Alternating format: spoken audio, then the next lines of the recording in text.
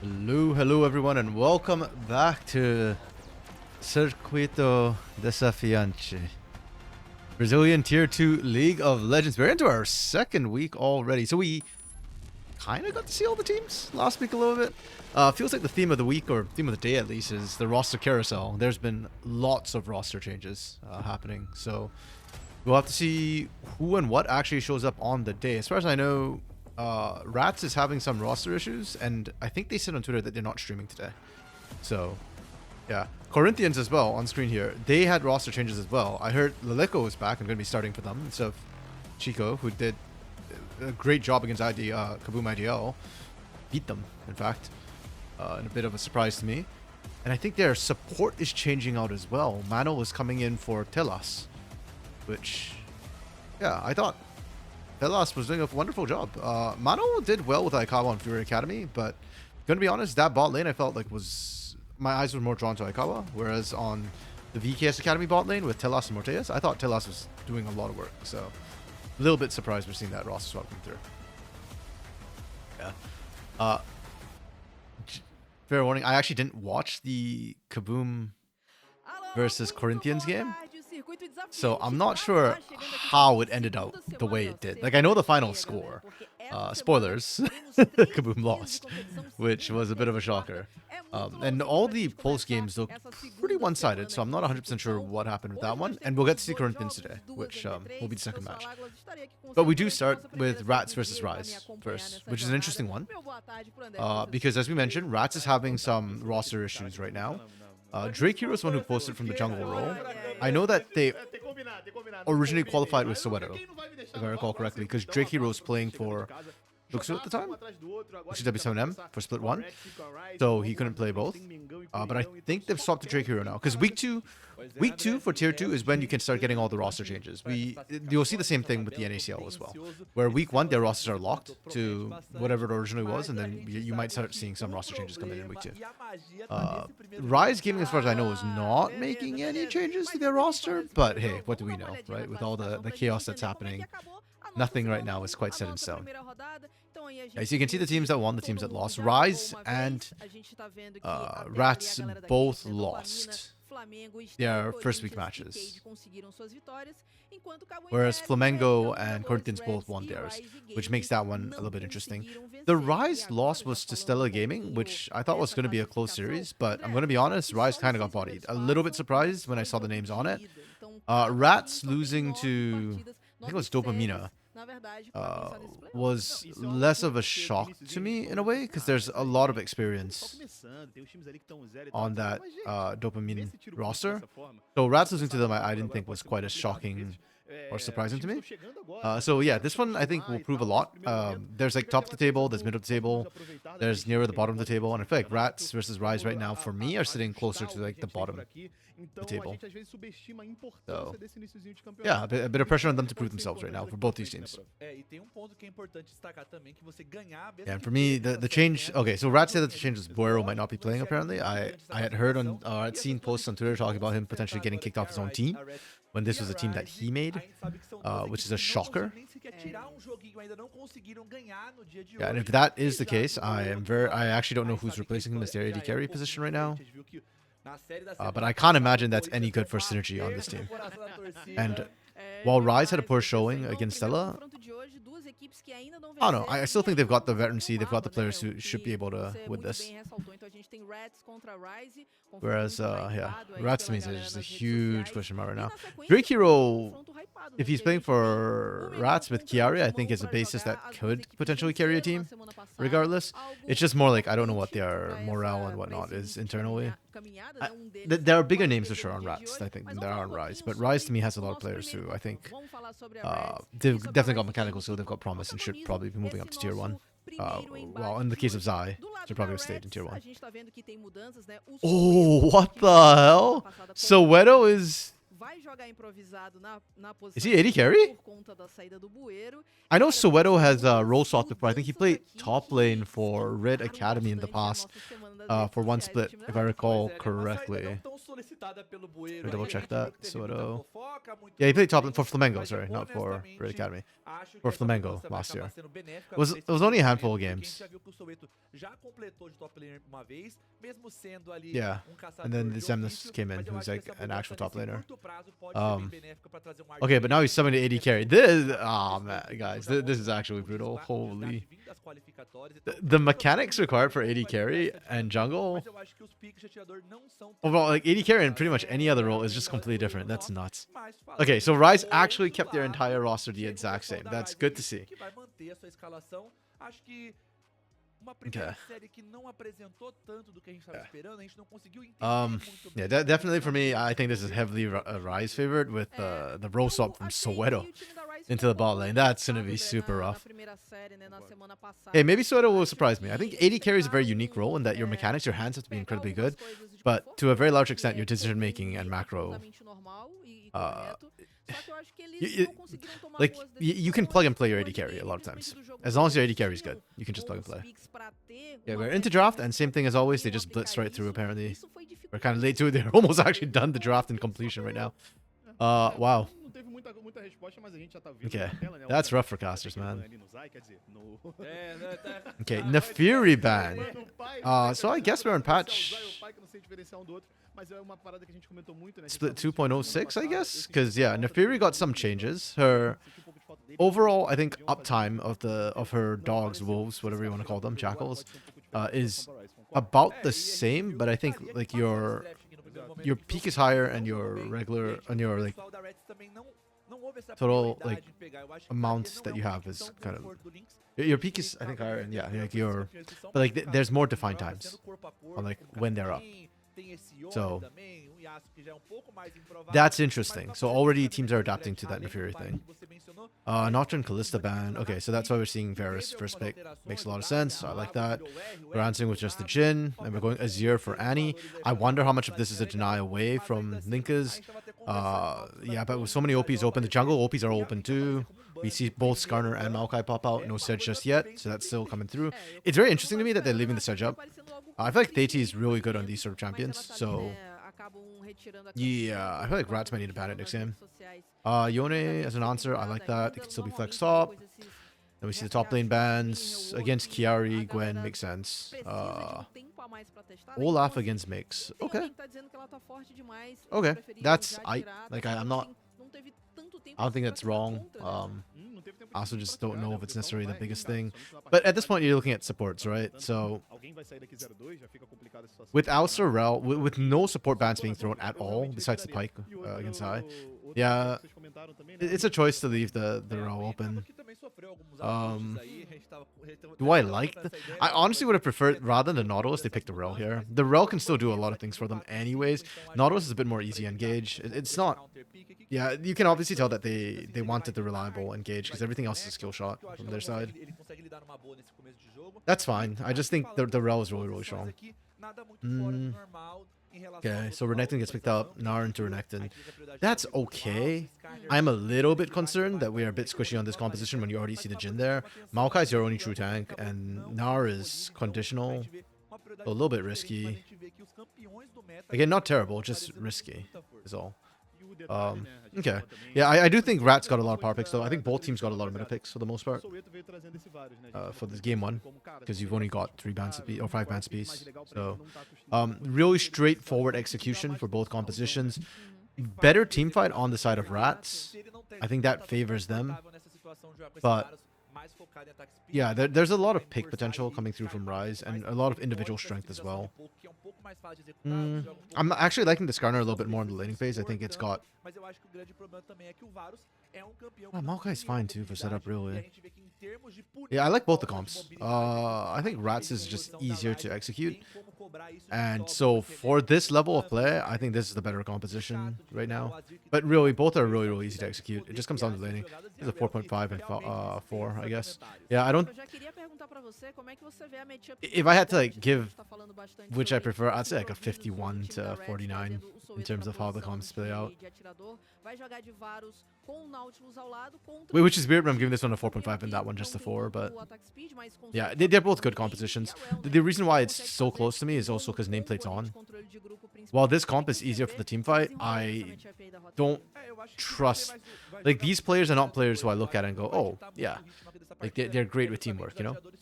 Like, that's not their strong point. So, yeah. Whereas I look at this side, I'm like, okay, I think this side knows how to execute the comp they've got. Yeah, and I already said I kind of favorite Ryze coming into this game, so I don't think the difference in comp is going to be enough for Rats to be able to win it. Though I do think that they drafted a good comp for themselves. Their coaches, Carlito and Duran.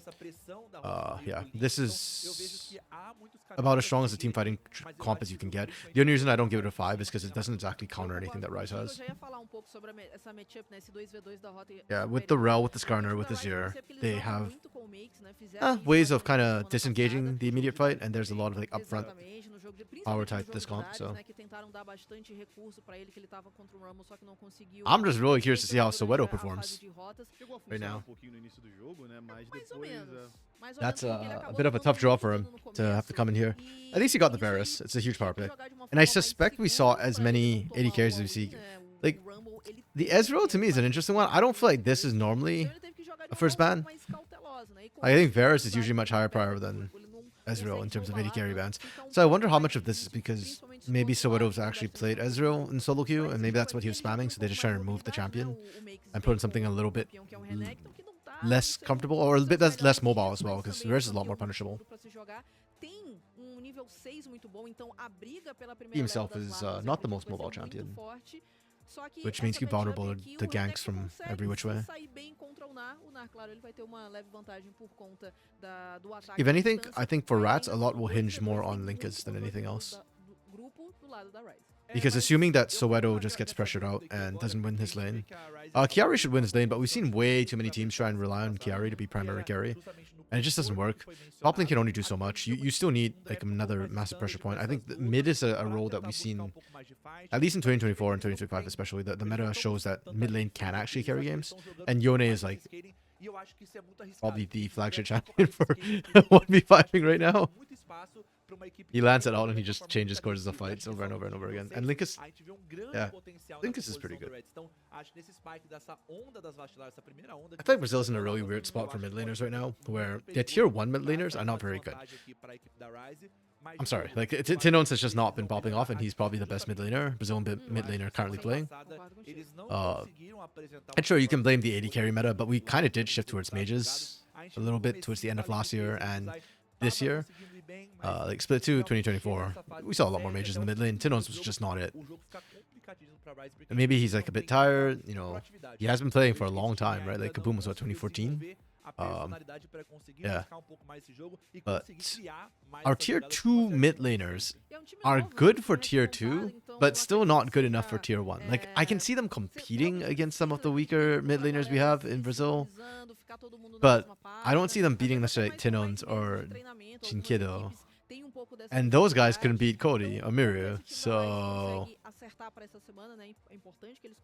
yeah, I don't know. And the imports we brought in, like we had Lava, Yuri, you know, like they were fine mechanically. 1v1 was fine, but then their team fighting was not great.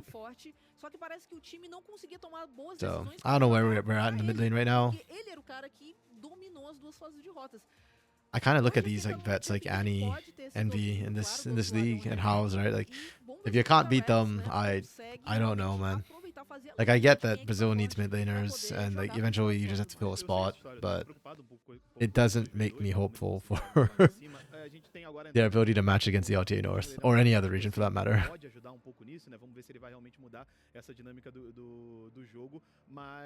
Okay, I don't know what's taking them so long to load onto the Rift. Maybe they're not on Tournament Realm, so there's like a 3-minute spec delay perhaps. In terms of just, yeah, we talked a lot about Ryze's team fighting. Like literally every champion here is built to team fight, so that's really straightforward for them. In terms of laning, Chiari should be having a good time on the Gnar into Renekton matchup. We mentioned it before, no Prowler's Claw, Renekton cries. In the bot lane, if this is a specialized 80 carry, if it's a good 80 carry playing into Aikawa, I think Varus, Nautilus, Jin, Rel, pretty evenly. As it stands, I'm very concerned because Soweto is not an AD carry by trade. Jungle mid should be fine. They just need a bit of time to scale. We'll probably lose out early against DSR. They'll win later on in the 1v1. Rise, on the other hand, I think their composition relies a lot more on picking people. They can still teamfight. If they get a lead, it's going to be very hard for Rats because they are very one-dimensional. The only way this comp plays is just straight through teamfight. They don't really have other options. Like, yeah, you can kind of pick with it, but if you burn ultimates picking, then your teamfight's weak and then Rise can come back. This comp can still teamfight a little bit. But yeah, and the laning, they have a winning mid lane early, but that gets flipped after one item. Top side's going to be a losing lane unless we see they actively gank top lane, which I actually think is a viable option, but I'd much rather see him gank bot lane and give Soweto the CB low welcome, right? Just punish him. And yes, I'm still calling it the CB low welcome because I don't know if the LOA does it, but like CB low used to always do it. Whoever's new on the team just gets repeat ganked. And Soweto's not new on the team. Technically, that's Drake Hero who's stepping in new, but Soweto is certainly the player who is off-rolling. And speaking of Drake Hero too, I don't know what the situation is for Fluxus W7M. The fact that Drake Hero is playing for Rats, I feel like means that they don't that Fluxus doesn't have a jungler right now, and I don't know what jungler they are looking at to pick up, because I remember the offseason, Drake Hero wasn't even like first choice for them. They were asking people like Shinny and whatnot, and who just kept turning them down. So yeah, I don't know where they go from here. Maybe pick up Samkis or something. I actually think that kid's got a lot of talent. I mean, it's not great to debut on Fluxus W7M in a situation like that. I feel like it's the INTT Academy thing, but I just don't know who else is going to accept the call up from Fluxus W7M. Assuming that the Academy players can't go up, which, I mean, I guess maybe they can. I don't know what the situation is here. I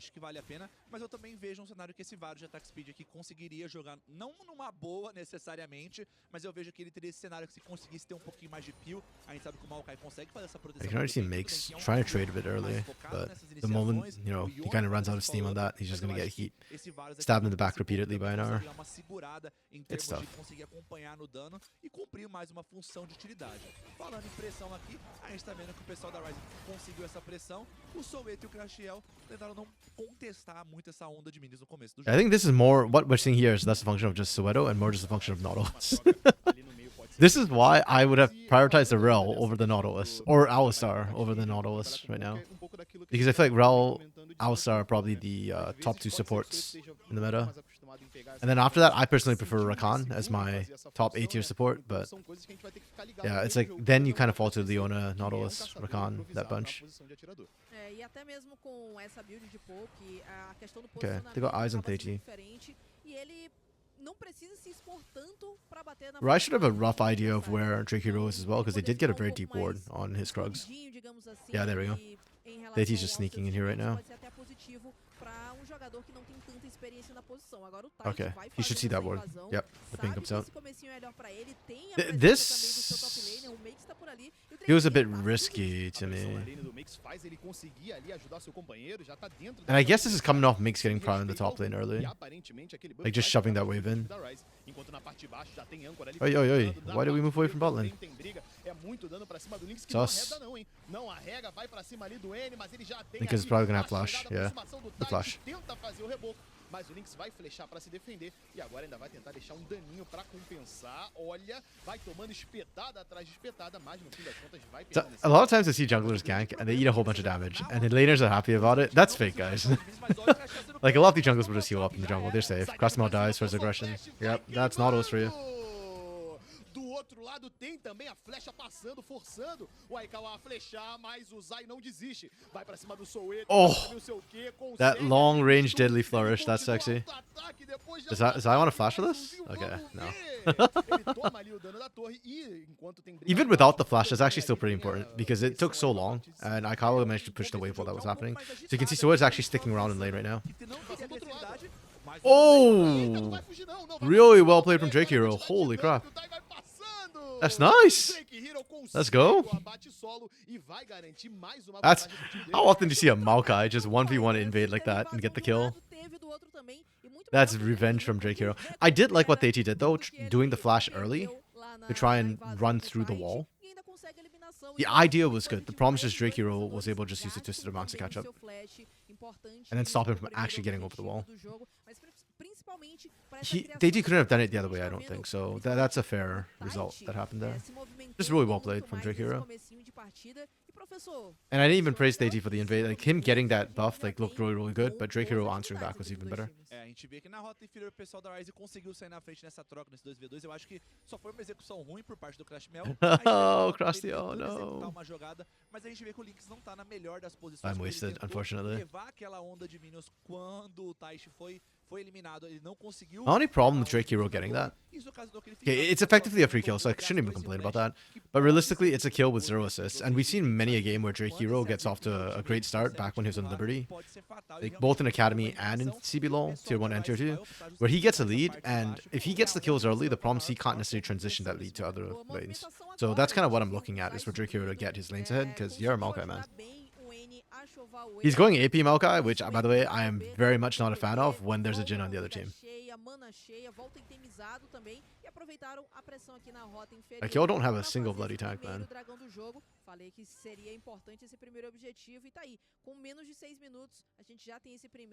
If Drake Hero is really going AP, Rat just has to like perma engage every time, like on site, just engage. E a gente vê que o Drake Hero já tá nessa parte de cima aqui, tentou efetuar o furto aqui dos Aquaminas, mas era bem difícil você fazer. Surprised Drake Hero didn't take the little chicken. There was one that was almost dead. Passo errado ali pode ser fatal. A gente vê que o Makes não tá na melhor das situações aqui em termos de HP. O Chiari gasta a ultimate, mas é bem comum. Makes has to be careful. Like, he has vision on Drake Hero and Likas right now, but they're moving kind of upwards, being chased out. Quer manter essa vantagem em termos de HP para conseguir lutar essas vacilarvas, mas a gente tá vendo o Lynx. Like, they could just collapse. Oh wait, did Drake Hero get that one? How did he get the second one? Okay, Makes taking the terror shot, killed himself. Wow, that's a bit of a yikes moment for me from Makes there. Yeah, I guess he gives and he takes away, I guess. His Renekton ensures an Adaris. And he was doing so well, too. He was actually getting pressure and equal CS against range. That's massive. And then he ran under turret and took a turret shot for no reason. Yeah, I actually want to go back and take a look at the Herald. I don't know if they'll show the grubs. Maybe not Herald. But I was actually quite surprised that they got... This is a smite that came down, right? Drake Hero smite is on cooldown. So Theiti just missmited. Missmote? That's really bad. Yikes. Another solo kill, by the way, from Rats. That's what I meant when I said, like, for Rats, my biggest issue was always just, I don't know if they'll be able to sync up. Like, individually, you look at their names and like, okay, Chiari's been in Tier 1 for a while. Drake Hero feels like, at least to me, you know, like, kind of like the tattoo guy. Like this was the aggressive guy who should promote soon to help, you know, bolster the ranks of Brazil's junglers. And even when he promoted, he still did pretty well. Linkas has some Tier 1 experience. Sure, Annie has more history behind him, but Annie's performance in recent splits has been on and off. The bot lane was the big question mark. But yeah, there's a lot of name value here. And so you can see mechanics are fine-ish. Like they're getting kills solo, but they need to connect. And this is a massive team fighting comp. Literally, if you don't connect, I don't understand the point of this composition whatsoever. So yeah, we'll see how it goes. If anything, Annie is kind of beating Link is a little bit in the mid lane right now. That's where the Goldie's coming from. Hello, Lunar Rats. Yes, Rats. How have you heard? Boero got kicked off his own team. So we've got Soweto off-rolling from jungle into AD carry right now. I mean, it's not terrible. Like, he's doing okay. For a non-AD carry main who's off-rolling. And this comp is about as easy as you can get it for your AD carry, really. Oh yeah, that's a Leandri's Rush Maokai right there. Okay, Drake Hero. At least he's true to his roots. Requires milkers constantly. I love that notification. Thank you, Eva Pretty, for the follow. Appreciate it. Okay. I don't think they can dive this onto Linkus. That's kind of dicey. That's also an interesting build from Linkus, that he didn't go for the early Vamp Scepter. We see a lot of Yones go with an early Vamp Scepter for the sustainability in lane. I wonder if that's also part of why Annie's able to push him out as easily as he has been. Because without the sustain from Vamp Scepter, Yone is very vulnerable to ranged champions. It almost feels like he's being forced to all in, right? And unfortunately, with just the recurve bow, I actually don't think he's got the power to kill as you're all-inning. Even if you don't get pushed out by the Emperor's Divide partway through the combo, it's just really hard. Interesting choice. Recurve costs more than Vamp Scepter too.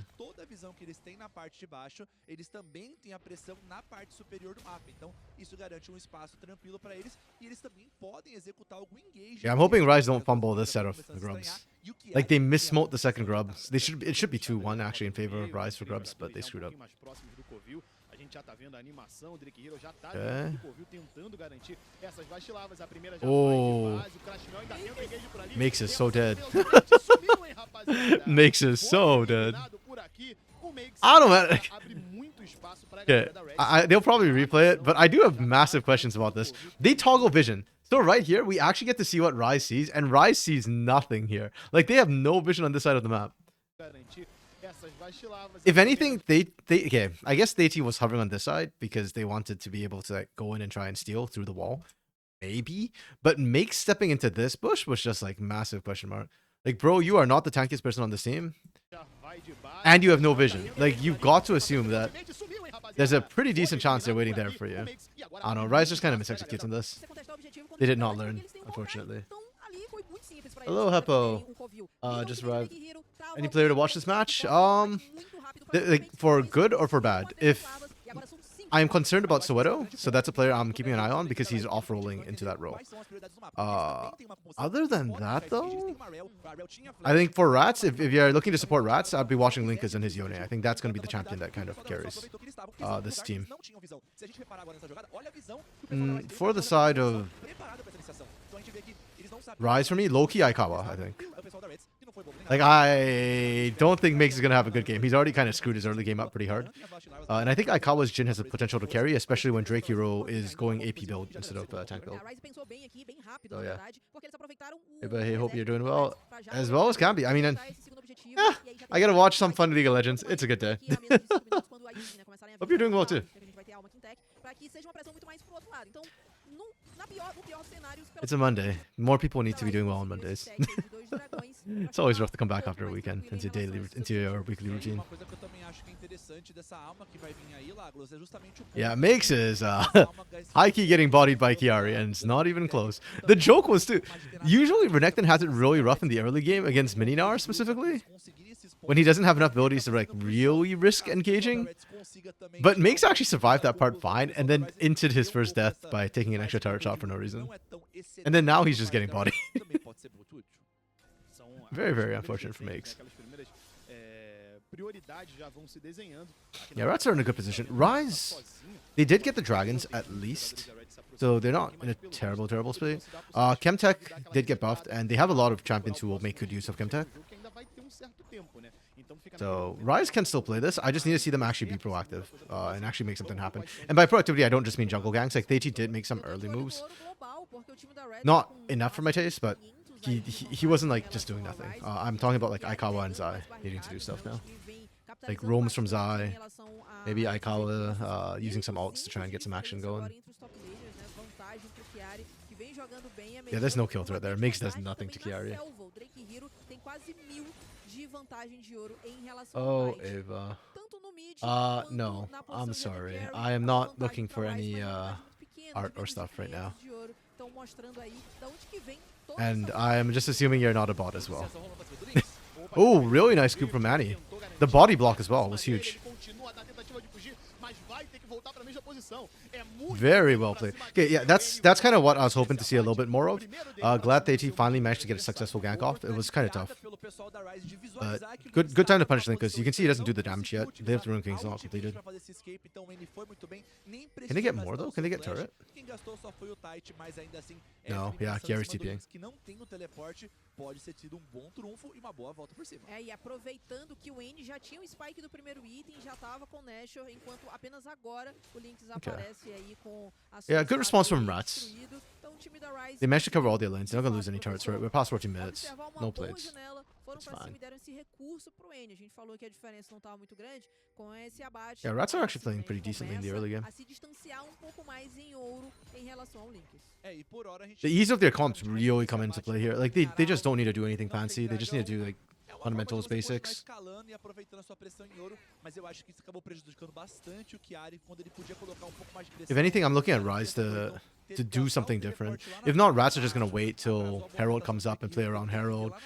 Dragon and Herald are slightly decent right now, so they can they get Herald and Dragon? Yeah, I think they could get Herald, and if it's not contested, if they're outs up, they can just run straight from Herald down to Dragon, deny third Drake away from Rise. Estão disputando entre si para ver quem consegue essa vitória. Por hora o pessoal da Rise tá colocando um pouco mais de prioridade nessa parte de cima, mostrando um grande enfoque aqui em justamente de dar esses recursos pro N.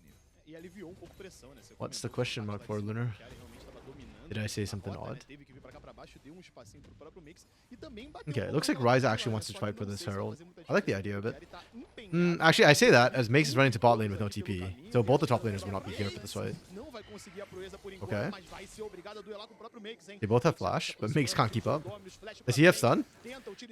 If he doesn't have stun, why is he flashing there? Aí o Chiari jogou Yeah, stun just came up. I feel like that flash was so unnecessary. Okay, whatever. At least he gets turret. Yeah, I like this from Chiari. You get pushed out, just run up top. Go for the Herald instead. Por não defender essa torre na rota inferior, com a movimentação do Chiari vindo para essa parte de cima para garantir essa. Okay, if Rise gets this, they get feeds. They get feet. Mas eu acho que é um pouco perigoso você dar essa pressão agora. They get feet buff. Puxou toda a onda de minions e isso pode abrir um espaço aqui que eles consigam controlar esse dragão. Yeah, they got 2 out of 3 of them. Porque o próximo dragão, né, que é o objetivo que vai nascer daqui a pouquinho, né, são menos de 10 segundos. They got Herald. Yeah, this is where it feels like things turn. I'm very surprised that Rats didn't set up for that Herald better. I really do feel like they had to. You've got the team fighting composition. If you're not gonna team fight, what are we gonna do? Like, what's the point of this comp? They kind of gifted that to Rise a little bit, and I'm not happy with that. Incoerente nesse momento, porque a gente vê que eles estão dando cover pro N aqui numa situação que o grande I'm sorry, Ava. I am not interested in purchasing or getting any art. O Drake Hero já voltou da base e a gente tá vendo os recalls sendo utilizados agora. O Tide só saiu da base nesse momento. O N tudo bem, vai ter o teleporte daqui a pouquinho, mas ainda assim, uma movimentação bem atrasada por parte da Okay, Rise. now Dragon's like the next thing to go for, so. Hey, Spoods! Yeah, Link is. Yo, I heard that Leleko is back too. So if you stay for the second series, he might be starting for Corinthians today, I think. So you might get to see both your former VKS mid laners. Yeah, your goat's back. I think he was in Korea, boot camping. Okay, let's go. Rats is actually contesting Crastiel. What? Okay, I thought Crastiel Loki entered for a second there, but they're fine. They're fine. Makes is getting pushed out by Chiari. They just gotta watch the Meganar and then they can look for the re-engage. Exatamente, esse espaço é crucial para eles conseguirem executar esse dragão. Wait, I'm blind. Rats got Herald? I thought Rise got it. Okay, I'm an idiot. Hold on, I don't know. How did I miss that? Wait, so confused. Okay, yeah, that's exactly what we needed to see. Sorry, I didn't go back. I thought... I'm blind. How did... Okay. Sorry, yeah, Makes pushes him out here. What the hell happened? Topside. Oh, Rise walked away. I'm actually an idiot. Oh my goodness. I don't know why I thought Rise got the Herald. Okay. Spoots, like I said, that's what I read on Twitter from the Corinthians Twitter. I don't know. Today there's been a lot of roster changes, so... Or there's supposed to be a lot of roster changes. Apparently, like, they couldn't make any roster changes week 1, so week 2 is when we start seeing all of the roster changes. Uma boa volta aqui pro pessoal da Reds. Okay, yeah. Really well played from Rats then. I don't know why I thought Rise got the Herald, yeah. Rats getting the Herald should have been the thing, and they did the right thing, that means. And they also got the Dragon exactly how they should, with better teamfight composition. Yep, they're in a great spot. And he was looking for the repeat. He did the exact same thing to Linkers earlier. Oh, nice. Perfect. Yeah, Rice just need to keep forming picks. And they should just rotate onto mid right now. There's no curtain call, so Aikawa can't initiate, but they need to get Soweto away from this damn turret. Roster changes will continue until morale improves. Low-key, that's how it feels like for Rats right now, because they dropped Burrow, who was like one of the founders of the team. But the Corinthians roster changes, I don't know what's going on with that. Maybe Zico was never meant to be their starting mid laner, and might have just have been a timing issue that Lileko wasn't back yet. But they're swapping out Telas for Mano as well. That one surprised me a little bit. I thought Telas was doing fine. So yeah, not 100% sure what's happening with that side of things.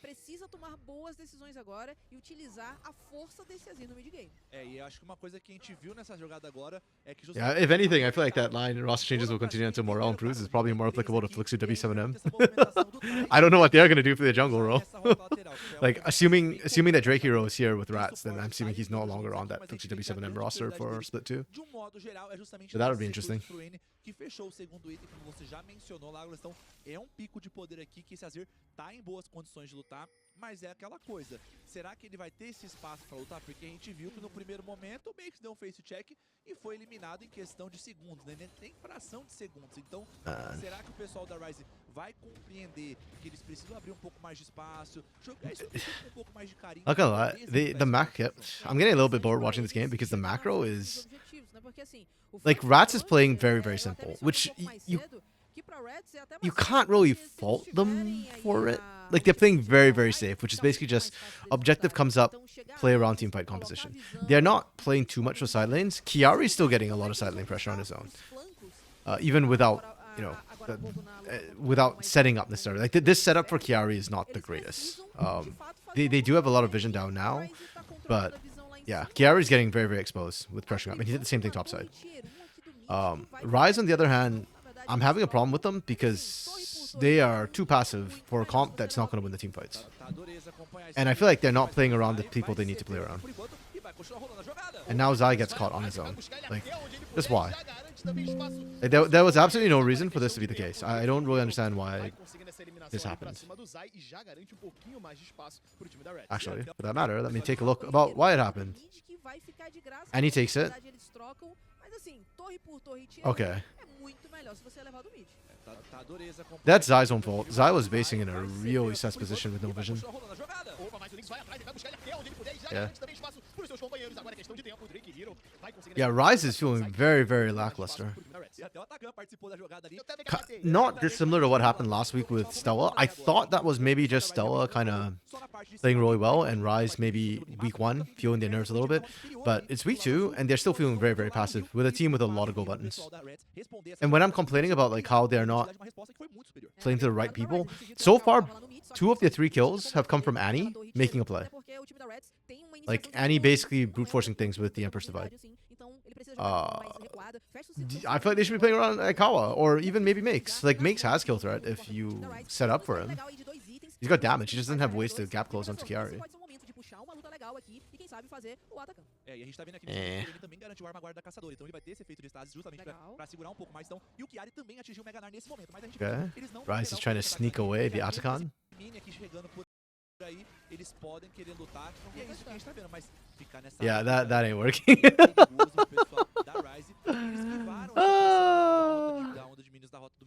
That feels like a hell of a Hail Mary. Linkus? Actually, kind of. I haven't seen this in pro play yet. I wonder what happens if you impale a Yone. Like, as he's about to snap back. Do you end up pulling his real body all the way to you? Or you just not? Does the impale just kind of get wasted? Chrono breaks. Yes, combine a Skarner ult with a Yone ult and you get Echo apparently. Okay. I actually saw the Riot bug list that they use for comp play, and I don't think that was actually on it. So I assume that it resolves a certain way, and it's not considered a bug. I don't think it breaks the game. Actually, in reality, I've never seen it happen before. Which is kind of wild when you think about how meta both those champions are.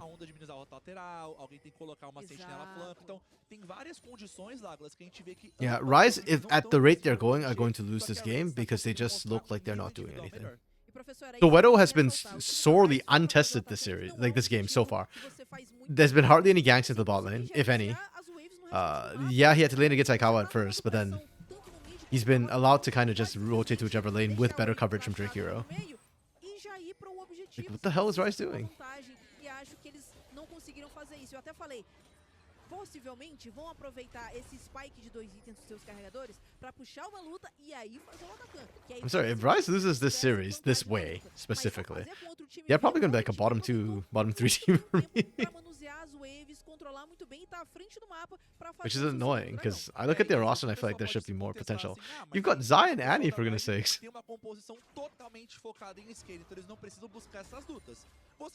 Rise woke up and chose to be a Korean team. No, you see, here's the difference, Lunar. Korean teams actually win. I don't know what this Rise team is doing when they don't want to play the game at all. Like, is that like an LCP team, maybe?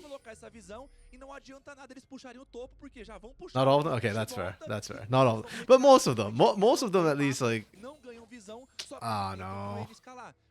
I can't even make fun of the LCP, because the LCP actually plays pretty decently fast. Like the old LJL, I guess, back in the day. Well, it just feels like they only know how to team fight. But if that's going to be the case, then drop a team like what Rats did. Rats did a fantastic job playing, like, picking an incredibly simple composition. I mean, technically this comp can outplay, it's just that it hasn't happened yet. Oysters go through. Yeah, man. Oysters, I was really sad when they lost to Carmine Corp. But they deserved it. They were screwing around the first game. I don't know what they were doing game 1 and game 2 at first stand. This is like Genji, do nothing, hope to win. Ah, but Genji does win! Sometimes. What's their win rate actually in the LCK split? I didn't follow the LCK Cup because the format was kind of weird and I didn't have time. This split this year has not been kind to me so far. In terms of my IRL work, has been really busy. So it's been screwing me. And I'll probably have to drop some of these CD games as well because of it. Oh wow. Rats is just brute forcing this. Okay. Again, questions. I don't really quite understand why we brute force this for no reason, but okay. Like, it's just mid lane. There was no objective. It's wide enough. There's a turret there. Very, very odd.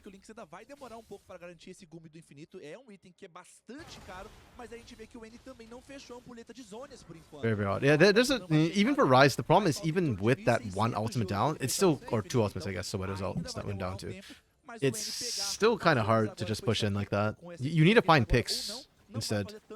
Like, go for Linkas up top. Just give me 2 times. I just want to see 2 times the curtain call being used for engage. Please. This year has been terrible in league sense, Lunar. Oh, game pause. First of all, okay. Lunar, why has this year been terrible in a league sense? Is it because of the whole Fearless thing? And second of all, did they pause the game because it turns out Aikawa's R key doesn't work? I mean, like, what is the whole... Like, why have we not seen a curtain call come out? That's just not okay, you know? Very much not okay. Lunar Fearless, International Scrims, terrible formats, lack of order. Loki, I actually don't know what it would take for them to nerf Ornn at this point. I do think Ornn is actually decently strong, so not enough Elise picks. Oh, Spoods. Elise has not done well in North America, sadly. The support, when everybody else was using it support, we just don't know how to do it. Oh, not North America, Americas as a whole. We just don't know how to do it. It's kind of sad. Okay, Fearless, we've discussed that to death. International Scrim. Wait, what do you mean International Scrim has been bad? Do you mean like first stand? Is that what you call International Scrim? Because if so, I agree. Terrible formats, yeah. At least they changed the formats. So the formats now are so complicated for Split 2. Like, it's basically 3 phases in Split 2 alone. Like I very much appreciate, don't get me wrong, that Mark Z and Kako are both listening to the complaints that people have and are actively trying to change it. I just don't. I just think it's too much, you know, in one split. Like, just keep it simple, you know. The funny part too is actually very few people were complaining about the split 2 format. Funnily enough, like, people wanted more fearless. Yes, that is true. They wanted to see more fearless, but at the same time, I don't think people were complaining about the split 2 format. Most of the complaints were more like leveled at split 1, and just how like the less the BO1 and more the single elimination, I think, was the issue. Anota, rapaziada, anota. O nome do cara não é professor. Yeah, but that's fine. Like, at least they're trying to make changes for the better. I appreciate that. Okay, there's a TP flank as well coming from Chiari. They don't even need Chiari. Okay, I actually hate how Aikawa is playing this Jhin right now. It's actually actively pissing me off. Like, what the hell is that curtain call from this angle? What are you looking for? You were way out of the fight. You could have just re-engaged manually and saved curtain call to actually finish people off. Or you could have just opened with curtain call in the first place. Why are we... I'm actually raging. And stupidly enough, my VTuber model doesn't actually come with an angry, like, emote. The closest I can get to is like puking, man. But this fight makes me want to puke. Like, why are we opening up so late here? Walk in! Auto first! Like, there's no reason to be curtain calling from a screen away on so many targets where you can't even pick who you're going for. It's all bloody tanks. Just ugh. You always greatest hits, just not in Gemini. Does Yue have this take as well, Smooths, about Jin's freaking curtain calling like that? Like, if he does, good take, good take. Okay, Rise deserve to lose this game, and they're probably gonna lose this game.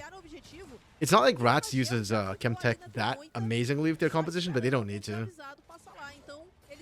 Yeah, props to them. They just drafted a super easy composition to execute, and they just did it. It's not even like the teamwork from Rats has been shocking either. It's literally just, oh, one person finds a pick, and then everybody just dogpiles in. And Rise just doesn't know how to play around that. It's really frustrating to watch Rise play, but I am very happy for Rats. Yue hates Jhin? He sounds like...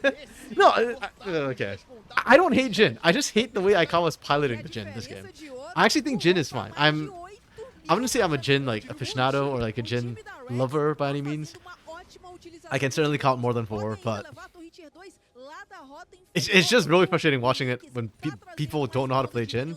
Or like, yeah, Jhin is a different mindset altogether as an AD carry. So if you don't have that mindset, just don't pick the champion. This is why a lot of people think Jhin's like suck. It's because their mindset's completely different. Okay. I think it's quite over. I think Rats can just push in. Yeah, they don't need to reset. Just keep pushing. With Atakan and Baron.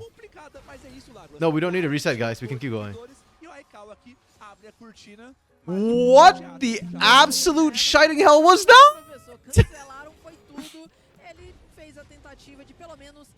Like, what the?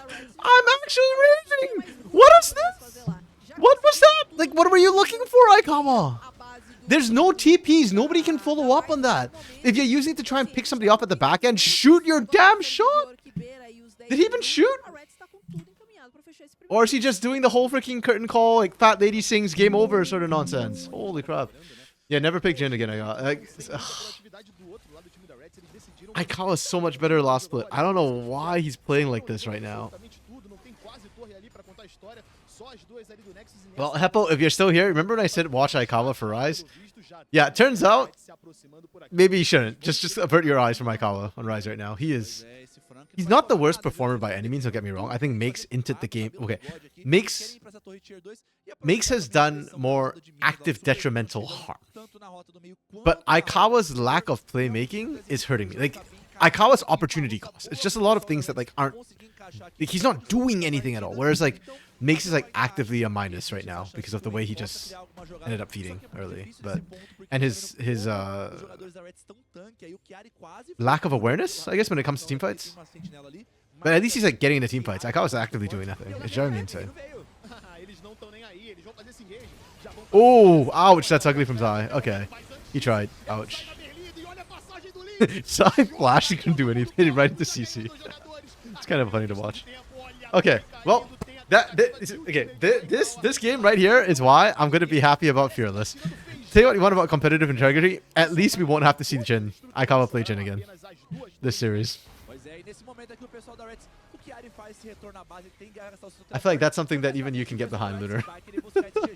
About a potential benefit of Fearless. Ah, vamos ver. Eles precisam tentar, não tem pra onde fugir. At least one good thing about it. Jogadores aqui do time da Rex fazendo muita pressão e todas Holy as crap. bolas Hey, Panglione. estão sendo puxadas. How people still play? Tem aproximação, as duas torres I mean, it wasn't a bad pick. It really wasn't a bad pick and drop. It was actually a good pick and drop. But the way Aikawa was playing it, yeah, it makes it look absolutely terrible, Panglione. Holy crap. You miss me raging about Aikawa's Jin specifically. Like, I was like hard tilting watching it happen. É questão de tempo, o Tite Holy crap. completamente sozinho. Yeah, he's certainly not meta. A Rex vai destruir o Nexus e sair na frente na série, tá 1 a 0. This John 1 a 0 PMO? pro time da Reds nessa nova What is estreia, PMO, game Spoods? 3 do dia. What about 5 guns? Jogo que começou bem movimentado pelos dois You could have given Aikawa 10 guns this game, 10 bullets this game, and it would not have ended well. Oh, piss you off. Yeah, 100%. He pisses me off too. Like, I am so incredibly tilted. I need like an anger emote on my VTuber, but I don't have one. I am not, guys. Y'all have watched me now for like how many years on CV Law English? How often do you see me rage? I feel like I rage less than once per split, like maybe once per year. More often than not, I'm just really sad because like, or disappointed when Pain loses. But rarely, like, I don't get mad at the team that beats them, so I don't usually get mad. This Jin though is like hard rage inducing me right now. Holy crap. Like, I'm laughing because if not, you cry, right? Like, just holy crap. Look at the damage, 10.1k. Bruh. Okay, also, Linka's damage was surprisingly low this game. He actually got some good scoops and stuff and like engages, so I'm actually surprised his damage is so low. Maybe it's the build path he took because he didn't actually end up laning against Annie that much. And usually Yone plays pretty aggressively for trades in lane once he gets Vamp Scepter, so Wedo did a wonderful job considering he's off-rolling, but okay. I don't want to praise Soweto too much because I do think he did very, very well for off-rolling, don't get me wrong. But also I think he had a very easy game this game. Like, he was under 0 threat this game. The other team just had no way of pressuring at all. Not that they didn't have the tools, they just never went for it. So he had a very, very easy game, so this number is a bit high. Whew, sheesh, jeez. I am not happy with how that one went. Jin is never a good pick unless it's into MF. I disagree. I think when Drake Hero went AP, the Jin pick's actually a good pick. Like, when you're running into a team of all squishies, I think Jin is a good pick. Because Jin's damage gets really disgusting against a full composition no tanks. So, yeah. I thought this draft, honestly, like, I gave this a 4.5 and I gave this a 4. I think this draft is fine. It's very, very playable. It's not as good in a team fight necessarily, but you have tools to deal with the team fights. And you're just supposed to play this as a pick comp, right? Like, you look for interesting angles with the Skarner. You use the Jin to just like set up picks, especially in the mid game, and then you get your lead there and roll. But 4. Too many 4 Spoots. You know what? Your comment right there, Spoots, is how Aikawa was playing Jin. Man was counting to 5 when he only had 4 bullets. What lane priority does Rise have? They had lane priority mid lane. Azir into Yone early is lane prio. Technically, the bot lane should have had lane prio, actually. Because Jin and Varus, it's like a 50-50 lane. But because Rise had the Rel on their side for the support matchup, Nautilus can't deal with Rel early on. Like, in lane, there's very little that Nautilus can do against the Rel. So they actually should win that. So they actually had 2 lanes of prio. And we saw that too. Like, we actually saw that play out. Annie was abusing Linkus. Linkus actually had to roll, lane swap early to get out that lane. And we also saw that, what's his face? Aikawa had lane prio. Aikawa and, oh, I forgot who this supporter was. Shoot. What's the support for them? Zai. That's how little impact Zai had that I bloody forgot he was the support. for Rise. Like, my mind actually blanked on his name because he did nothing. Que é muito arriscado e a gente viu que novamente That rage just bleed over from the Jhin, to be honest. But yeah, they had prio. We saw Zai and Aikawa actually pressure up. So they had lane prio. The only thing they didn't have prio on was top lane. And even in top lane, not Kiari. Freaking, why am I just blanking on names right now? Bloody heck, the Darius player. Freaking Liberty's Darius player. Makes. Sorry, I don't know why I forgot the actual name. Makes was doing well in the early game too, actually. So he didn't even lose prio topside. He actually had prio to go for the early set of grubs. They just missmited the grubs, and then this happened where this is actually what caused Makes to lose his lane. Was he took a turret shot and then died after that because he got run down. If not, he'd have had a pretty decent health advantage. Yeah. So I mean, what's a meaningful source of advantage there? I think it's what you make of it, right? Like with 2 winning lanes like that, Rai should have been able to press faster and just been able to do more. You had the Skarner too, so actually having 2 lanes opens up Skarner to do so much more. I think they just misplayed it pretty badly as a whole. I hope they mental reset and just pick an easier composition. At this point, like right now, after watching 3 games of Rise, I think they should just do what Rats did. I think Rats did a really good job with the draft. Just pick something super basic, super easy, nothing complicated. Literally just press our comp if you have to. And you can still do that, right? Like Sedge is on the table, which to me is like a Thetis special, so Rise can pick that. Leona is a pick you can pick here. For mid lane, you've got plenty of options. You can go like Hue, you can go pretty much any mid laner I think could do right now in terms of mid lane. Top lane, Rumble is still open. I know Ambessa is not really meta. Oh, not saying not meta. She's not really a team fighter, but I think she can still do team fight things. She's still open to top lane. For AD carries, I assume Kallista's just going to be perm banned, but you've still got Corki in the bot lane, who still does well in team fights. You have Jinx if you want to roll. If you're just going to make Aikawa do nothing all game, at least give him something that scales like a Jinx. And he can play through that.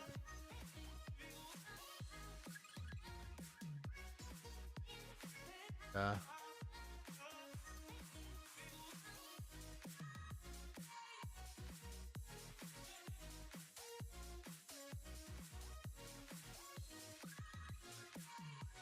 I don't know. Yeah, they remember it changes the game too before I forget. I always forget to change the thing at the bottom there about what game we're in. Yeah, I think Sedge and Leo are very high power this game. Oh, well, that's still okay. No, sorry. Sedge and Alistar. There's Alistar, but for both these teams, ironically, or not ironically perhaps, but unexpectedly, I don't know if it's unexpected. I think Leo is the higher prior between Ali and Leo right now. Because Leo is better, easier engage.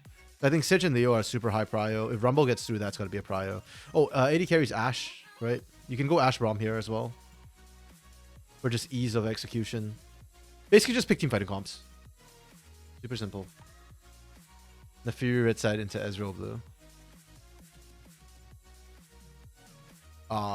Sorry, you mean, what do you mean Nefiri red side into Ezreal blue?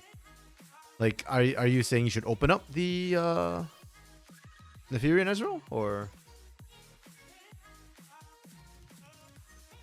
I know Nefiri is supposed to be strong in this patch, so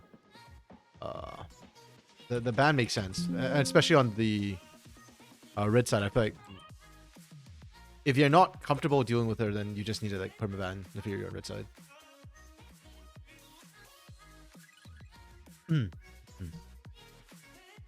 Yeah.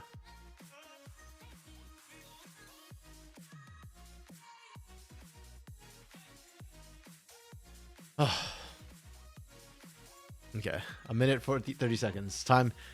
Enough time to hopefully calm down a little bit after this.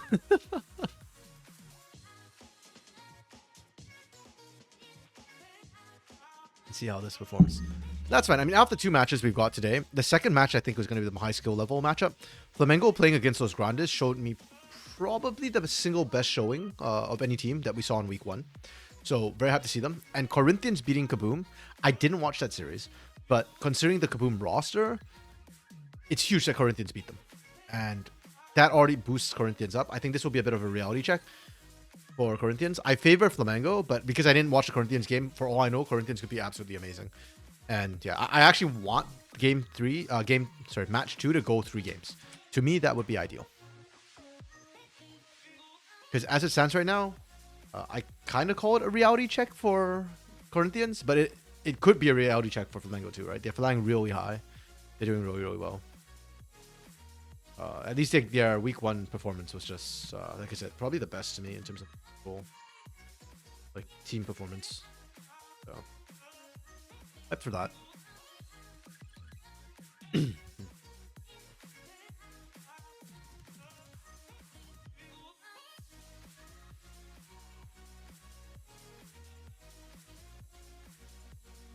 Okay, hopefully, usually what we've been seeing is game 1 gets that weird like blitz thing where like the picks just happened off screen, and then game 2 usually like the bans are done, but the picks we're still in phase 1 when they start showing picks. Again, I don't know why that's the case, but I kind of hope that continues to be the case. Nope, we are already picked apparently. Okay, we're still in first phase. Not the worst, not the best. Why is... Okay, that's weird. Nefiri blue side. So Rise has not practiced it at all. They can't play it. Sedge made it through, and Rise... Okay, Rise Prio Ezreal. I don't like this. I'm not a fan of this. Like, I would have Prio with the Sedge for Theiti. I think Theiti is a really good Sejuani player. Also, I would have left the Rumble up instead. That's fine though. Like, I think Wukong does counter Sedge. I'm also not that big a fan of Makes taking the Gwen. Gwen can be a good team fighter, don't get me wrong. I actually think since the changes like a long time ago, like what, 2 years ago, that Gwen is actually a strong team fighter. You just build her AP. But yeah, I feel like that's a Chiari special more than a Make special. Me agrada muito o que eu tô vendo em questão de draft agora. Eles fazem o banimento de Leona e Pop, lembrando que a Pop nesse patch recebeu Braum Pop. Okay, so this means for supports, I think Aoi and Rakan right now. Ela tá muito mais forte, se bem que do outro lado a gente tem o Kong já, né? Então for Rise, I still prefer like easy engage. I'd rather they take Rakan than Alistar here. They can't ban either, because then they're out of support options since Rats picks first. Yeah, they banned the two. That makes sense. Okay. Okay, that's fine. Yeah. Well played from Rats. I do think the Rakan is the more important pick for Rise here, because you want easy engage. Wukong doesn't have the easiest engage. Ooh, okay. I'm down for a Bard, actually. It's risky, but it's better than Alistar trying to like, face check. Or like brute force things with his face.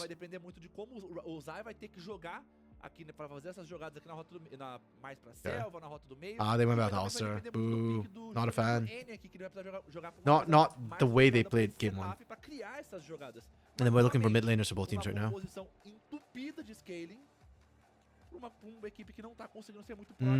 What's a mid laner that can engage? Not Aurora, that's for sure. I mean, Yone is off the table, so it's a bit safer for Aurora. You don't have as many... Like, I think that's the usual counter that we see in pro play, is like you pick Yone into the Aurora, suffer early, and then just trash her late. You don't really want to run the Hui into the Aurora necessarily. That's a kind of rough lane for Hui to try and play through. They go Victor. Okay. Yeah, I'm fine with this. That's perfect. That's actually really good into the Gwen as well, so I like that pick. Aurora's terrible Gwen. I fully agree with Lunar. This, like, I was not a fan of this, but I can live with it. I think if you're looking for the AoE, that's fine. Like, she's still a pretty strong team fighting force while having split push pressure. But this Aurora pick, I really dislike. Like, this Alistar pick to me is like a 3 out of 5. It's thoroughly mid and average, but you had no choice. But, well, you had the Bard, which I would have actually given a higher score to. If anything, I'd rather you go Bard here and you go like Galio. Like, Galio can be a defensive thing to stop the engage from coming through, and it gives you the global full up to actually full up on the engage, well, which Bard sets up. So, yeah, I really don't like this Aurora pick. Like, Annie has the hard carry to make this worth it for me. numa situação, às vezes, de pick-off, alguma coisa do tipo, ou se a teamfight não foi exatamente muito bem setada pro lado do time da Ryze, eles vão ter muito... Like, if I don't see a super hard carry performance from Annie, this feels super troll. All 3 damage sources do AP damage. Kinda true, yeah. Yeah, kinda true. Red side can twist. True. Yeah, you're right. But you know what? I'd still take the Galio over Aurora. Even if Red side can twist, to me, I still think that's a better option than trying to play this. Like, I'm looking more at team compositions, right? Because the problem for Rise right now is that their comp is very high risk. And frankly, I think it's like mediocre reward. You can always take the Galio. Worst comes to worst, you flop, you switch lanes, and you try and play the Galio into the Jax instead. Like, again, it's still a rough lane, but it's more playable. I just, yeah, this comp to me, I'll give it 2.5. In isolation, it's fine, but the way Rise is playing, I don't like this comp with how Rise played game 1. Like, unless they miraculously fix themselves. Hey, maybe they can, right? That's a mental thing. This comp, again, really solid composition. I'd give it a 4. But because Rats... It's a 4.5 for me for Rats. Because also now he puts Soweto on a role where he doesn't have to carry again. And he can just be more, like, engaged. And I feel like Ashe is even better than Varus for doing that. The laning phase is pretty easy, too. I really like what Rats drafted with the sort of mindset and mentality that they showed in game 1, which is just look for easy engages. Rise was dead giving over Sedge Ashe. Yes. True. Very true. To be fair, I forgot about the Ashe as well. But the Sedge, yeah, you heard me calling for the Sedge already last game. Like, I think that's... giving that Sedge over was a huge mistake. Even if Wukong is supposed to be the counter to it, yeah, I don't have much trust or hope in their ability to execute on it, so... pressão só para ela sair da lane, mas não pressão de kill. E no top ali o 2v2 é muito melhor para Reds. Então, parando para pensar, a fase de rotas da Ryze. Let's see Ryze. Okay, now for Ryze, it's literally just like they have to play better. It's not unplayable. They just have to play better. Ezreal needs to be Jackie Love or you're not winning. Yeah, or Makes has to be freaking Chiari. Or Super Clever or something, you know? Like, he's got to have a Darius performance on the Gwen. To me, that's the other win con. I'm sorry, I don't hold out hope for Annie. Like, I guess technically Annie has a chance. It's just really tough for me to see Annie being the big carry for the team. You'd have to play, like, well, I was going to say Jackie Love, but Jackie Love doesn't play Aurora. Finally, yeah, missing some form of disengage from Red side, and Ashe lacks mobility. True, but okay, so for me, the problem is that Rats don't need disengage because Ryze don't have good engage. So because of that, they don't care about the disengage. If Ryze wants to play into them, their 5v5 is weaker. So if Ryze engages into them, Rats just engages harder, basically. So they don't need disengage. But they are lacking mobility. That is true. So if that's why I said, like, Ryze's comp on paper is actually not terrible. On paper, Ryze's comp is probably like a 3.5 to me. It's very playable. And on, like, if I just look at the comps, like, separately, then yeah, the comps are actually fairly comparable. Like, it's very playable. It's just more how Ryze played game 1 makes me have no faith in them.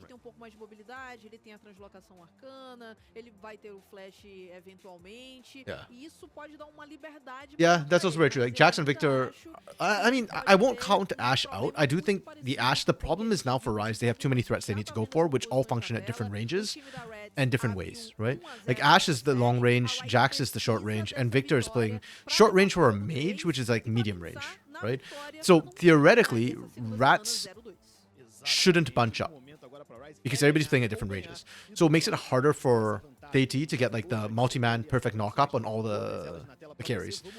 And you only need 2 of the 3 carries alive. So yes, Victor and Ashe to me are rather mobile family. So I agree with your point largely about the lack of mobility.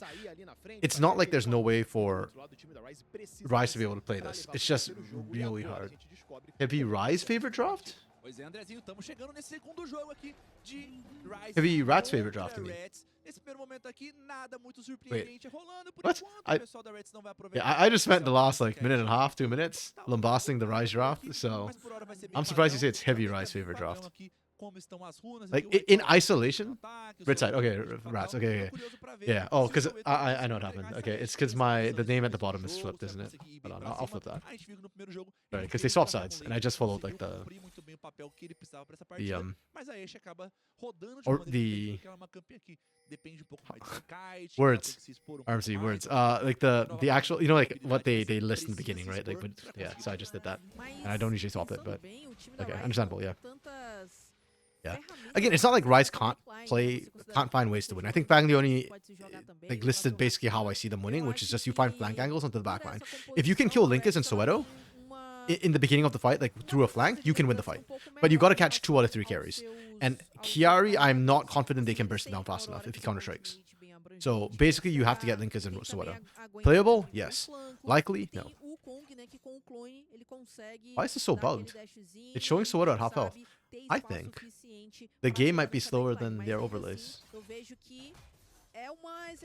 That's interesting. We might see somebody die before they actually die here. Na rota inferior, realmente essa pressão toda que tá sendo colocada Or it's slow or something. I em don't know. cima do Zai e do Aikawa é bem That's comum weird. dessa matchup, mas a gente tá vendo que eles estão apanhando um pouco mais. Jax can Então, solo win a eles game. tão tentando avançar demais. A gente vê que o Soweto sai com um pouco de HP aqui, perde bastante HP. Maybe. O Clash Mel também consegue, perde bastante HP. Maybe. Mas o I mean, it's always Rakan harder tá for apenas melee consegue carries segurar um to pouquinho, mas por hora os solo jogadores também tão optando games, por um right? clear Well, um pouco with the mais exception of tranquilo. Yone, because Yone is E a weird. gente vai ver agora And we get a a partida pause. foi pausada, Okay. mas daqui a pouquinho a gente já You're tá de right. volta. I don't know what's Dá pra happening with. acalmar um pouco I don't know os whose ânimos, fault it is não é now, nada fácil but yeah. pegar o jogo, o barco andando desse jeito. Jax can Mas solo lá, win a dá um game, but pouco de tempo pra at least for gente team pensar fights, it's much harder, como vai right? ser essa And dinâmica. A for gente já both viu these teams, que I'm looking at essa them as partida just team anterior. fight teams based on what we saw in game one. No meio Yeah, da I'd be happy for them to partida, prove me né, wrong. que, And for one team to existe suddenly go uma like grande full troca macro, de split push or dos something, dois and actually be able to jogadores, execute saindo on já it. com um pouquinho de vida. Quero I'd ver be como okay é with que vai that. ser a movimentação dos As it stands caçadores right now, I pra don't esse have much comecinho, faith especialmente in any team porque besides team fights. esses dois And for Jax to like jogadores da solo win rota the do team fight meio is a já little bit estão com complicated.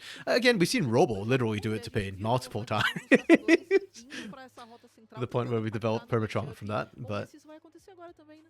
Um dos fatores que a gente falou. Chiari is né, not do Robo. V2, tanto na rota do meio quanto na rota de cima. A gente estava acompanhando muito We'll see. aquela troca de carícias ali na parte de baixo. E eu queria até te perguntar isso, professor. Você comentou sobre como eles estavam, tipo assim, indo By the way, does anybody know why we're getting pauses? Like which teams team's shafting us right now? os próprios limites, né? Até que ponto, tipo, o time Check da on Ryze Twitter if vai there's conseguir agora anything. identificar um pouquinho melhor esses limites, porque nesse iniciozinho eles não estavam They never fazendo post isso, on eles Twitter, estavam fazendo unfortunately. uma troca que não era muito vantajosa pra eles, né? É, talvez, dependendo de como for o pathing vindo aí por parte do caçador. Oh, pra we're back criar in. uma Okay, jogada, that's pode fine. até que seja interessante aqui, porque o Tite tem essa opção de justamente fazer esses Ah. 3 campos, ir pra parte de baixo, ele pode criar alguma emboscada com isso, ele tem esse tempo pra fazer isso, a gente tá Okay, vendo que what did ele we tá sendo miss? visto pela Heavy Sentinela, trading, ele Soweto and pode Costream ter are essa pushing opção de in. essa jogada um pouco difícil, mas agora a gente tá vendo que ele já tá Top se side's pretty movimentando pra parte even. do Mid meio do mapa, lane, então, sem very muitas heavy ações, trading. novamente, Link is more torna health. que não tem muito Less sentido health, more se você mana, não vai pardon ter me. essa ação do caçador, And uma matchup junglers que você are perde opposite muito, sides, você não okay. tem mais sustain do que a bot lane adversária. Realmente, a gente... So any action we get will probably just be strictly from lanes. O time da Reds tem essa vantagem, muita pressão por parte deles, estão jogando praticamente embaixo. Their production da torre caused a da pause Ryze. because their overlays Muito run conforto pra So, never mind. pra essa lane aqui da Reds, enquanto na parte de cima a gente viu um desconforto um pouquinho Maybe. maior. Olha, At least in North America, they never call pause for production mas é um Jax. overlay issues. Production just has to work through it and desperately try and fix the problems. Create some weird situations. Aparece aproveitando a pressão da sua bot lane pra tentar um dive A e vida o do Zai Soweto ficou é bem baixa, sozinho. hein? O Aikawa Okay. também tá com a vida razoavelmente I really like this baixa. from Aikawa, by the way. Por aqui, eles vão trocando ali o foco da torre, o Zai tomando muito Costream dano, o dies. Cachel fica ali Yep. na beirinha, ele They vai miscalculate. direto. Holy Dois crap! jogadores caíram, Rats dois really miscalculated turret Zai damage. também consegue It's uma been pressão like this e agora for, o what, 2 Zai patches vai now? 3 com patches? sua 2 vida, patches? vai saindo com I am razoável very surprised they velocidade, miscalculated mas that. depois de uma semi-tragédia. Eu vi isso! Yikes. Professor, o que aconteceu aqui? We guys do a podcast? Not for this week. We're gonna do the podcast next week because the league starts next Ele week. veio com esse curar, então o potencial de eliminar, o potencial de conseguir efetuar essa Did they parte remove it? acaba sendo bem menor porque o Alistar Hold on, let vai me check the patch conseguir notes. comprar. I... Esse jar também dá esse dano verdadeiro quando você utiliza no adversário. Então, Nope, they a did gente not tá vendo remove que it. não era No. live tão Yeah, they fácil didn't. de executar. So Na realidade, eu the acho turret que damage is still doing mas like a gente disgusting viu que eles things. não conseguiram, Basically, your aproveitar dives would be a lot cleaner, and that's why I really like what Aikawa did there. I'm just gonna go back. I don't care. We'll catch up. But like right here, Aikawa walking away was the right call because he's the one who can actually get melted right away. So he waits so that they can see what's happening, and he's got the minion wave coming in soon. So Rats is a very small window to play this. Cachel fica ali na beirinha, ele vai And that to me, like Soweto burning the barrier as well, by the way, really sucks. Like don't forget, like the amount of heat that turret is packing is just ramping for free, and like Costream also kind of, yeah. I think that was a huge mistake from Rats' bot lane. The nice thing for Rats is that it's just an Ashe, so it's not the end of the world. You've still got carries and Linkers and Chiari. But feeding those kills over is, well, one kill. The other one was an execute. You're lucky none of it went onto Aikawa. If it went onto Aikawa, it's so good for Ryze. Aproveitar o tempo do controle de grupo e conseguiu explodir o Zai antes dele conseguir fazer alguma coisa. Esse foi problemão, né? Okay. Lembrando que a gente What room's tá up? em meta em que as torres estão causando muito dano. Am I back to live yet? Dives, I'm not back to live. nesse começo de partida, acabam sendo muito mais arriscados. Mas concordo contigo, professor. 3 jogadores. Alright, I'm speeding up to just catch back to live, and then I'll cut it back down. De meia vida, de fato, não parecia ser tão complicado assim. Só que o time da Ryze não tem nada com isso. 1-0, conseguindo essa primeira eliminação. A kill ficou nas mãos do Zai, então dos males o menor. Mas mesmo assim, o Aikawa não conseguiu capitalizar muito em relação à farm. A gente tá vendo que o Soweto tá conseguindo colocar uma boa diferença em relação a minions. Yeah, in terms of laning too, I do worry. I think Rats actually has low-key winning lanes across the board. The only question mark I have is in the mid lane. I know like Victor is a counter to Aurora for late game reasons and for team fighting reasons, but in lane I think Aurora actually wins out. So why is Zai still? Oh, they lane swapped. Okay. Speeding up missing crap.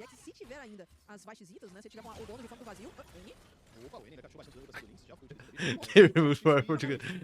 No, why do you keep saying that, Lunar? Go book for to show up for these academy streams, man.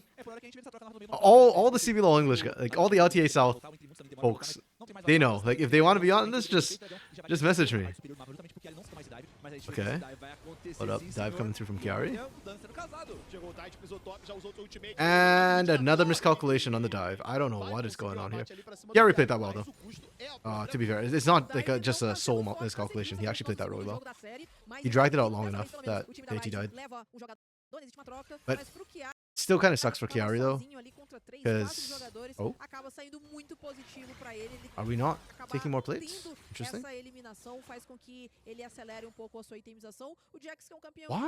Why did they rotate out right now? What? Like Aikawa and Zai could have taken another plate there. Maybe even 2 plates. Chiari had no TP. They had timer on that.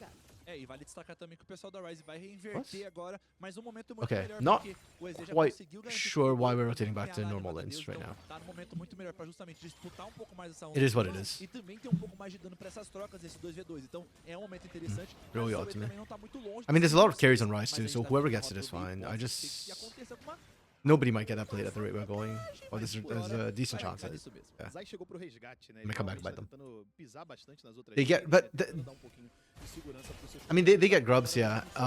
But Prio for Drake, they didn't have Prio for Drake. Drake already went down, so okay. Oof. Bit of a miss from Drake Hero. Bit of a miss. That's okay. Chiari lives. That's really what Rats cares about. That ult will be back up for the next objective in 2 minutes. Grubs comes up first. Eu só concordei, eu nem sei quem é, mas assim, 3-minute timer is important. é coisa de velho? O cãozinho dos teclados? Cãozinho dos teclados, Pô, cara. peraí, não. Eu estou me retirando da transmissão, tá? Boa noite pra você. Precisamos fazer uma aula de Oh, well, that one, Chief. É coisa de velho. Olha ele, cara. Pô, É que parecia número de... Ó, porque tem nome de musicista. Yeah, but one of the reasons why we didn't record pod this week as well, Gringos Liberados. First of all, the league doesn't start this weekend; it starts next weekend for LTA South.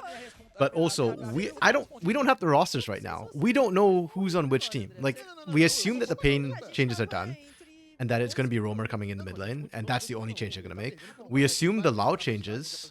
It's probably going to be Shinny and Ripper, which haven't really been confirmed. But like Fuxu W7M, we don't know who the jungler is going to be, so it's kind of hard for us to like talk about it right now.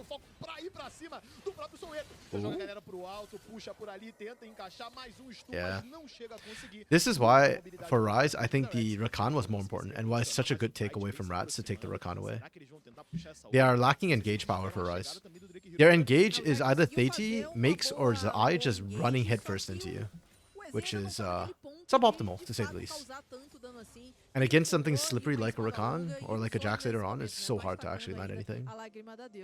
With Drake Hero just building straight tank, Drake Hero will happily engage, like take that engage later on. O Drake Hero apareceu ali na parte de baixo. Vamos ver o que o time da Rise vai fazer com essa pressão que eles conseguiram impor lá na rota inferior. But at least Rise has been making some early action happen.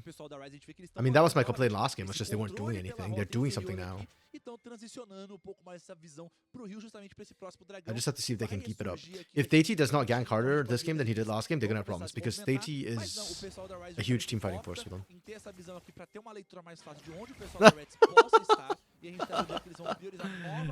I actually really appreciate that from Linkus. He lasered the bush so that he wouldn't get ambushed while rotating into lane. It's just really unfortunate that everything got warded up, so the Ryze knew exactly where he was. Linkus did the right thing. It was just funny watching him get chunked anyways, despite doing the right thing.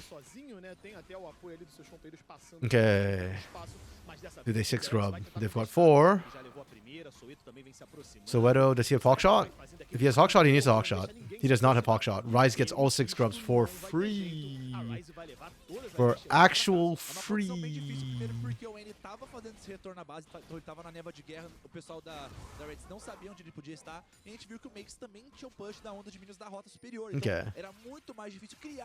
Okay. Okay. I'm liking Ryze's early actions. Let's go.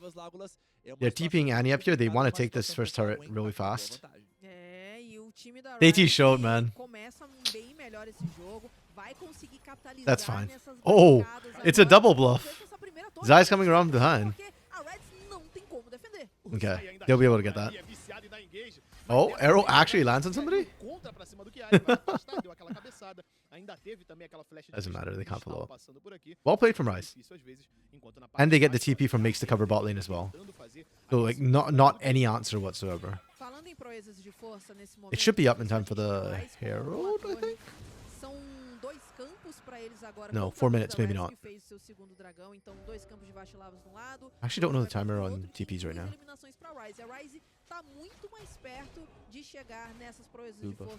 See all set up by the bot lane prior.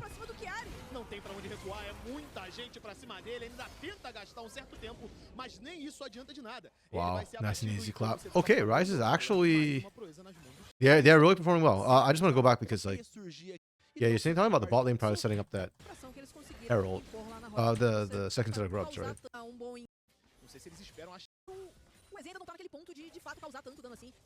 Because I thought that was more from mid lane than from bot lane.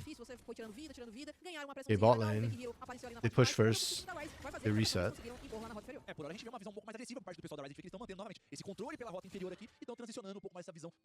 Yeah, I think the bot lane sit about the same time. I'm not... Let's see if they get the wards down, please. Okay, they get there first. They got wards down.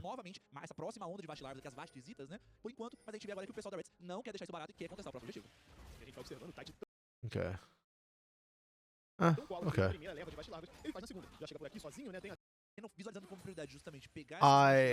Garantiram a 6, aproveitaram muito bem que a torre do top também estava bem danificada, levaram essa torre, estão jogando muito para essa rota. Okay, I do think the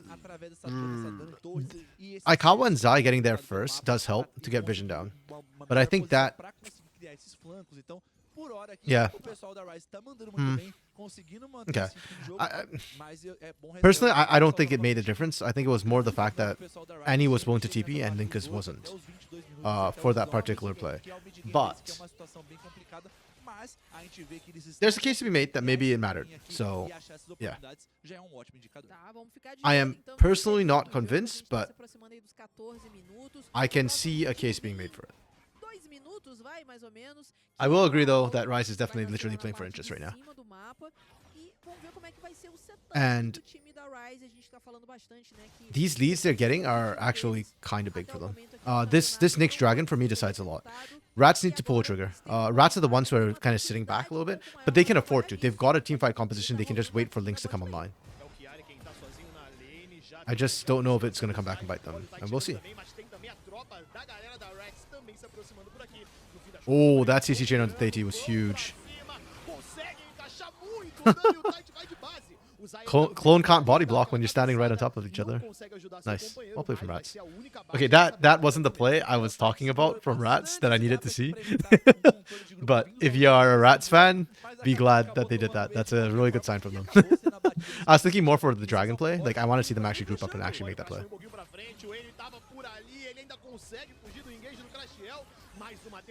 Yeah. Gary's doing a wonderful job. It's just a little bit hard right now because he's melee. So Wedo versus Aikawa. Oh, the barrier comes in clutch! He's dead though.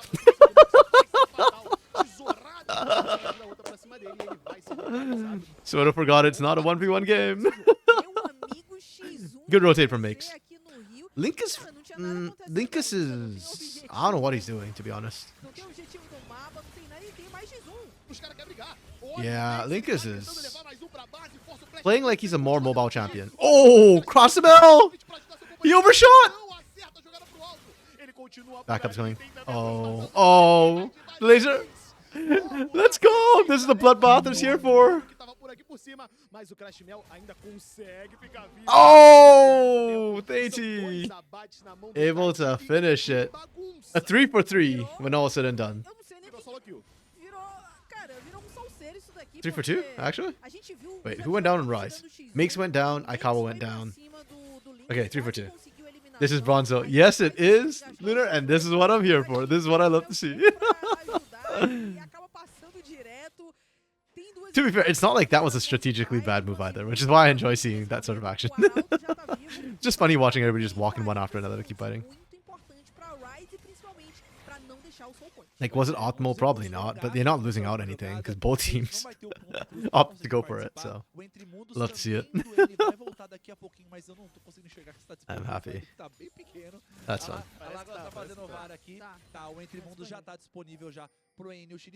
E o ultimate do Kong também vai estar disponível para essa próxima jogada, mas ele não ter esse flash pode ser uma coisa que pode comprometer, mas a gente vê que por okay.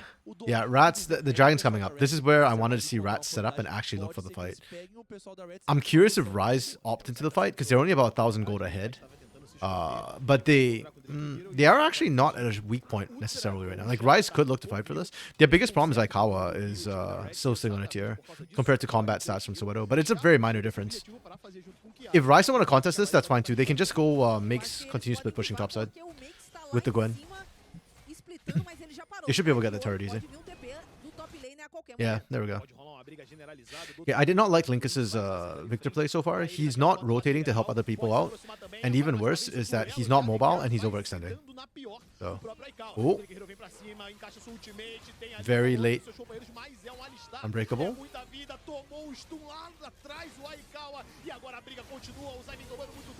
Oh, crossing out. The Ignite's good. Oh, really well played from Rise. They are mechanically just outplaying right now. Really well played. Wow. Very, very impressed. Okay. Rise is doing it with a comp that's struggling with that horrific Game 1 performance. They're actually bouncing back really well. Like, that fight was really impressive. I thought Zai was really late on Unbreakable, but it actually ends up baiting Krasimel to overextend. They lose the dragon, but they win the fight. And they go from a 1k lead to, what is this, a 3k gold lead? That's significant. That's really huge. More importantly, too, is that Makes picked up some kills, and he's going to become a bigger menace.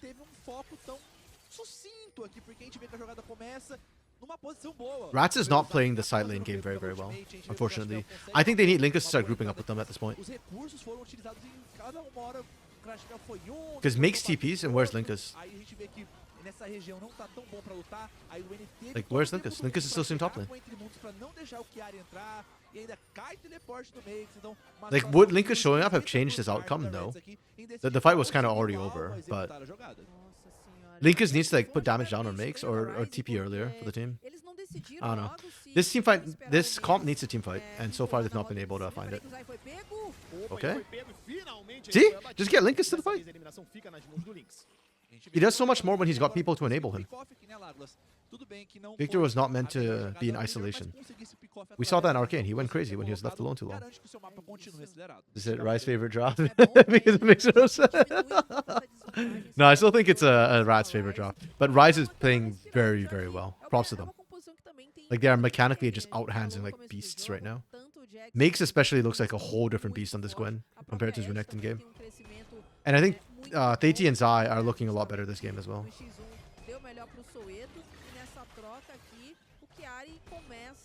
Oh, yeah, see, Theiti's gonna get another great gank off.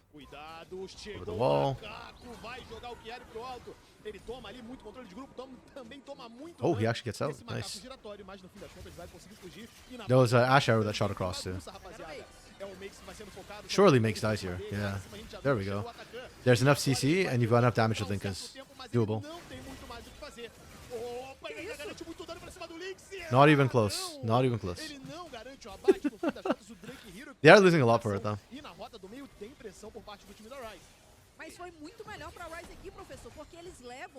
Yeah, unfortunately, Soweto didn't have arrow. He used it to topside earlier. If he did, they actually could have chased him that. Ooh, I like this though. They took the Herald while that was happening. Very late Herald, but I didn't even notice it was still up. We had so much mid-game action, I wasn't even paying attention to the objectives.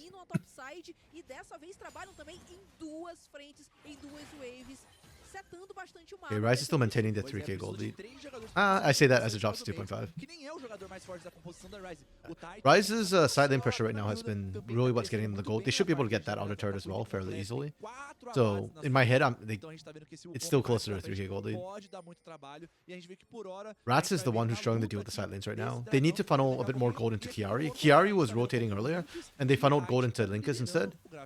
So they actually went for teamfight scaling rather than split push. Which, again, given their composition, I don't think it's a bad idea. It's just that it's hurting them right now in the mid game really badly.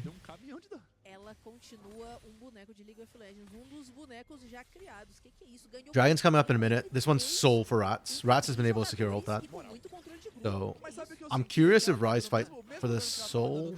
I want to say they shouldn't, but they actually won the last fight that they had around that dragon area by out-handsing, so maybe they feel like they can do it again. If Rise can win at this dragon fight, it's actually huge for them, because they should be able to really take full control and get a significant enough gold lead that the next team fight should actually favor them. Or they could just go for Atakan. I think they have enough damage actually. Both comps have pretty high damage. Rats has some wards in the area.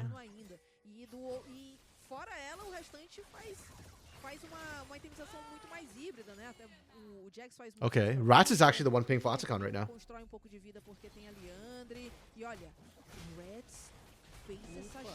Okay, they get spotted. Aikawa sees it. The call was made from Rise to go for Dragon and go for bot lane turrets instead. So they drop Herald to facilitate that. I like that. Mid lane inner is gonna... Mid lane's already down, isn't it? Yep, it's already down. They're gonna rotate bot and try and crack an inhibitor instead.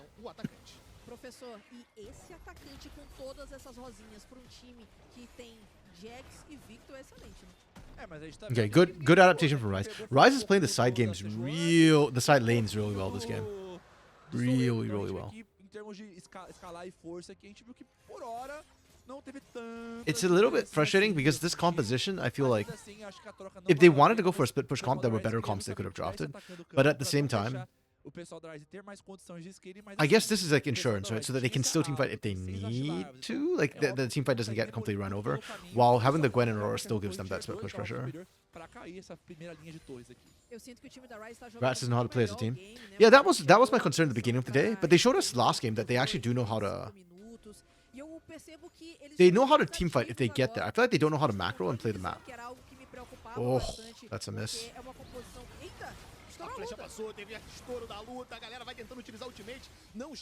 Okay, that Glacial Prism went super wide, unfortunately. But that's fine. Yeah. Like, I think if you can get Rats all onto the same screen, they can actually fight. But then they know how to play as a team. But yeah, in terms of like cross map and stuff or split map, yeah, they don't know how to coordinate that stuff. Which is kind of funny when you think about the experienced players are actually Costream and Chiari. Costream has played through so many metas that he really should know how to play by now. Oh, that Cyclone did a lot of work, but Costream was able to get them all out.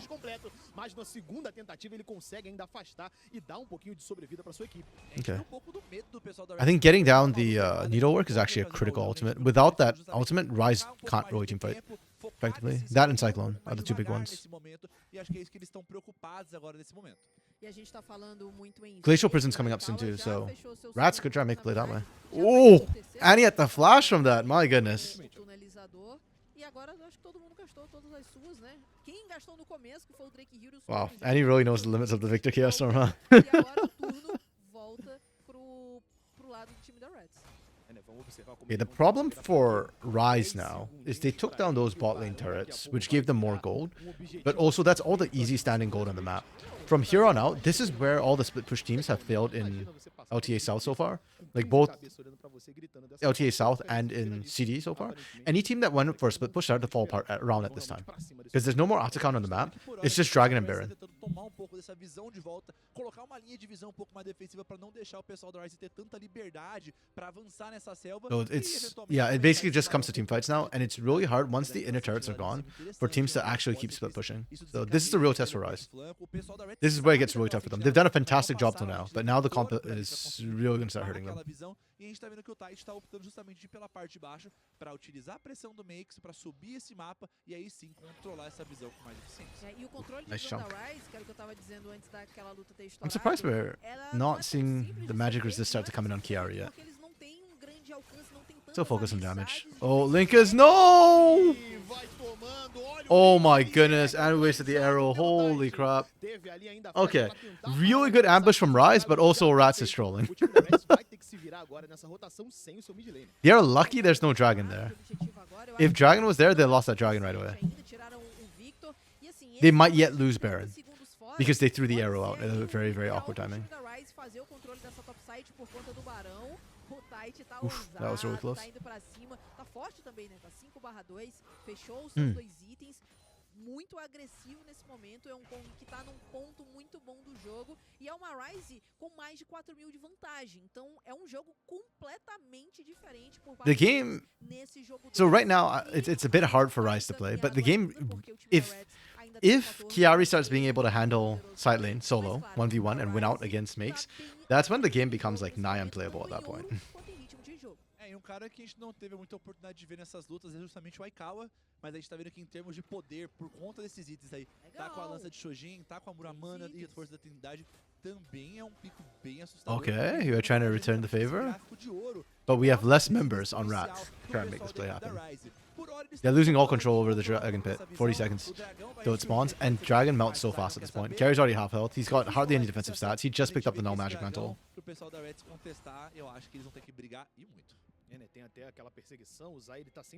And Linkus is still super. I hate this. I actually really hate that from Linkus right now. I mean, at least he's resetting, so... Oh no, he didn't reset! I thought he started recalling. He didn't recall.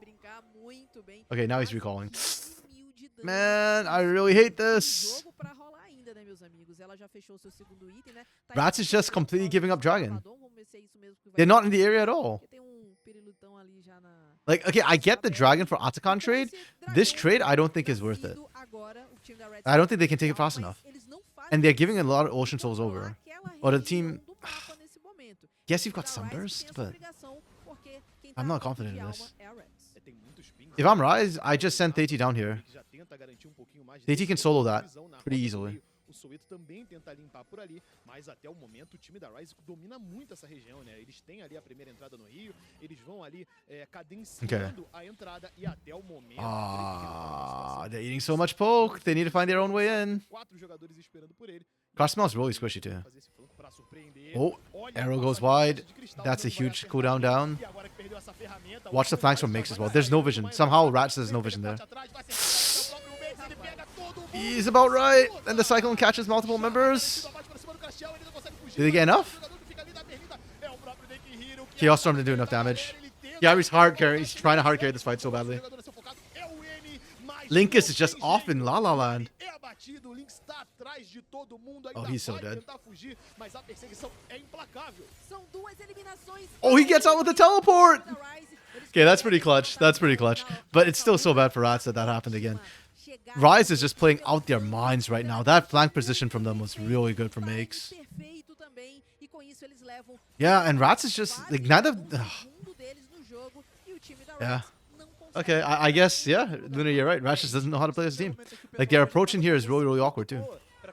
They need wards. Do they not have any sweepers? Oh, not any sweepers, sorry, any, blue trinkets, farsights with them? Link is getting out here was huge, but they just don't have enough damage to be able to follow up. They got caught. We talked about the fact that, hey, they're going to need to catch two of the squishies together. It wasn't Soweto and Linkas. It was Linkas and Kiaru who got caught. Kiaru got pushed out the fight completely. And then actually died even after getting out. Burnt the Flash is still dead. Okay, that's big yikes for Rats. Rise is really, really strong. Yeah, I think that fight basically cements now that they have enough gold. They can just brute force fights and still win straight up 5v5. They don't even need that flank angle from Mix anymore. Can they still throw at Baron? Maybe. I'm not even sure that they can throw at Baron because they can do so much damage so fast. Yeah, Drake Hero has not had a good game, unfortunately. He's not been able to find this. The Glacial Prisons have all been missing. Rise has been doing a wonderful job dodging everything. And the lack of vision, again, they're walking this bush blind too. They have no vision in there. Baron's melting really fast, do they know? Okay, the only good thing kind of going for them is Stati's kind of squishy. They go on Linkas. Linkas no... Did he get the Chaos Storm? He did. Okay. Okay, Kiaru can carry this fight. Maybe? Yeah, he can. Yeah, he can. And Kiaru's still... Okay, there we go. The snap came through. That's critical. What is Soweto doing? Brother Soweto, you're an 80 carry.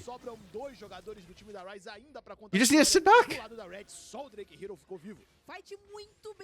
On one hand, go Brunzel. On the other hand, a lot of question marks. Okay, that's another missed arrow. They're missing all the big ults. This is a huge problem. Yeah, that Kiari did. Kiari just is trying his damnedest to keep them in this game.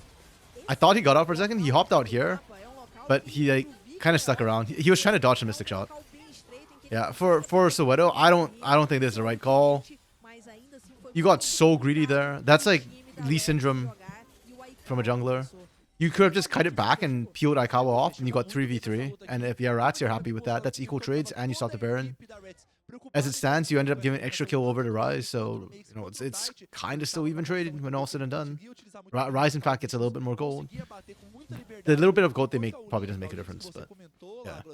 It's just making things harder for yourselves and Rats when you overchase like that. And you burnt Flash for that too. Like you could have just cut it back and played for Aikawa instead and you'd have been okay.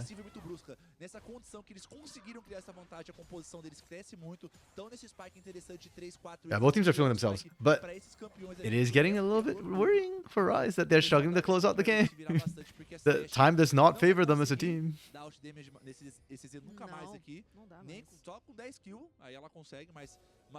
And for the next minute and a half, Rise probably doesn't feel comfortable doing Baron. Oh, and we whiffed another ultimate again. Have we seen a single arrow hit? Have we seen a single Glacial Prison actually land? I think we saw one on the bot lane like early game, which caught Theti and his clone. And that was it from Glacial Prison. Yeah, the big problem for Rise is that Theti can't tank up Baron effectively because he's a damage. Like Wukong is not a tank, and that's what's making Baron so tough for them. If they could get, and Zai is also not a true tank either, so without Unbreakable, he kind of melts. They're playing a good game though, denying control and vision, so they're effectively trying to sneak this. And without Soweto, there's no Hawkshot. Oh, that's a huge chunk. Linkus, drop your damn blue trinket. There we go. Perfect. Too late. Can't do anything. But the idea was there. Let me kill Zai at least. They can't even find Zai. Nice. Okay. Really good from Rise. Now they need to close it out. Please close it out, Rise. You all have everything you need. You've got a 6k gold lead. You've got Baron buff. I think this puts Soweto in a really interesting position now because Varus is off the table, Ashe is off the table, Jhin is off the table. Those are sort of the more utility AD carries where you can sit back and don't have to be quite as mechanical. Ezreal is taken away, so that's one of the safe AD carries. Where do you go if you're Soweto from here? Do you just go for something like a Jinx, hyper scaling but sit back? I also want to see the damage charts because I feel like Linkus should be doing way more damage than he is this game. He's just not at the games where he needs to be at. The fights he needs to be at. Se estranhando nessa posição e a gente sabe que tá muito mais favorável para Rise. Mas já tá chegando todo mundo, é um 4 contra 4, só tem os dois top laners ali na rota. Okay, Draco's getting chunked. E aqui a briga vai chegando, olha a Good flank. They get soul though. Is it enough? Mas agora vem a luta. It might actually be enough. São 4 jogadores aqui a perigo. It is not enough. Okay. Fica muito melhor a situação. I mean, it was good for Chiari, but it's still pretty much game over, I think. Wait. Chiari can kill though. Chiari can kill. Parece que a situação azedou de vez. Ficou muito Yes, Chiari. Yes. de todos esses Oh, he has no flash. If not actually killable. agora, com bônus de barão. E todo mundo vivo praticamente, só o Makes foi eliminado. Eles têm a possibilidade de The minion waves coming in. da They yeah. Rise have this. They should be able to end. Okay, we are caster cursing a draft today, I guess. I thought Rise would win game 1 pretty handily, and I thought Rise would win pretty handily game 2. It has not been the case. It's been the opposite. Really well played from Rise. They bounced back really well after game 1. I did not think they would be able to do so. Okay. Really well played from them. I'm scared to call game 3 now, because I think I just cursed the teams in game 1 and game 2.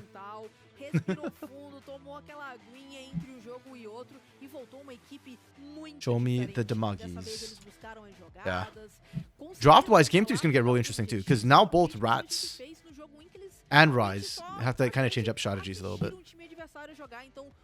I think it's if Rise can continue playing the way they did, this is favoring them a little bit, because it means that they've got multiple ways they can play. They don't have to play for just a team fight, which is what I got worried after watching the game 1. So what we've learned is Rise cannot pick, but they can play split push. Weirdly enough. Yeah, I think this is kind of a problem. Like, Linkas need to be doing more damage, which he just was not able to do. He was constantly split pushing. His KDA was not good at that game either. And then, of course, the AD carry difference is expected. This is a problem, but I'm not even going to blame. But I'm not blaming Circuito because he's role swapping into this. It's not. It's not a fair thing to criticize him for it. Top side, I think the damage does not tell the story. Makes did applied so much pressure throughout the game, which is not showing in his damage numbers. He got them a lot of turrets. And he was really able to punish Linkas in quite a few of those 1v1 situations and force jungle pressure up top. Yeah. Okay, for Rise, my big question for them is still the same question I had in game 2, is are they able to actually, like, can they keep this level consistent? Game 1, like, they just had nothing in the tank, and now, like, yeah. They played a really good game 2, but for split push threats, what do they still have in the top lane, right? Jax is off the table, Gwen is off the table, Yone is off the table. Those are usually the big split push threats in the current meta. Rumble's not really a split push threat, neither is Cassante. Like, they can kind of split push, but they're not huge on it.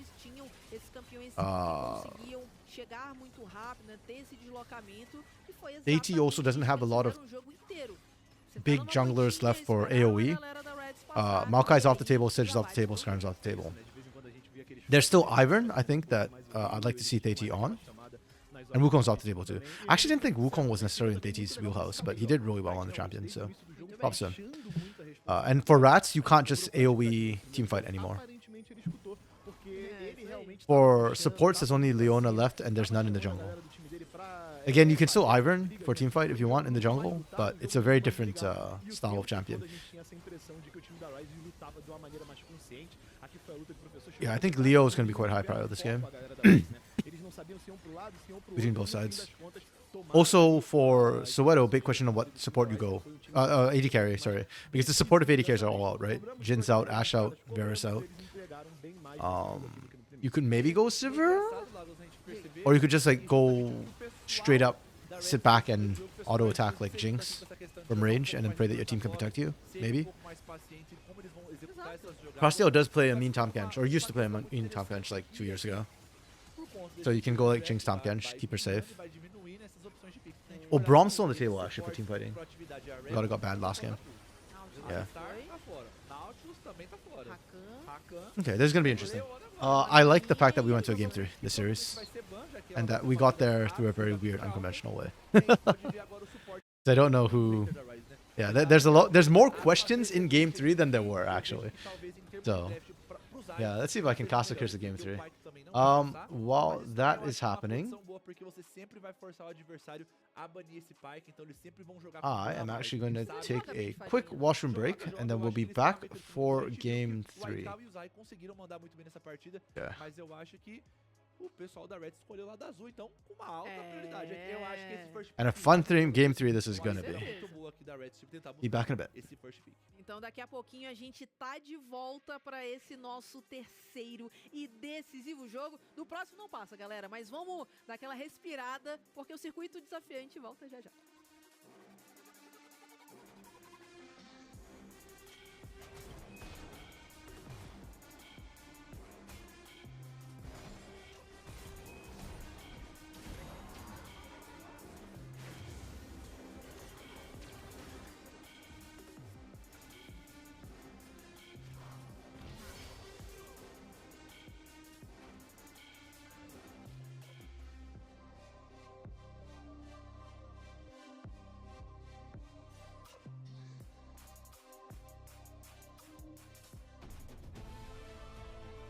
Um sonho.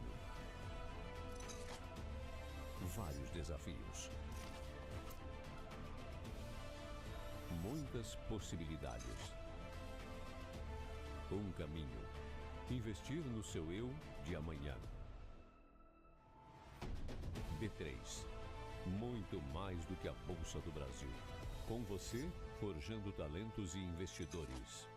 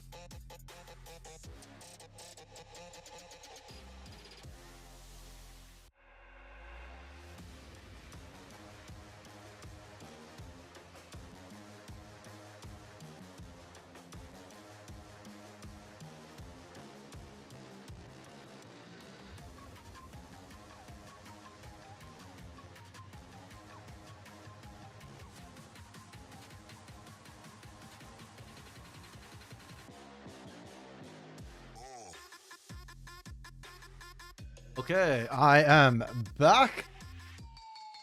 2 minutes till the start of game 3. And my goodness, what a weird odd series it's been so far. Yeah, a real test for both of these teams here who are struggling right now. Actually, where do I think these teams are right now? Okay. I think just based off week 1, so first appearance, just quick eye check, right? And it could change. But after week 1, I think I had Flamengo as S tier. I didn't see Kaboom, so I didn't watch Kaboom. So I'll put them at S tier with an asterisk, because I know they lost, but Come on, man. It's a team with Hirit, Seas, House, Skuro, and Damage. With the exception of Skuro, everybody else there is like decently high in tier 1. And that to me makes Corinthians S tier because they beat Kaboom. Then I think my A tier is, I'm gonna be honest, those Grandes look really bad. I'm still gonna give them A tier, but they looked really freaking bad.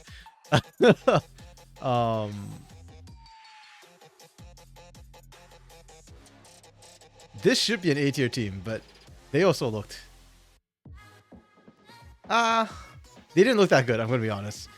I'll give them an A just because, you know. Then I think I had Dopamina as a B tier, Stella as a B tier, and then I had Rise, Rats.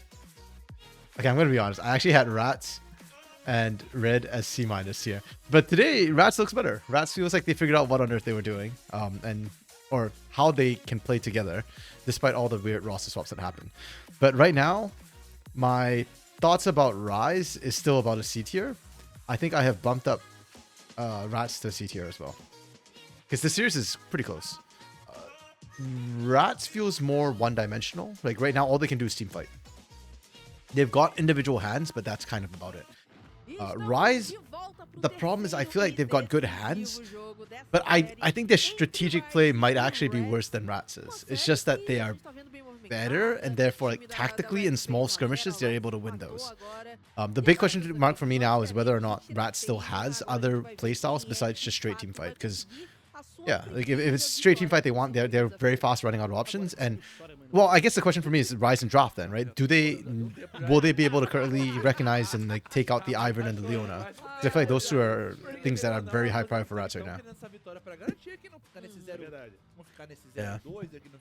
And then next game is gonna be interesting again. Like Flamengo versus Corinthians is gonna be spicy since I had both of them. Like Flamengo looked like the best team last week for me because I didn't see the Kaboom Corinthians game. So yeah, am I live? Yes, I am caught up to live. Really excited and hyped for game 2. Hey, Thresh and Diego. Thresh and Nymera? Yeah, do they swap out the bans? So far, I'm sorry, casters. I'm going to block you for a second so we can see the old drafts a little bit clearer. Okay, Rats on the blue side ban out the exact same things they did all series long, which is fine. They're not the ones who have to change. We get an Mbessa ban being changed up here. Oh, we are Corkying. That is an interesting choice for Soweto. Like, okay, so I think Corky is a good objective choice this far down in the draft. I don't think it's a good draft for Rats because, yeah, I don't know if I want Soweto in short range. They could give it to Linkus in the mid lane. Linkus has shown that he can play AD carries mid. He was in that meta, and he did decently in it. As odd as it might be for Rise, I almost feel like you pick Ivor and Leo just to deny it here. And it's also a really good like combo, and then you pick your AD carry third. Yeah, Kai'Sa's good. Dude, you need a shower. Don't curse the team. I'm sorry, man. I probably will. Because I have to talk draft when draft finishes. Okay, they went for the Leo. I like that. That's the last sort of the engaged support taken away.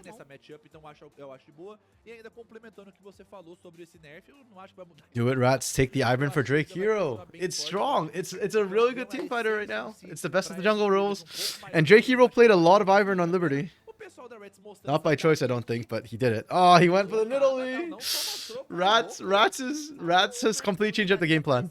This is like day and night from the other game plans, right? It was like AoE, it was team fight. Nidalee. Yeah, Nidalee and team fight do not go in the same sentence.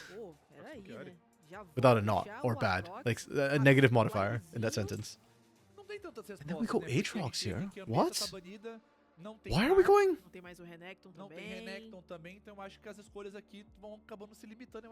That's an interesting choice. I mean, Yone is gone, which is like the hard Aatrox counter. Renekton's taken away and Jax is taken away. Those two are also champions that can mess with the Aatrox, I guess. But it just feels weird to me to see it being picked up at that spot. Okay. We go Pantheon jungle for the side of Rise. I quite like it, actually. Hold on, let me move this so we don't block. Oh no, we didn't block the other bans. Okay. Braum ban makes sense. Like you said, like Leo is the engage, Braum is the other one. You might see a Poppy ban here as well, if we want to guarantee the engage for Kai'Sa and Leona. And then Rats is banning mid and mid and top. Is that a Pantheon? Yeah, surely we're not running Pantheon into Aatrox. So. Do we take out the Hui? I'm just trying to think like what are the mid laners that are kind of meta and still haven't been played. Talia is one of them. I don't know why I keep thinking Cassiopeia. She's not meta. That's an APA thing. But... Okay, so they're thinking it's Corki mid and they're taking out Misfortune. That's okay. I mean, I think this is a terrible composition for Misfortune. Don't get me wrong. Oh, they ban the Darius against Makes. Okay, they don't want to enter. Okay.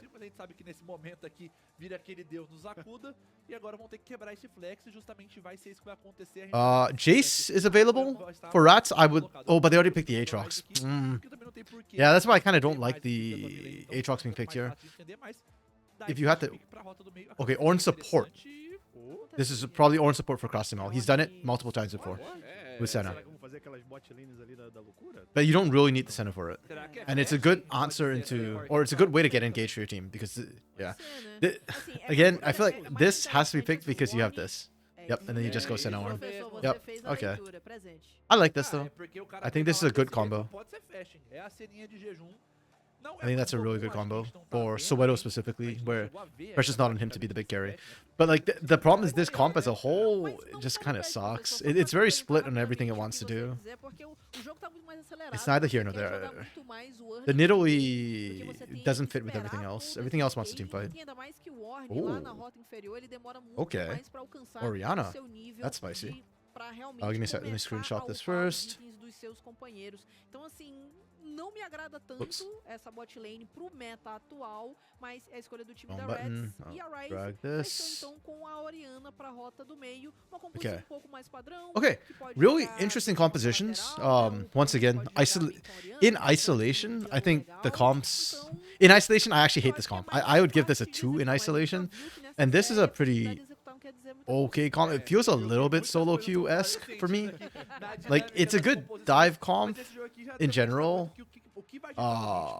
You've got a lot of early strength with the Pantheon Leona to go roaming. Like, they can do a lot of work together. In solo queue, this would be a great comp. In professional, I'd give it like a 3-ish. Yeah, I'm really thinking about this one here. I think it's pretty average. I'd say I'd give it a 3. But what I kind of like about both these compositions is Rats correctly identified with the Kai'Sa through that they wanted to dive, so they picked Aatrox, Ornn, and Senna, all of whom are really good into the dives. Senna can keep people alive. As long as she's not the one tagged up, she'll be able to keep everybody topped up with health. Ornn and Aatrox are more than happy to have people engage into them. Ornn gives them an engage option as well. So I like that part of Rats' responsive drafting. Because of that, I will give a plus for that. I'll calculate the final score at the end.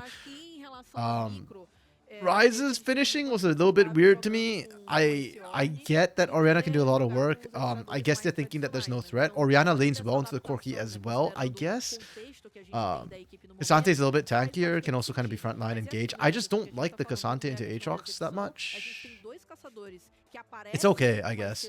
I guess I'll give this a 3.5. I'll give the Rats' comp like a... Oh, I still really dislike this though. And they can just kind of play through the front. They can access backline with the...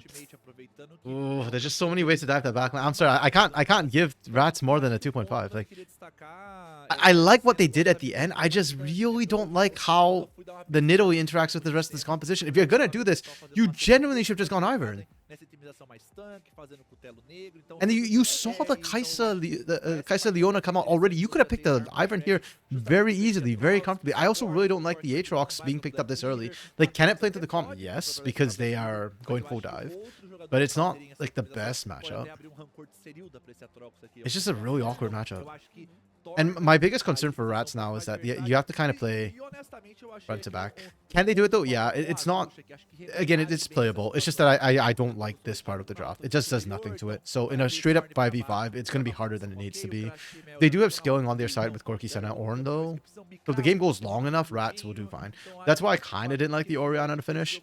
Her skilling is not amazing. But when all said and done, Rise's draft is better in isolation. With seeing both sides of it, I actually think it's fairly comparable drafts.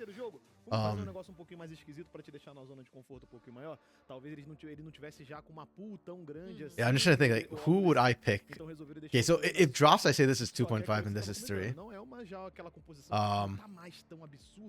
In game 1, I'd say like 51-49. I thought it was very, like, game 1, my expectations went super high. Game 2, I'd have probably said it's like a 70-30. And I think game 1 I said it was Rats 49-51. And that's because I believed in the name brand of Rise, which backfired. This game, including nameplates, including everything, including how the game has gone so far. Ooh. I like the Rat skilling. I think it's really good to... Like, I think it puts pressure on Rise to be able to close out and actually do and end the game. And to be fair, Rise struggled in game 2 to close that game out. They really did. I think I'm going to give it a 40-60. But I favor Rise's composition a little bit. And to me, the big caveat is what Drake Hero can do on the Nidalee. If Drake Hero can start well, I think this swings in favor of Rats. But if Drake Hero can't start well, I just don't really like their lanes. And yeah, I think there's a decent chance that Rise will just be more proactive and close out the mid game. Rise has looked better in the mid game. Even in game 1, like, they looked more awake in the mid game than did the early game. I still hated the Aikawa Jin, but yeah. Okay, I think that's where I'm at right now. I'm favoring Rise. Unless Drake Hero can get rolling. And yes, I am fully aware it feels like a cop-out for me to say that, because I'm literally just predicting whichever team won. But genuinely, I mean... First of all, can you fault me? Rise did take a long time to close out game 2 though. That's my only... That and Drake Hero's Nidalee is my only concern. I just really dislike the Nidalee. The biggest problem for me, like, if not for this Nidalee, I think I'd have rated Rats higher. This just really feels like it doesn't fit anything here. And it can still be the wild card. But, yeah.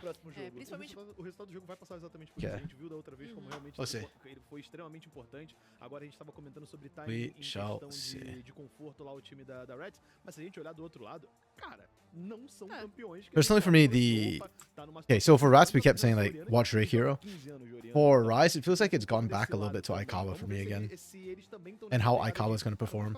Because I do think he's the key thing for this Rise composition. He's the main damage, right? Like, Orianna can do a lot of damage, but it's burst damage, and it's kind of like, oh, you got to land the clutch shockwave. Everybody's going to watch for that. I actually think it's more about the Kaisen. Can she stay alive in the fights? And Aikawa, this series, Aikawa has not impressed me. Even in their win, last game, his Ezreal did not impress me. It was more Makes' Gwen, Deity's Wukong that really impressed me last game. So Aikawa, I was high on this guy last split. I kind of want him to like show me why I was so high on him last split, you know? Or maybe it's not him. Maybe it was Mano all along, and I just attributed it to the wrong person. I think of all the roles, I've said this before, I tend to underestimate support the most. Like, I MVP them the least, generally speaking. And that is not fair. That is not right. But it's just really hard sometimes to see what a good support is doing, especially in the 2v2. It's easier for me to see roaming supports when they're doing stuff. Like, that's why I said too, like, I feel like Telas had a lot of impact on K-Star's Academy, whereas Mano, to me, didn't have as much impact. Or and it could just be wrong. It could just be that he was playing more for the 2v2 and backing up Aikawa up a lot, so that's why I didn't see him doing his own thing, and I attributed it wrongly. It kind of feels that way so far this series. Posições na tela para vocês, é assim que os times vão se organizar em Summoner's Rift. Vamos observar porque agora não passa, rapaziada. É 1 a 1, quem vencer agora vai sair na vantagem na série, vai ficar naquele 1 a 1 e vai colocar o outro time naquela situação já desconfortável de 0-2 no campeonato. De lado o time da Riot, do outro lado o time da Red. VTuber model looks like I'm spasming right now. I'm just standing up and kind of stretching a little bit. So yes, my computer is not lagging or fritzing out. It's just literally the way it's reading my stretching is kind of weird. Oh, and I should change the bio break thing. I forgot to do that again. Great, like I do every freaking time. There we go. I need like a reminder or something. I need y'all in chat to remind me every game to change it.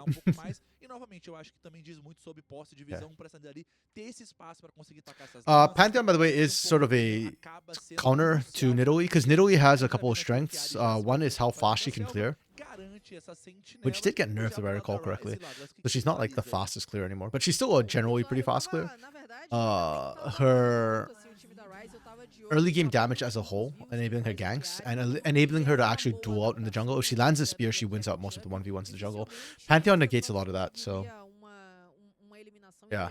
Pantheon can out duel her in the jungle, you just raise the shield, and then she kind of loses that exchange, because a lot of her damage is loaded into the spear pounce combo. Yeah. I'm not a huge fan of Pantheon in general either, but I do think when you pair him with certain combos, it works really well, like Orianna. I really like that, and I think he's a good dive champion that can go along with Kai'Sa, so I do favor that. Conseguir uma eliminação para cima de um Xante mesmo cedo. Então ele traz essa adaptação que eu achei bem interessante para esse jogo. E aqui, ó, a gente começa com teleporte, mas o Soweto vem de livro de feitiços. Então, a little bit of trading coming down. That's a Senna, she doesn't care. Rasima will be fine. Isso aqui traz uma versatilidade que... I can't remember Soweto ever played Ornn in the top lane when he had to fill in a little bit at Flamengo. Or if he played jungle Ornn in solo queue. I remember that was a thing for a while. It had surprisingly effective ganks.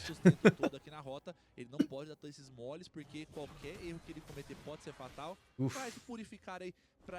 Reminder that makes pick the Cassante into the Aatrox, so if he starts losing the lane, that's kind of hurting him. I mean, Cassante is fine into Aatrox. Like I said, it's not like an amazing counter or anything. Like when you go all out, you can dodge a lot of stuff. So the all-in trade is good, but the problems like the regular trades are meh. Like Aatrox's happy to take the regular trades. Therefore, you agree. I think Ornn's in a good spot right now. But I do really like the fact they picked the Ornn, because they were all out of engaged supports already, right? So where do you go from there? Oof.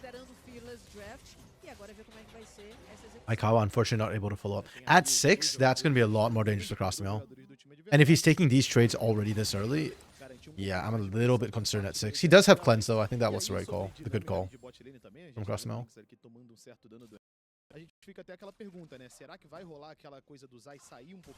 Oof. And he's playing this really well. Yeah.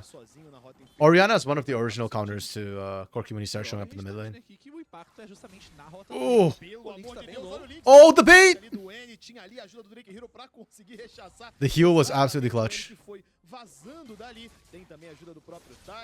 Yeah. And you're seeing the reason why like Pantheon is picked into, yep, there. The shield just blocked the spear. That's a lot of the damage kind of gone.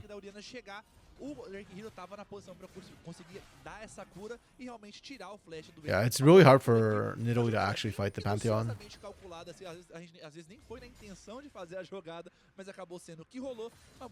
Makes with the instant TP back into lane. He just wants to pick up the Bramble Vest. Yeah, nerf the healing on the Aatrox. I like the idea. Where is Zai gonna go though? I'm not sure what happened in the bot lane and why we've got desynced back timings. I don't know if like Zai just ate too much poke or something. Mas do outro lado a gente tá vendo, né? Ooh. Se segurar de certa maneira o iCal e botar Okay. pouco mais de pressão. Jake, we're just thinking É, about e looking for some exatamente cheese. sobre o que vocês estavam falando anteriormente, né? Sobre o fato dessa bot lane do time da Reds poder liberar um pouco mais de suporte, né? A gente viu que o Zai já foi pegar um pouco mais de visão, então tem boas sentinelas na entrada. Where's this da gold lead selva coming do from? time I guess da- Ornn's da been Ra- completely da unpunished Reds. bot side, so. Então, a Ryze já começa a It's ter just the bot lane, yeah. uma That's giving posição Rats dentro a gold da advantage right visão now. de baixo também do Rio por conta do Ike jungle. kind of Isso pode surprised. ser I mean, I knew, algo que, like, I quem like the sabe, idea of eles putting façam Soweto on nesse the Ornn so he's not having to AD carry, but I didn't think, já passou yeah, muito de 5 it would minutos actually que eles foram pra lá. Não net sei se a realmente such vão a querer fazer esse dragão. Eu acho que strong sim, lane lead. por conta da visão e How da strong pressão is deceptive? nas duas, tanto no meio Relatively quanto na strong parte de lane baixo lead. do mapa. E aí, pelo menos em relação às larvas, que vai essa primeira leva e aí, quem sabe, brigar pela segunda. Mas a gente tá vendo já que já foi feito esse recal já. What por are we ambas as looking equipes. A gente vê for? que, por Zai hora, is o Zai roaming vai out. pra essa Aikawa's rota coming out já from tinha feito base. recal anteriormente, mas o Aikawa tá se movendo pra rota inferior, enquanto o Oh, Soweto they are in gasta o base? seu teleporte pra voltar, então nenhuma movimentação pra parte de cima do mapa, mas a gente tá vendo que na parte de I think that baixo, ward in mid os lane equipes kind of já gives away the começaram fact porque o that dragão já foi viciado Any no was thinking of mapa. roaming, and if an Orianna is thinking of roaming, it's too an objective. Vai fazendo objetivo na parte de We just see baixo. objective O trades. Hero responde aqui na parte superior. Eles já viram, né? Sabem dessa descida do Chiari, então pelo visto vai ser aquela troca razoavelmente amistosa. Yeah, Ryze is pinging it out, but they opted for Dragon first. That's E na parte de baixo, it's okay, I guess. equipe da Ryze. Bem I'm just trying to think who benefits better from grubs. Neither of these teams feel like they're great at the split. Algo que aconteceu nos últimos jogos. I kind of favor Ryze on the split just because they've got the global to back them up, but gonna be honest, I don't think grubs are that important in this game. I'd rather prioritize the dragons, and then worst comes to worst, you give up.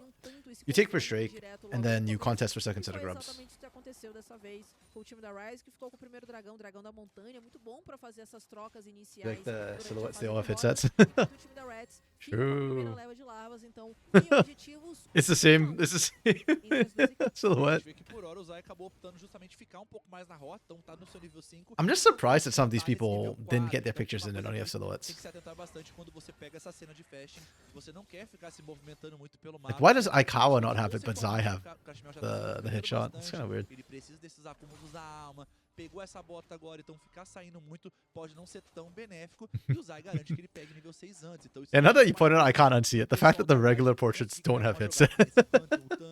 Tem o ultimate da Leona, pode vir o Aikawa com o instinto assassino, então são muitas They look like the variáveis old nesse espaço Xbox pro headset pessoal da Riot. mics, Tem um the jogo ones that muito just stick out on the side a little bit. E é isso que a gente já começa a ver, né? O Tai já tem o seu nível Yeah, this 6, top lane is going o very Aikawa poorly for Makes. Like, também, every time we look at it, it's o just Zai Chiari pressuring já him. tem o nível Perma. 5 ali, né? And Teichi's not got a single gank off yet. He's level 6 now, so he's got the Grand Starfall. Problem is, I don't even know if topside, does that end well if he tries to gank it? Aatrox is always kind of an iffy one. Like, I think Pantheon and Kazante should be able to handle it. Duas barricadas lá por cima, a gente ainda vê o Mix tentando chegar, né? Okay. Gerar uma certa briga com ele, mas pelo visto, Makes is not dodging ele the não sweet tá nem aí. spots. Já tá ali He's just mitigando eating bastante it. dano, se Ooh. reposiciona pela lane.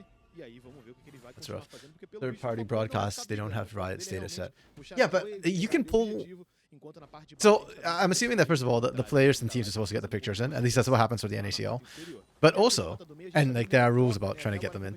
But also, like you can just pull off Leaguepedia's old pictures. That's literally what we do on the LTA South broadcast.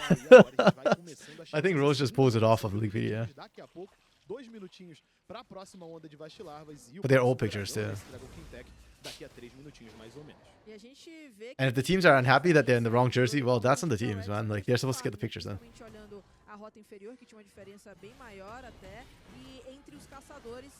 Yeah, Chiari's playing that really well. Olha o Makes. Opa, He's veja punishing como Makes' mais sincero, Makes ainda aggression, usa trying to go seu in. ultimate, o Chiari tem que usar o flash para conseguir fugir da briga. Yeah. Tem a aproximação do Oh, Hero, tem a nice. visão por ali, o Interesting próprio flash. Chiari, olha a chegada, Crashmel Ah, tenta- the rotate was good. São 3 jogadores contra Crossmail um. coming up makes all the O Zai difference, ainda actually. tenta se aproximar, toma o enraizamento. Tem também a They're trying to lança beat Drake batendo em Hero. cima dele, Yep, mas there no we fim go. das contas foi só uma Good rotations. Rats actually rotated earlier this time. A little bit surprising, but yeah. ninguém vai levar a I mean, I think we saw last game was Rise always the first to rotate, so well played from Rats. Bem no começo da jogada, Lagos, então Yeah, they continue to grow their lead a little bit here. recuperar esse flash perdido aí, mas uma boa execução aqui do Makes em termos de 1v1, de conseguir forçar bem no limite a jogada, e a gente vê que o pessoal da Rise Yeah, but this já tá is se movimentando why I kind of bastante, favor o Rise Zai going for pega the esse early nível 6, dragon, because então Grub se o spawns pessoal da sooner, Reds like by a não minute. se atentar So you trade that, but Dragon is stacking a permanent. And then you fight for the second set of grubs, so you split 50-50 and teams are pretty much dead even again. And this game, like, I mean, I suspect Kiari's going to become a split push threat, but at least, like, draft-wise and champion-wise, he wasn't supposed to be. So giving those early grubs shouldn't have been that big an issue.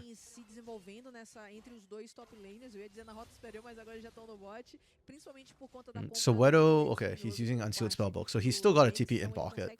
I don't know if it's up or not. If the TP is up, it could be bad for Rise. They might just have to sack second Drake. I feel like they went for grubs a little bit too early. Oof. Close one for Olympus. Are they not going to clear the trap? I mean, it's still free goal, no? Nice sidestep. Okay, teams are actually going to fight for this. Zai has 6. Okay, so ult is available. Mix and Kiari no TP, so this becomes a 4v4.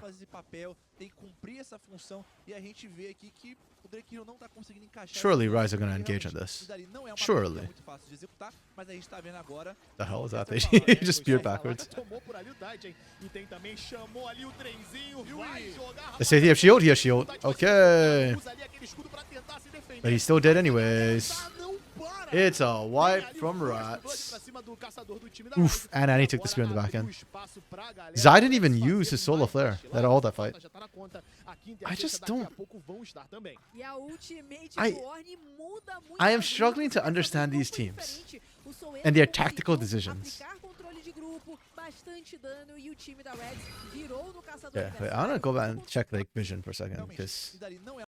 E a gente vê aqui que o Drake Hero não tá conseguindo encaixar essas lanças porque ele realmente não é uma campeã muito. Okay, you see the Ornhorn being called shortly. And then the flashes that came out. Zai and Deity stand kind of close to each other anyways. Like, sure, at this point you get vision out bush. Surely we're dropping a solo flare here, no? Like just cutting this area off to isolate, no? Like, yeah, there's just no solo flare to come out. If you dropped it there just to isolate, cross them out, and Drake Hero can't follow up. I don't understand. There's been a lot of things I find questionable this series. This is definitely got to be like one of the bigger ones for me. Yeah. And now Rats gets only 1 kill, to be fair. Not the end of the world, but he get all 6 grubs. And Kiari was already being a menace. Okay. Well, this should guarantee Rise gets the dragon. If they don't get the dragon, then I think they're cooked at that point. Like, you have ult, Soweto doesn't. So Rise has kind of the opening move in any sort of play here. Any sort of team fight here. Oh. Okay. Vengeance from Rise, let's go. And they get it onto Aikawa too, nice. Exactly who they wanted on. Rise bites back. They're still 1k behind, but that's okay. I think they're 1k behind already from laning.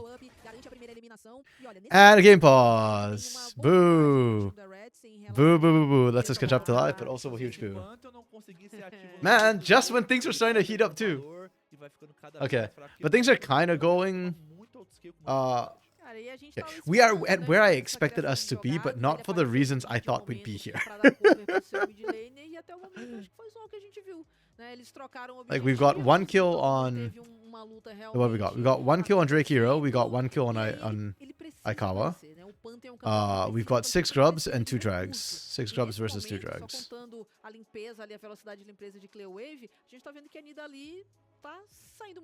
That's 1 kill apiece.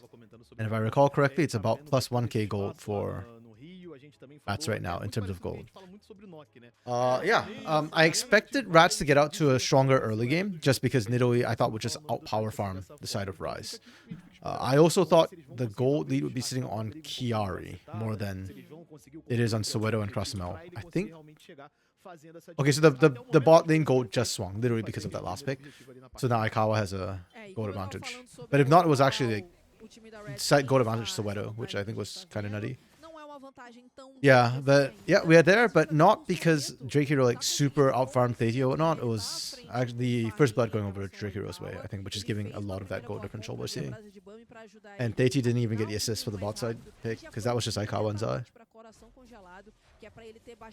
Nice early proactive collapse, but they gotta go now. Zai's here with Thetia as well. Yeah, dive aborted. Dives get a little bit risky for Rats. I didn't talk about it too much in draft, but Grand Starfall actually is a huge deterrence. I was thinking of it more for its teamfight utility, where you can dive backline with it, but it also makes these dives a lot more complicated. Makes eating so much free damage. I'm pretty sure that's not how this Cassante Aatrox matchup is supposed to go. Like, he should be trading more evenly. The 6 grubs, though, are going to do a lot of work for Rats. You saw how much damage they're doing. They're using to just chip away at turrets, too, with these rotations. That's why for Rise, like, I almost feel like you sack second Drake if it splits the grubs than just giving it. Since you're already losing pretty badly in terms of the 1v1.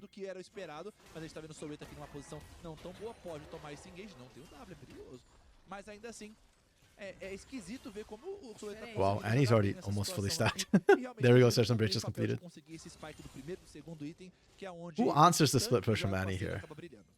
Linkus does not have a good time. I don't think Chiari... Oh, wow. Annie has flash. Good flash. Speed up. Is it enough? It is not enough. Annie is still completely rocked.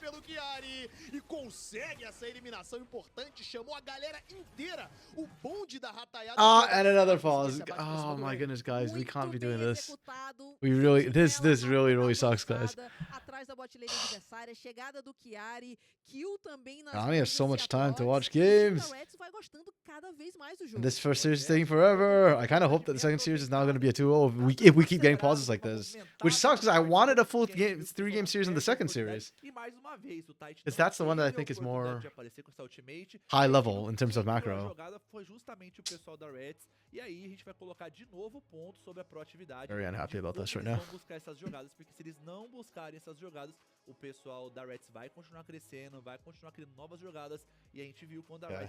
I am liking Rats though. Like, they are finding ways to play their composition, which isn't like your standard team fight composition. They are actually being very proactive.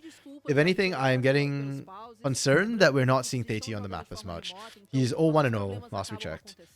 He did have Grand Starfall. He didn't use it. Again, he didn't Grand Starfall when the bot side gank happened. Would he have changed anything? To be fair, I don't think he would have, but I would just like to see him make either a proactive play or a reactive play with the Grand Starfall. If not, literally, that ultimate is just sitting fallow and doing nothing. I treat all globals the same way, which is that by level 8, I want to see that you've used it at least once. Basically. Because what's the point of a global if you don't use it? I have the same mindset with Talia, with Twisted Fate. All same. Ele dança, pô. Tu nunca viu? Nunca viu ele nos happy hour requebrando? Pô, esquece isso aí, velho. É verdade. Nossa, é verdade. Verdade, né? Verdade. Abraço. Já fiz post aí na internet, né? Grandes nomes. And I also really wish that they tell us why we're getting all these pauses too. Because this is what, the 4th pause I think we've had this series, like second pause this game. It is not ideal at all.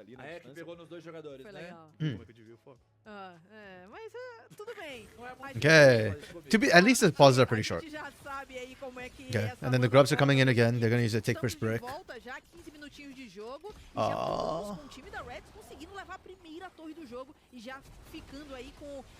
Nice. Aikawa coming in with the steel chair. Well, technically makes it the steel chair, but Aikawa. Okay, I really like... I'm very glad Aikawa is showing his stuff, because this is what we were missing in the first couple of games. Like, Aikawa has been a non-entity, but this game, he is the one making the action happen.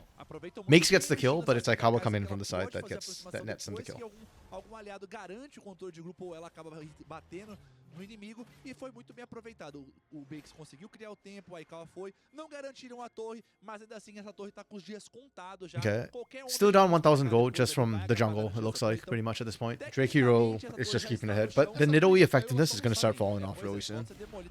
Tá faltando empurrar, tá tipo aqueles pés de Santos lá, que é tudo pro lado, sabe? Tá igualzinho os pés de Santos, mas a gente tá vendo que por hora aqui...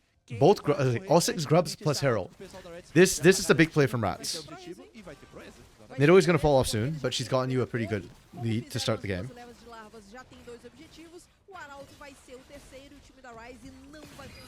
Okay. That should guarantee them at least 1 turret hit, maybe even 2. Actually, I want to see if they can get 2 with it. That would be ideal. Makes is being isolated again. Where's Theiti? Theiti literally can't even out there. Oh my goodness. This is so bad from Ryze. It's just very disrespectful play from Ryze. I don't even think they can find it. Okay, that was way more burst than I expected, but yeah, it's going to be 2 turrets for Rats. We getting onto the Herald? No? It's fine. Okay, so Rats is having the connection issues, I think. We've seen them do it a couple times now. Nice, 2 turrets. That's overall still really good for Rats. Like, I think Ryze, if they could get mid lane turret, then it's like, would they kind of salvage the situation? But as it stands, yeah, I think Rats is going to be happy with what they managed to get. And they just need to accelerate the game. If they stall out, it's funny because I said that Rats actually has better skilling initially. Oh, they still have better skilling, but yeah, like they had a gold lead. I need to see them push that gold lead a bit harder. If not, I fear that they're going to start stalling out and losing momentum.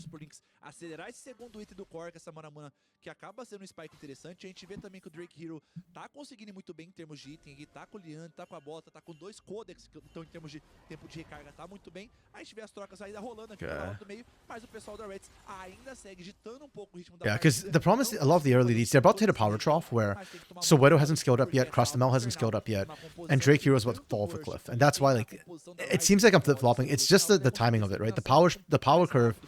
Okay, assuming this is net neutral, it kind of goes like this. Okay, good pick onto Makes.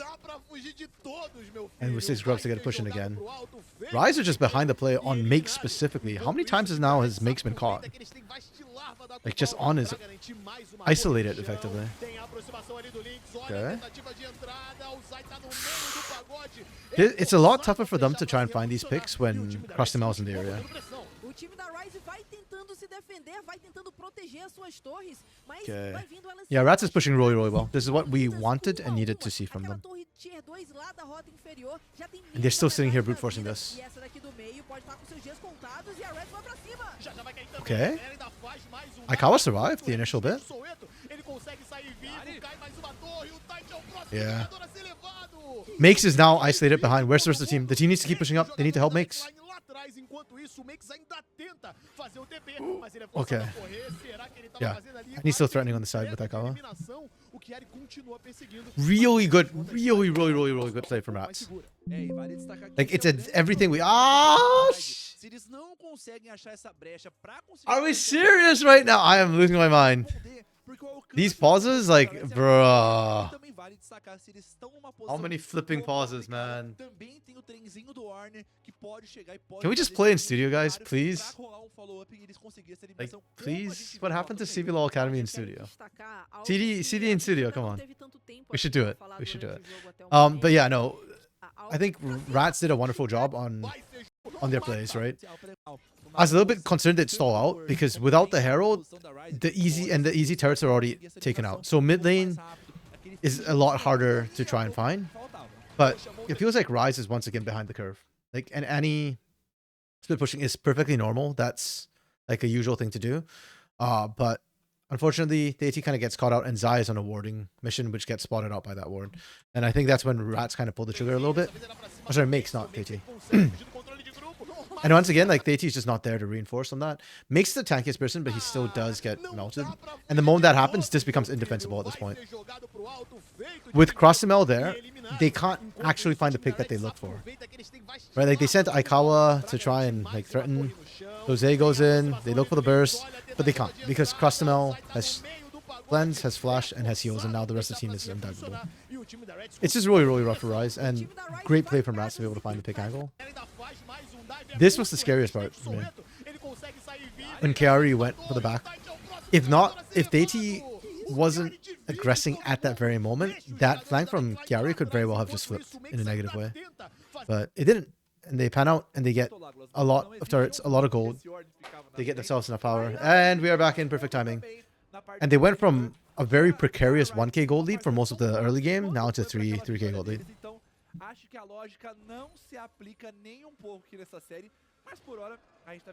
Yeah, having that gold buffer is massive for them. If they get it into like health and tankiness, basically, magic resistance. Holy crap, we just cannot actually get this game started. The big thing they're worried about in team fights right now is just Annie on the Orianna. Aikawa's doing a lot of work, but he's having problems team fighting, and most importantly, he can't dive when Theiti and Makes are behind. If he dives in, they just focus him, and the other two can't provide enough destruction. So, yeah. Man, I know I made a joke or a pun about like Rats rising up like the EU counterparts did, but right now it's more like a sinking ship with the amount of pauses that we keep getting right now. It is very, very frustrating for me.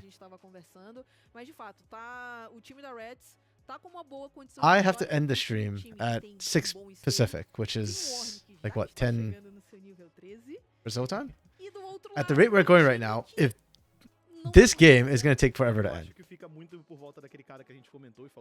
And I wanted Flamengo versus Corinthians to go 3 games. I might not be able to finish watching Corinthians Flamengo at the rate we're going right now. As it stands, it's probably going to have to be a 2-0 for me to catch the entire series. Or they're going to have to like, speed up in between games. Or it could be a very fast series. I think the Flamengo series last week was pretty fast, right? Mango. Yeah, about 30 minutes each game. Decently fast. That's okay. And then the Corinthians games. Yeah, we're about the same time, except for game 3, which is really, really close. Yeah, I really want to see this team and how they did that. Because against Kaboom, I thought the only winning that they had was Trigo. But Sting looks like he did a lot of work in this series. And I'm down for it. I remember Trajan is a Sting hater, man. And I've been saying that Sting was good. When he got called up, I think it was last year split 1 or 2023 split 2. I can't remember when he got called up to sub for a bit. I thought he did a wonderful job. And he was like tier 1 ready.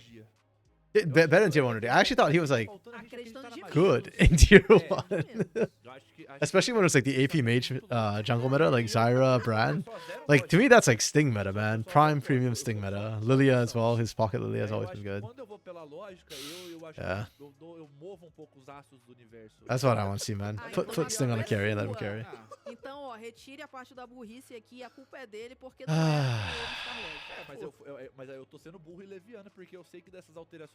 I need like some sort of I have Minesweeper in this could be. That's why I was playing like some sort of okay, if you're boomer enough like me, you'll remember the days when Microsoft computers came installed with games like Minesweeper or like Hearts or Solitaire. I low-key need that sort of games right now, so if we're gonna get this many pauses, jeez, I need something to do, man. On the side. And doom scrolling Twitter doesn't count.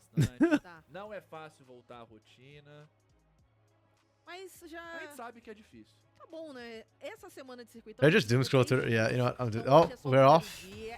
I was about to doom scroll Twitter, but we're finally back into the game. Hopefully that's the last pause. I'm praying that's the last pause. I cannot do another one.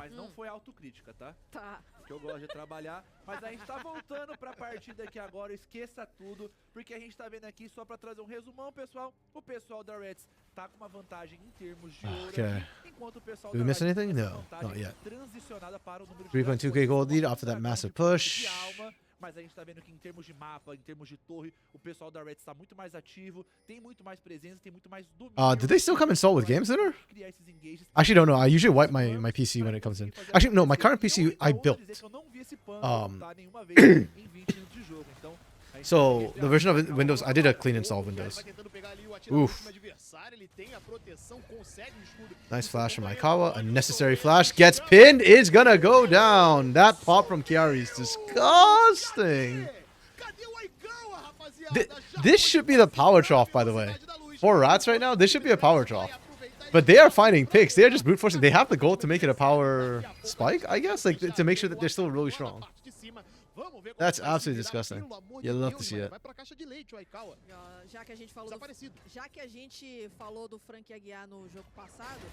Okay, this is like a huge actual problem for Rise right now. They're just falling so far behind.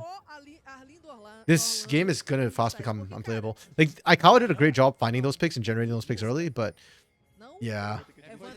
We got a TP in the back too. Like, Chiari gets the amazing flank, but yeah. What really gets me is the Soweto flank on the side. That's what leads to this. That's crazy. Rise has just lost all control right now. Because this comes off that huge push in the mid lane, right? So they didn't have time to reset their vision boards. And Rats did actually have time to set up the vision on the push in and on the departure out. Okay, Dragon 30 seconds is actually sold for Rise, but I don't think they can even contest it right now. If anything, I think you just sack that and try and go for the pick on Chiari instead, and maybe go for Atakan if you can get the pick on Chiari. By the way, I still don't like the Rat Strap. I still don't like the Rat Strap. But they're making it work, so... Or at least, I don't like the first half of the Rat Draft. Like, yes, I get that Aatrox was picked after seeing the Kaisa, so you knew people were diving into you. It should not be doing as well as it's doing, and I blame Makes. For the counter pick Sante, which is doing absolutely nothing right now. We are starting this up, okay. Did they have vision on Dragon? Did they know? Or is this just a desperation play? They have no vision. It's a desperation play. Okay, I'm down for it. Half health already. They should be able to get it. Can they get out after this?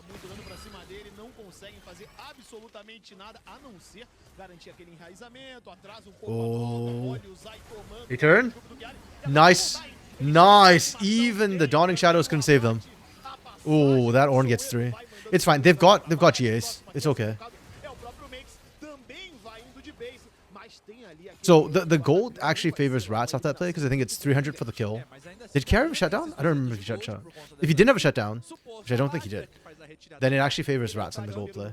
But yeah, that's still fine. If you're Rise, you still take that. Atakan, perma buff.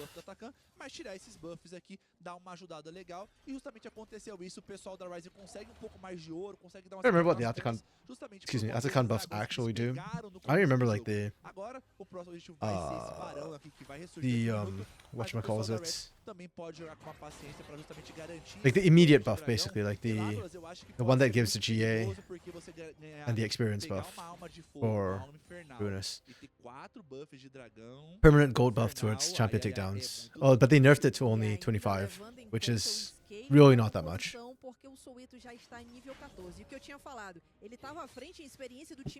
Yeah. Okay. I mean, it's still good for Rise to try and come back into the game if they have that permanent buff, and they are still relying on picks. Really good turnaround from them as well onto Chiari. I think Chiari thought he was a little bit tankier than he was. Because up to this point, Rise has struggled immensely to try and take him down, but they've also not had Annie and Aikawa both at the same time actually trying to burst him down. It's been always split damage so far. Okay. Oh, if they can pick Chiari again. I actually like that idea that they were looking for the pick again on Chiari. But the thing is, Rats didn't see that everybody was there. They only saw Makes. So they don't know that Aikawa's here, but they're making the right play anyways. They're doing this. Okay. TP? Single TP? They trade TPs? Good flash. Can they find the turn? The shockwave, the shockwave, the shockwave! With the solar flare? It's good enough. It's good enough. Oh, that buffer from Soweto was huge. He actually managed to headbutt his way out. Oh. Okay, this game 3 is actually turning out pretty good. It's pretty tense. ninguém vai eliminar ninguém. And we get screwed again. I just cannot right now with this. Like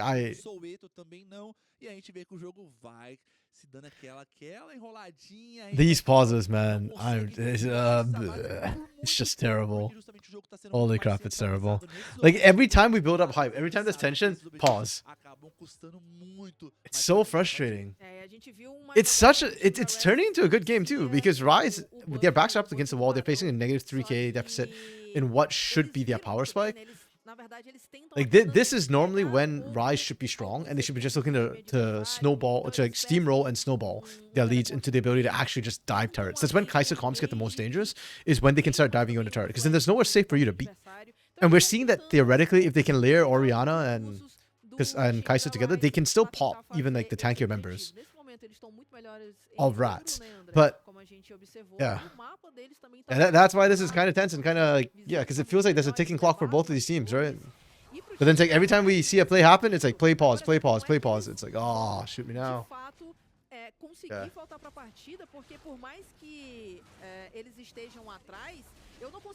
Okay. The gold lead still continued snowballing. I think after the big push mid, it was like 3.2k. So Rats is still finding gold. But they can't take Baron easily. And Chiari has been caught multiple times now on the split push. And because both top laners burnt their TPs on that last sort of Baron dance, it does mean that Rats doesn't have a TP advantage on that. Soweto, I don't think, can handle makes in the 1v1. At least I'm not confident about it. But he is skilling. Do Rise? No. I think they have a sneaking suspicion. Yes, they know now.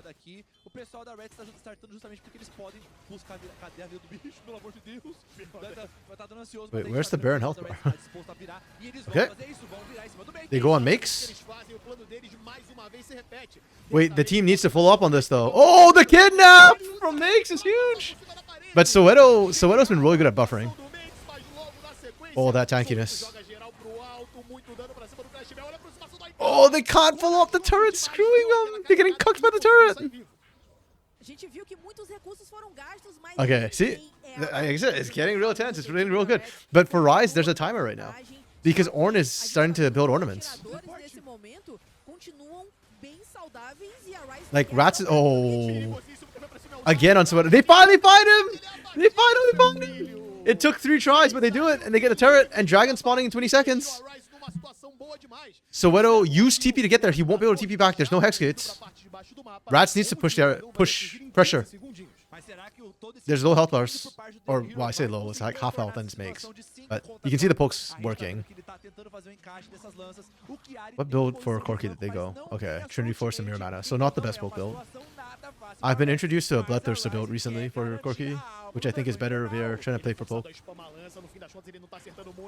They have Solar Flare back up again. Rise? Rise should be looking for the turn here, I think. Like, just look for the turn. You take too long, it's gonna be bad. You're so low on health. You're so low on health. Yeah, oh, okay. This is so bad. This is so bad. They split their damage. We went from so good to so bad for Rise. Yep, Theity's 1 Grand Starfall doesn't even do anything. It is a Grand Series fall for Rise. That's rough for them. Okay, I think their window might have closed. The scaling from Rats is strong. But the split was what really killed them. They were playing for Dragon. They should have been playing for turn. They are low on health, but they had the Solar Flare. They needed to try and get multiple members into flank position. And Theity can use the Grand Starfall to initiate. I don't know why they kept the... Yeah. I think they are not using the Pantheon appropriately, unfortunately.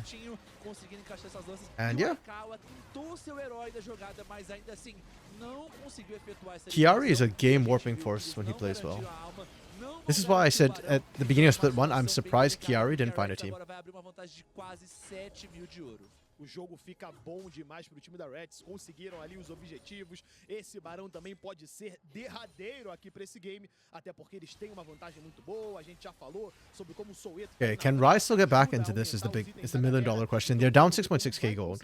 Technically, pick comps always have the option to find a pick somewhere, but we just saw them lose a 5v4. Granted, they didn't have all the ultimates available and they were low-ish on multiple members. But I just don't see who on Rats is the like one pick which wins you the game, you know? Like their damage is pretty split between Chiari, Linkas, and then Soweto, Crustamel, and Drake. Well, Drake Hero's damage is starting to fall off, but he does have the Leandries. He's not as important in teamfights, but he's really important for the siege. And in fact, Drake Hero did, not Crustamel, Drake Hero did a lot of damage in that Dragon situation because Rise played for Dragon.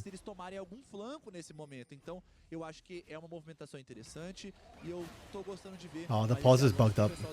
The outer turret looks like it's still standing. It's already gone. Yeah, I think Rise just has to go for a Hail Mary play at this point. They can't even go for picks anymore.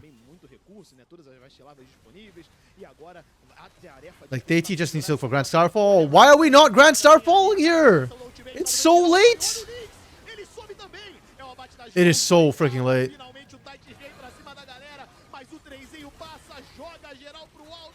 Like, Rise is basically playing 3v4, 4v5 most of this game. Yeah, Akawa's dead. That's game. This is game. Really, really well played from Rats. Yeah,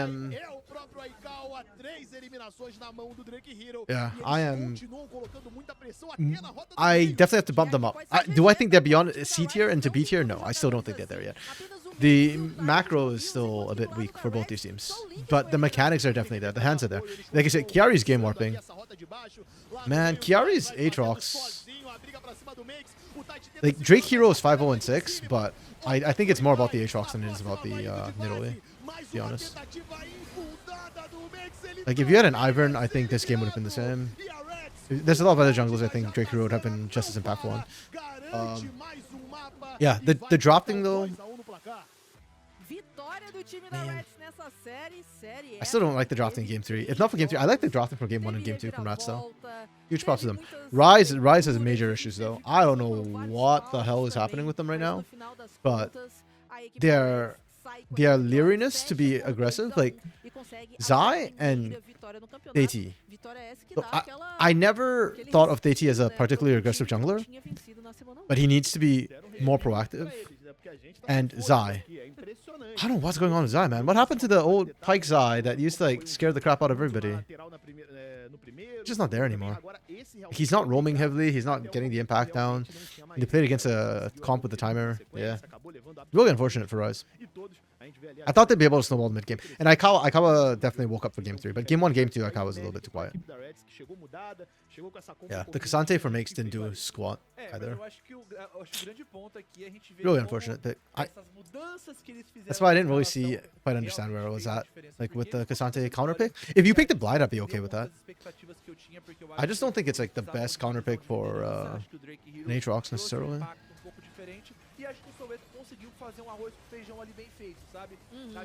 Okay.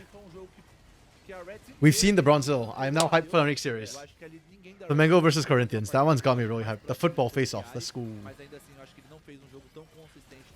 I do think mechanically this is probably the... this is the best game Rise played. Let me think. Before I say that, let me actually think. What happened in Game 2 again?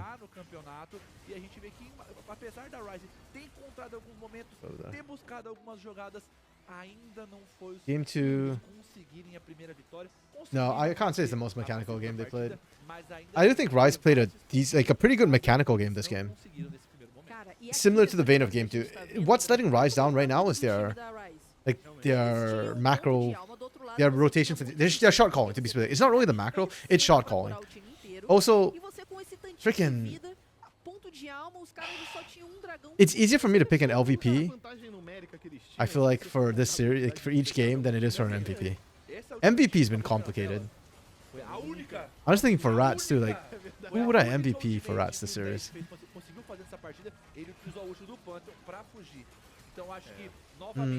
entra na falta de leitura do pessoal da Rise de utilizar os campeões da forma que eles deveriam ter sido jogados. Because Soweto was huge. Not Soweto, sorry. Chiari was huge this last game, for sure. But he also lost game 2 against the Gwen. And game 1, I don't feel like Soweto was the biggest, unfortunately. You know what? I would actually MVP the coaches for Rats. As much as I really don't like these 2 picks, I think these 2 picks were really good. Like the center Ornn rotation, which we've not seen in a hot minute, was a really good call from the coaches. I think their drops in game 2 and game 1 were really solid as well. I really like their drops. Game 2 drop, this should have been Thanos. The players screwed it up. But this was a drop that should have won. 100%. And I'm assuming that this Nidalee is not a coach call. I'm assuming the Nidalee is a... Like, Drake Hero just said, give me something I can carry on early, and I promise you I will carry. And he kind of did. I mean, not 100%, but kind of. Yeah. He performed. So I think, I'd give it to Carlito and Doran as my MVP for this series. I think it's very inconsistent. They get to Drake Hero. Ah, man. Okay. I'm okay with that. I think game 2 disappointed me too much for me to want to give it to Drake Hero. And game 1 as well, I didn't think he was the biggest carry. And that's why I personally didn't want it. I didn't want to give MVP to Drake Hero. Low-key shout out to Soweto for role swapping and still doing really well in this series. I think his game 2 was bad, but I think the whole team performed really badly in game 2. The best player in game 2 for me was probably Costream on Rakan. I was not happy with Linkus's sort of like never being at the fights where he needed to be. Drake Hero and Soweto missed like every engage they looked for, and Chiari lost to Makes in the top lane, despite counter pick and Jax being the winning side of that matchup. So yeah. So I'm gonna give it to the drafting. I think really well played from Carlito and Doran. Okay, going into the next series, I hope we don't have too long of a break. Yeah, because I kind of don't have time, and with all the pauses, it's really screwed things up for me. But yeah, that, like I've been saying, this is the sort of hype matchup for me today. Is it my most hype matchup this week? It actually low-key might have become my hype matchup for the week because of what happened last week. Coming into the series, into the season, I was somewhat high on Corinthians, but they weren't my top 2 team. I thought it was going to be Kaboom and Flamengo. I'm also really hyped on Flamengo because the brothers are still on it, right? Yups and Yampy. And I think Yampy is actually really good. I think Yups showed some good stuff. And he was strong in Academy. Yups. So now that he's back in tier 2, it's good. Ninja Kiwi, I've said for a long time, this guy is Elo held. I mean, we call the Elo Hell award a Ninja Kiwi award for a reason. And that was in tier 1. Dropping to tier 2, I expect Ninja Kiwi to body most of these AD carries. Like, actually, who do I think he doesn't win against? Smalley. That's it. I think the only guy who Ninja Kiwi doesn't body in late game is Smalley. In laning phase, I think Natuno might be able to beat Ninja Kiwi, but Natuno has been struggling and has his own set of problems right now. In teamfights, maybe Trigo. Trigo's an interesting guy. Trigo's a really interesting guy. I was kind of high on Trigo back when he was on Renzga with damage as his support, and they got picked up by Pain as a whole. I thought Trigo was really good in teamfighting, but his laning was very weak, and that came back to bite him when he was on Pain Gaming. Like, Pain Gaming's bot lane got ripped apart, and that is something Pain Gaming's obviously not used to doing, or having happened to them, because they usually play, like, aggressive bot lanes. So Trigo and damage is a weird change for them. But yeah, I still think he's got it in him to be really good at teamfights. It's the laning that I questioned about Trigo. But Ninja Kiwi's not the most aggressive AD carry either in lane. So yeah, that's what makes this matchup kind of fun. Yups versus Tyrion was something we saw a lot too. Both of them, I think, were sort of same tier to me. It was like Tyrion, it was Yups, Tyrion, SKB. Those 3 in CBLOL Academy last year split 1. Excuse me. You don't like how late they start now for the games? Yeah, I mean, for me, because I'm West Coast, it actually works out better. Like, it's a nicer time to start, but the ending time is bad for me now. So yeah, I'm kind of with you a little bit on that. Hello, Dark Knight. Hello. You just missed A very interesting series, Dark Knight. I would not recommend you rewatch it. Or if you do, watch the VODs and skip the pauses. There were a lot of pauses. But you're here in time for the really fun match. Corinthians versus Flamengo. These two are hella spicy. Yes, the football face-off up next. Best timing. Lest close? What is lest? Let's close? What is that? Okay. Yeah, you're in for the good one.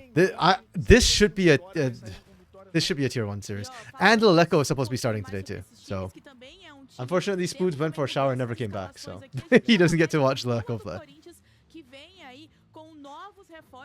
This one, I kind of like. I didn't watch Chico, unfortunately. Maybe he's good. He probably was good. I just didn't watch him. This one confuses me. Mano in for Telas. Unless Telas crapped the bid last week, I'm very surprised that this sub happened. Or maybe Telas got an offer or a different team or something. West Coast. Oh, West Coast. Yeah, this team should be good. Pilot had such a grow-up split last split as well. Like, he went from a KDA player to actually being a carry. So this roster to me is like, yeah. Kaboom is probably the most stacked roster, but this is the like hype roster for me. I thought Kaboom, Flamengo, top 2. And now, hey, Corinthians already took out one. Can they take out another? Loud tell us people here. No, man. I take Redbird over Telas. I've said it before, and I don't know it's fair, because maybe Telas plays the way he does because his team's always so far ahead. But that guy, like, he walks like he owns the whole map, even when he doesn't. And Kate Stars Academy owns the map most of the time, but Kate Stars has to struggle for it. Okay, what the hell? Karma ban?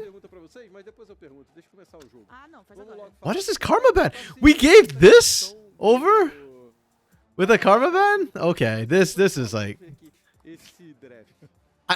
I guess I can't even fault them because they did go for Paris Maokai when they gave the Rumble over. So, but this feels like Thanos right here. This feels like Thanos.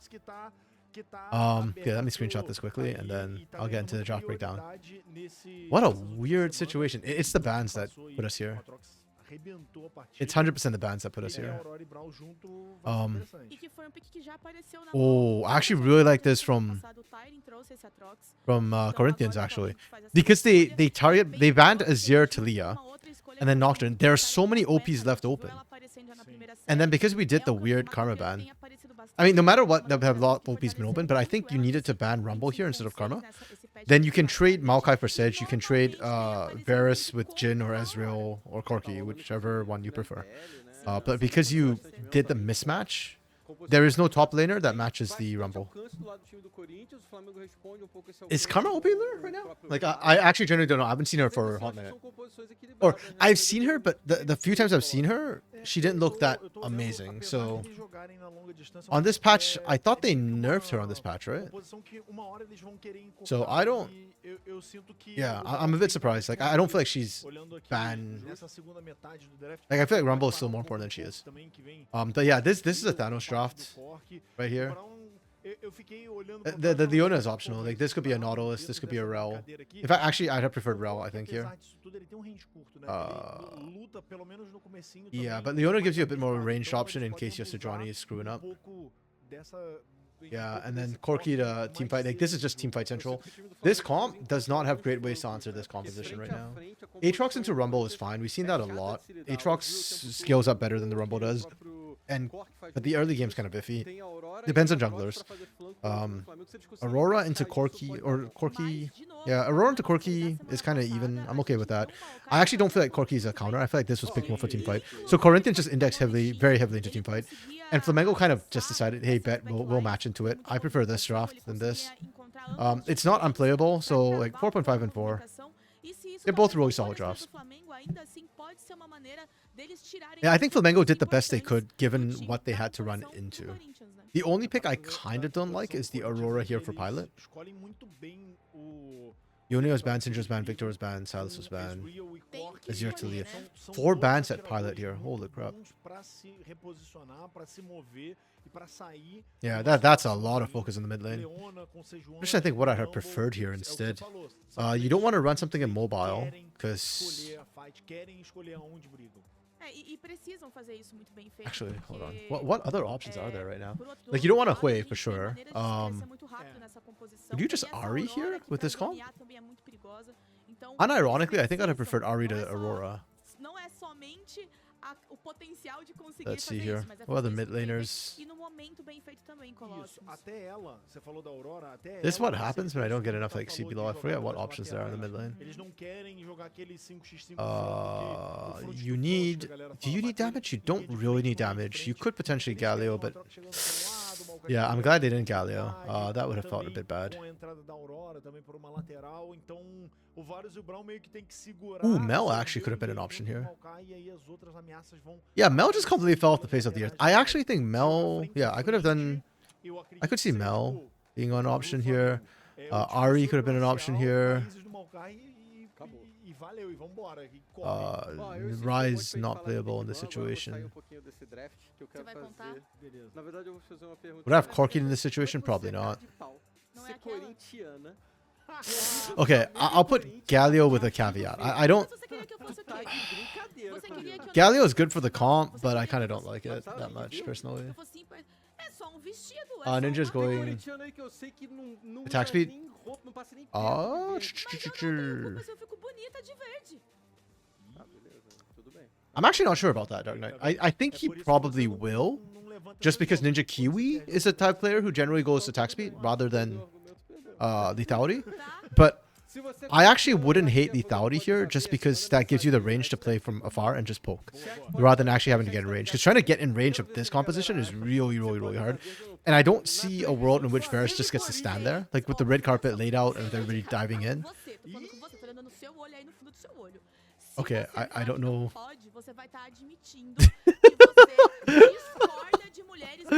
I don't know what she's saying right now. Like, yeah, Fogueta is intimidating though. I just see it funny. Yeah, I actually think lethality would be viable here, and part of me almost feels like maybe lethality might be the better option. You have damage that can come through from Aurora, and Yampi's Aatrox can actually still do a lot of DPS. The only concern, the only reason why you need sustained DPS or tank busting is just for the Sejuani, right? So if you go lethality, you could pop the Ezreal, you could pop the Corki, and more importantly, you actually have an answer to that. Because right now my big problem is that Corinthians have poke and good teamfight damage. And Flamengo only have the damage portion of it. If you go DPS, then you can't match poke. And your engage is kind of weak for Flamengo. Because Maokai and Braum are very good disengage or counter engage, but in terms of like actual engage, they're like, meh. You know, like they're fine. They're better as follow up. And then I guess you rely on Ninja Kiwi to engage, maybe. Yeah. But like I said, I suspect they will be on hit Varus, just because Ninja Kiwi is more traditional marksman who likes his team fighting abilities. I don't know if he's going to be able to survive. A primeira partida, os primeiros movimentos tá aí nas imagens exuberantes. Okay, yeah, like I said, draft, I think Corinthians won, but not by a large margin. So I don't think it's like GG over in draft. I think it comes down a lot to execution, and specifically solo lanes for Flamengo, actually. Yeah, it's on hit Varus, it's Hellblades. Ainda tem alguns passos para ser um clássico que é no futebol, nos gramados. Which is fine. Mas as dá pra dizer que é. Mas dá pra dizer que é. Dá pra dizer. Ambos os times têm verdadeiras. You know what, Ninja Kiwi gotta show good positioning. He's done it before. He actually regularly does it, so I don't know why I'm doubting him actually for his team fighting when that's his specialty. Yeah, but I think for Flamengo it's more about the solo lanes. For both Corinthians and Flamengo it's more about solo lanes. If Corinthians solo lanes are even, then I think the team fight should favor them. Come on, guys! Is this like a studio problem? Maybe it's like a studio production problem. But for those of you who missed out the first series, like Dark Knight, we've been plagued with pauses. I think we had like 6 or 7 pauses in the first series. And it does not bode well that our first game Like literally before anything even happens, we already have a pause in our second series. Não deu That's muito tempo kind of really, pra gente poder really bad analisar o and making me comportamento dos very, times. very Da sad. fogueta. Ela falou assim, quem melhor de responder isso do que os jogadores na tela? Os jogadores falam, não, calma lá. É porque Calma lá. Pretty sure it's something to do with the players. Damn. Last game, it seems like it was a rats issue because I saw like Costream's name keep popping up with the disconnects. Ah, mas não era nada demais, Um, uma pergunta básica. Yeah, but I mean, it's 10 different players, right? It's like literally everybody's different. So why are we still having pauses again? Clássico das Nações tem que That's just annoying at this point. É, chamar a galera pra poder participar. boo. Já recebi a informação do diretor aqui que vai ser rápido esse pause, já vai estar voltando pra gente realmente ir pra dentro da partida. Tenho uma expectativa muito grande de como que isso vai acontecer. I feel like Porque eu sinto que as composições... okay, wait, all the players in Sao Paulo aren't all the players in Sao Paulo right now, or is anybody going in from like a super long distance again? Os dois têm linhas de frente fortes, Because legais. North America, NACL doesn't have as many pause issues. Não deve But the ser players are questão really tão spread out because some rápida, are porque in ninguém quer LA and some are escalar like all the way out in tanto Chicago. assim, So, precisa de so escalar literally like tanto, coast to coast então sometimes. Vamos para esse começo de partida. E eu acho até que essa chegada de Leleco e Manel pelo time do Corinthians Okay, it's levanta fine for também now. pouco dessas expectativas, porque Opposite Leleco é um starts jogador for que a gente both conhece muito bem junglers. a qualidade So que probably ele just tem. leaning. A gente sabe como ele foi no segundo split do ano passado, né, chegando a ser vice-campeão, então brilhou muito no bootcamp que ele fez. Oof, nice snipe from Momochi through the minion wave. Deste ano de 2025 lá na Yeah, I think Copa, Trigo então, and ele é um cara que traz Manel are muita probably just going to be like expectativa. hyper passive Eu acho now. que todo mundo It's kind of hard for them to play into na the Braum. expectativa de ver essa volta dele. They need a little bit of help to Vamos make lá, action As happen. primeiras movimentações já foram feitas. Os caçadores estão espelhados. I think it's cost reduction at the moment. I'm pretty sure everyone's at their own home. Começou aqui na parte de baixo. But even everybody's at their own home. Like I thought most of the players. Oh, I guess I don't know. Like I would expect that most of these more well-known players are probably based out of Sao Paulo. Já recebeu ping, né? Já foi pingado, então tem informação também em cima dessa movimentação do Yamp que vai terminar próximo. But again, I don't know where the players are. I don't stalk them. I swear. Sem grande mistério, todo mundo disputando passo a passo a sua lane, tentando farmar o máximo possível. Não vejo Yeah. nada muito diferente. Topside's das going outras pretty opções, talvez evenly. Aí, né, que tem uma pressão um pouquinho maior. That's just the wave motion. Pra debaixo da torre, mas não que seja um Mid problema. lane, O Rumble vai conseguir Leco's winning out a little bit. Okay. Farmou tudo direitinho. Not significant yet. Bot side's also pretty dead even. Yeah, I think until junglers get involved, probably not too much action. Chegando aqui na parte de cima. The nice thing for Trigo, but not so nice for Manel, is that Ezreal likes to sit back and scale anyways, so you don't have to win the lane with the Ezreal. It just sucks for Leona, but which just might mean that Manel starts roaming earlier. Na semana passada ele fez criou não, né? Abusou de algumas possibilidades, algumas vezes ele fez uso Flash dessas... por dentro do covil e vambora. É isso, é exatamente nisso que eu tô pensando olhando pro posicionamento dele. Full clear from both junglers into Scuttle. Oh, nice bit of burst damage. Okay. Flamengo's starting to win out a little bit in their other side, in their solo lanes. Those are the lanes I was saying we have to kind of watch because those are the ones that I think have a bit more impact. Tem minions pra tentar dive, talvez, mas é arriscado. I think Leco burnt through a bit too much mana early. Oh! Yo! Let's go! That was so well played! Wait, that was actually so good! Holy crap! Linda movimentação do Yamp. Do nada o Yamp And now Sting's in an awkward position. Tá preso, hein? Oh, Yamp doesn't know! Preso numa situação esquisita, os minions denunciaram ele, as galinhas, e agora vai voltar os dois. Okay, Yampy's probably gonna be dead because he blew his flash to make the first play happen. And they got the kill onto Leco. Holy crap, this series is good. This series is good. Holy. It's actually so good, damn. See, this I could see in LTA South. Like the gank from Yampy, the setup, the sneak over from Pilot, and then Sting getting into the bush as well and answering back right away. Oh, that's why I was looking forward to this series, and I'm so happy we got it. Trigo getting outpoked, yikes. Ezreal poke at level 1, like the early levels, is not that amazing. Varus hurts more, but Varus is also more mana intensive. I think that's what we're seeing happen in the bot lane. And yeah, I think Trigo is okay with it as long as he can pick up CS. It's more that he's dropping a lot of CS. But that is indeed a yikes. Okay, Manel is trying to make something happen. But that's an Aurora. She's pretty mobile. She's got her hop. Momochi didn't fully recover. He just ran straight out. Oh, wait. This pincer. No! Pra auxiliar os seus caçadores. A gente tem chamado muita atenção, né? Momochi moved too early, unfortunate. But they couldn't have known. Nesse momento atual em que a gente tá Oh. no jogo. Momochi foi engajado, o Sting tá colado por aqui, ele pega um pepé, vai saindo sem problemas. Okay. É uma luta até mais generalizada, só que o piloto... Leko has double buffs too from killing Yampy. Da Aurora, meu amigo. That's gotta feel really bad for Pilot. Ainda mais com o raiozinho, ainda mais que Like, infinite mana Corki is actually a menace for them to deal with. Machuca legal. E aqui, If not for that, I think Flamengo could have collapsed 4v3. Considering that Trigo was still coming out of lane, coming out of base into lane. Talvez fazer uma inversão lá pra cima é o Corinthians. Eu acho que não vai ter dragão, não. Porque as vacilavas já Corinthians nasceram. quer. Eles estão posicionados ainda. Meanwhile, in O top problema lane, é que no bot, o Ninja Kill e o Momochi estão avançando com a onda de minions. I'm not surprised that Rumble has a CS lead. I am surprised that the last time we looked up top, Yups was just beating up on Tyrion. But now Tyrion has the CS lead. Mas eles vão fazer o que eu achei mesmo. Somehow Tyrion managed to fix this lane. Rotacionar e dominar a parte de cima. Porque o Rumble também tá com pressão na parte superior do mapa. O Leleco tá com pressão, então mais fácil a vantagem. Yeah, I think likely what we should see the teams do is do a vertical split. Corinthians should play for topside. They have the equalizer now, so they actually have decent kill threat. But bot side, Ninja Kiwi and Mochi have been dominating, so Flamengo should just focus on the bot side, where they can use the strength of the 2v2. Instead, Corinthians are actually looking at this dragon. I don't know about this one, Chief.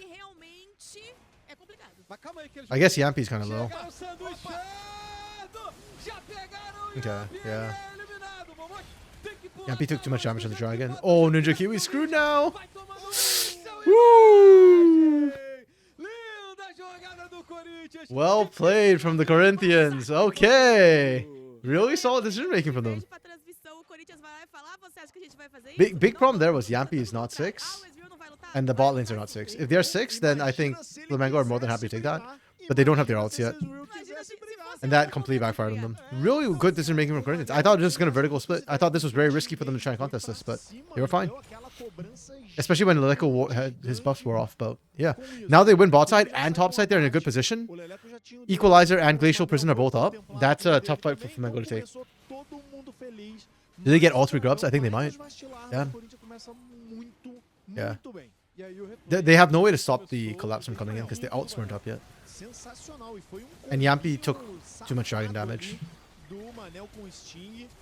I want to highlight too that, yeah, that comes from the vision in the pit right there. The ward gets them all that vision.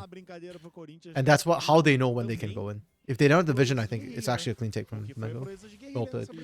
Dirt Knight hoping Manel roams top. Yeah, I actually think, if anything, they should actually be lane swapping soon.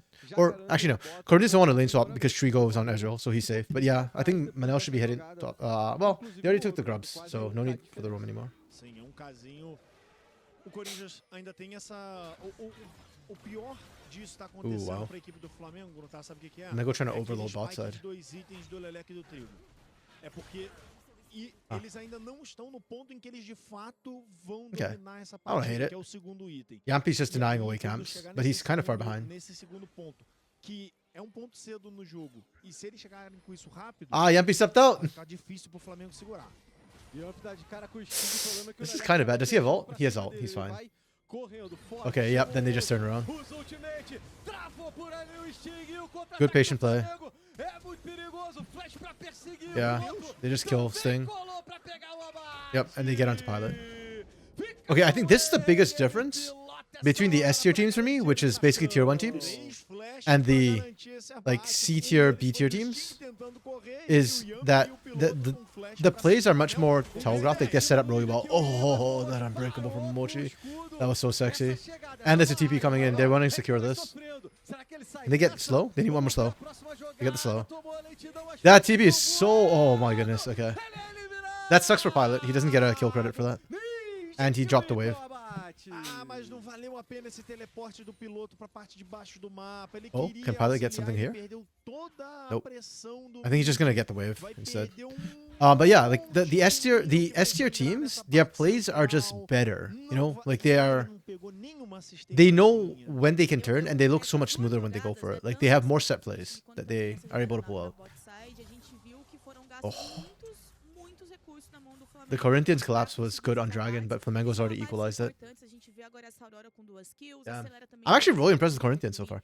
Corinthians has less tier 1 experience. I mean, Tyrion has tier 1 experience, Sting has tier 1 experience. Technically, everybody except for Manel has tier 1 experience on that team, but you compare that to like Yampi and Pilot, Ninja Kiwi, and Yups, all who just came off tier 1 experience. Only Momoshi has no tier 1 experience there. So just the supports actually for both sides.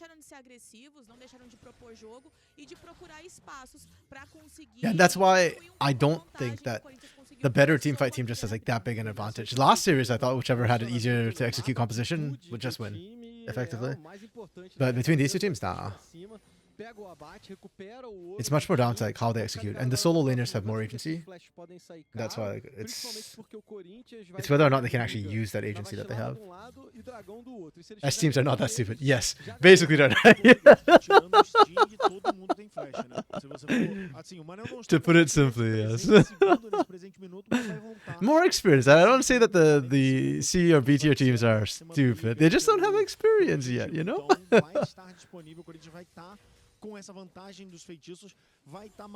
The level of competition in solo queue and professional tier is just incredibly fast. Oh, Momoshi doesn't see the ward. Okay. His sweeper didn't get in range. He turned away at the last second, so that one's not spotted. They don't know. I don't know if that will make a difference. It will stop an invade. I just don't know if they're necessarily going to invade that way. Although we're just going to see objective fights, right? Because last game we saw like really weird objective fights where teams weren't setting up properly. They weren't going for it. But now I think like with these teams, I expect them to kind of go on spawn pretty much. Oh, they didn't land on Trigo. Oh, the equalizer with Tyrion. Tyrion walked it in. Okay, there's a TP. Where is it going to? Can they find it? They get it. Snipe back. Okay, but Tyrion was already bot side and didn't have to use the TP. Yups has to use TP, and Leleko is going to get this like a bunch of plays in this turret. I don't know if Flamengo can answer back. They are not on Dragon? Yups is on Dragon. Okay. That's good, that's good. Yeah, so Corinthians had less investment in that place. They're able to just shift to the top side and pivot right away. They should be able to get all 6 grubs. And Leleko got at least 1 plate. I didn't see if he got a second one. Think he didn't get a second one? It's pretty close though. Yeah, it's because of the way the lane assignments ended up panning out, right? Tyrion's already bot side when this action happened. Yeah, Sting is surprisingly tanky here. I didn't think he was that tanky this early on. Oh, Momoshi should have died.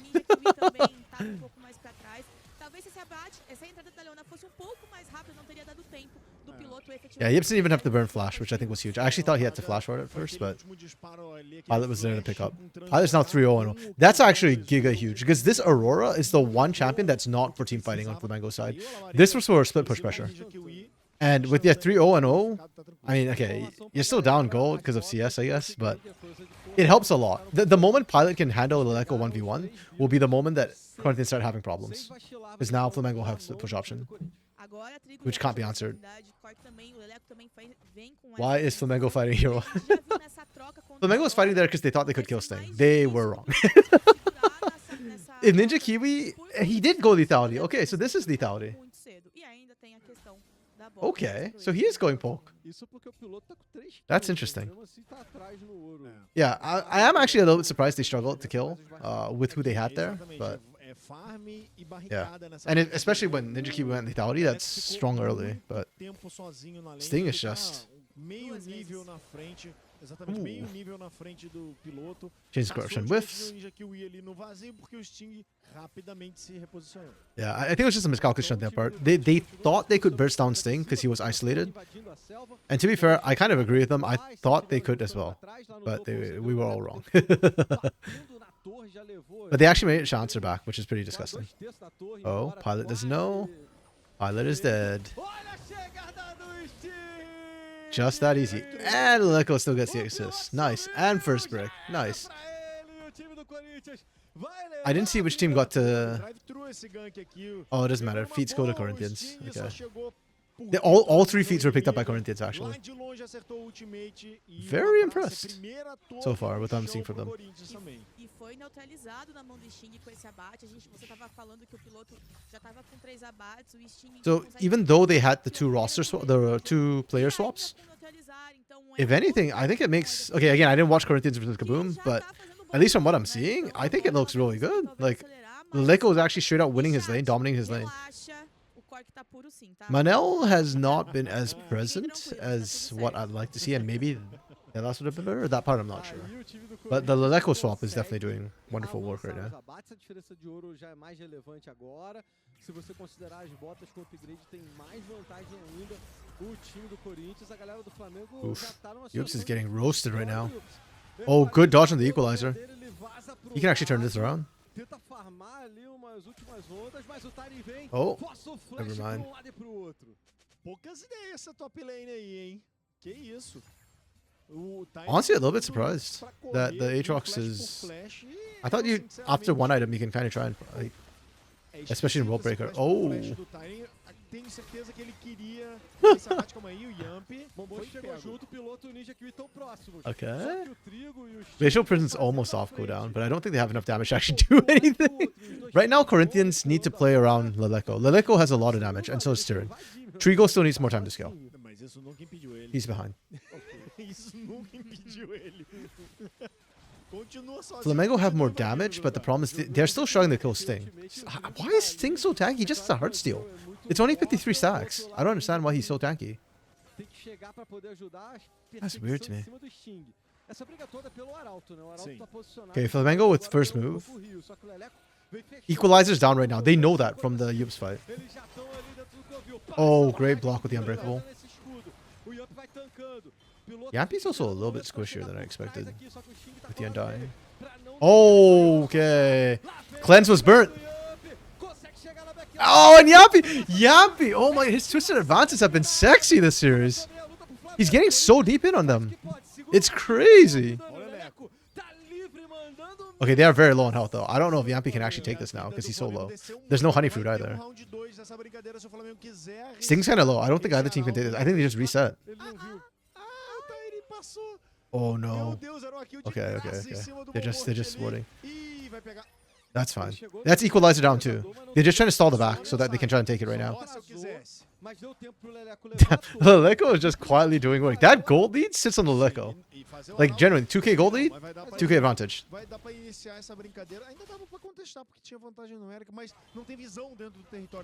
I think Corinthians have had better strategic calls, but Flamengo is kind of playing the micro a little bit better. Like tactically, they're doing a little bit better. Oh, but Yampy, oh my goodness. Flashing in to get in range again. That's the second time. The first kill too, he did the exact same thing to Leleco. But even though Flamengo tactically won that fight, Corinthians got more off the back of it. Using the equalizer to delay the backs was huge, and that allowed Sting to steal away the Herald too. So 6 grubs plus Herald means that they're guaranteed at least 1 turret, maybe 2 if they can set it up right. And Leleco has just been like constantly side laning and picking up a bunch of farm. He's going to get another turret too. Leleco is so strong right now. It's disgusting. We talk about Pilot getting kills and he should have been accelerated 3-0 and 0. It's answered by 3 turrets basically from Leleco. And the Aurora wants to be able to side split push. She's not very good in the team fight. Corki's better in the team fight. Okay. CC chain is clean. Can they take an inhibitor turret? Ride that Herald. Somebody take Shelly in. Let's go, Trigo! Or not? Where's Trigo? Trigo? Brother Trigo? Just took a joyride out? Okay. Okay. Tyrion should be dead here. If Tyrion lives here, Flamengo has issues. Like actual massive issues at that point. Oh, Yampy still ended up picking up. They were trying to feed that over to Pilot. They were trying so hard.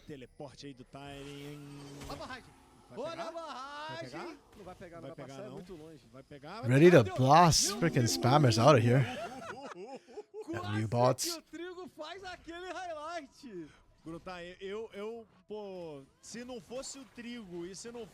Okay, but again, right? Like, even though it doesn't convert into a kill, what that two-shot barrage actually does is just forces Flamengo to back away from the objective. And Corinthians get yet another objective. No kill, but objective. We take that every time. Again, Flamengo's the team with more players who just recently played in CB LoL in Tier 1. There's only 2 on side of Corinthians. Wait, did Trigo play last split? Oh, they played the split before, actually. When did Trigo last split? Let me check. Mas os objetivos, isso é sempre complicado. O time do Flamengo Corinthians. vai precisar de uma luta próximos. Precisa de uma luta muito bem feita para recuperar esse jogo. Não é o Colossus. Oh, he was on Fuxu. Okay. Right, so he did play. Passada, I've erased Fuxu from my brain, so I keep forgetting who played on that team. Okay, so Leleco and Trigo just played last split in Tier 1. But Flamengo has like 4 members who played last split in Tier 1. Então a gente tem que observar como é que eles vão trabalhar isso, porque o Flamengo ainda tem plenas capacidades de conseguir retomar esse game. Parada são os 2 itens do Cork Desreal. Okay, they're looking for the pick. Nice. Manel is dead. Why do they have so little damage? How are they not bursting people faster? And now Ninja Kiwi's up a creek with no paddle. Because they took so long. What the hell? Okay, Yups is... Wow, Yups is trying to do things, man. He's trying so hard. I need a replay. How did they... What? Did they nerf Ghostblade or something?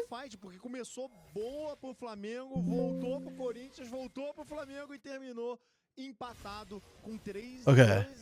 So the start of the fight is fine. Piloto's on the pilot's on the side. So Manel somehow doesn't die. Oh, because Ninja Kiwi's not hitting him. Okay. And Yups was late, so okay. This is just such a disjointed fight from Flamengo, unfortunately.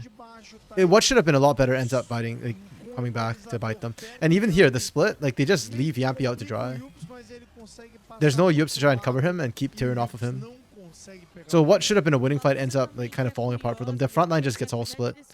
And also, they're also just very squishy right now. Flamengo. The tanks are Yampy and Momochi, but Momochi surprisingly feels really squishy. I don't know why. Whereas Sting and Manel feel disproportionately tanky.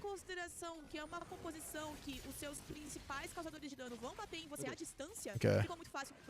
Another good call from... Yeah, Corinthians are just getting objective. After every fight, they just go for an objective. They're just faster on the pacing. See how fast Momochi melts? It's really weird to me. Manel feels like he's way tanky for some weird reason. Okay. That's fine though. Dies. Goes down.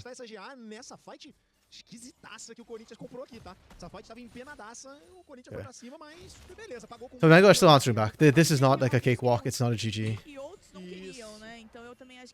Oh, this teleport could be bad though.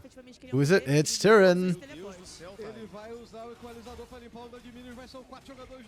Ah, the minions died. The equalizer did work. Flamengo overextended. Yampy dies. That's a rip. Is that the trigger for Corinthians? Oh. No, Momochi, don't. Oh my goodness, it went from bad to worse. Okay, I appreciate what Yups was trying to do. If he gets the kill 1-for-1, it's kind of okay.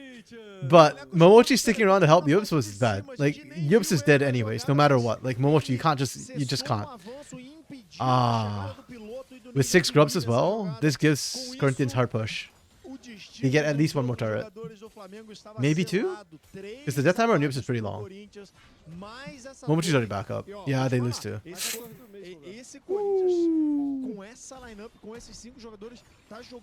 Incremental gains. Corinthians playing this really, really well. Wait, who's the coach for the Corinthians again? It's Mitohara, right? Yeah, it's Mitohara.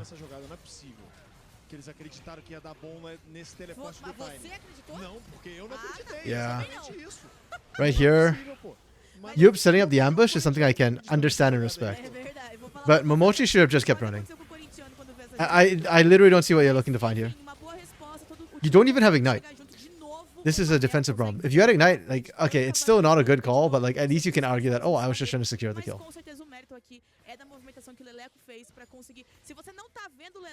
Honestly surprised that it's kind of going this way. But you know what? Maybe I shouldn't be surprised. Mitohara, after all, was part of that K-Stars Academy roster that won a lot. I mean, Flamengo have Tioben from Kaboom Academy, so yeah.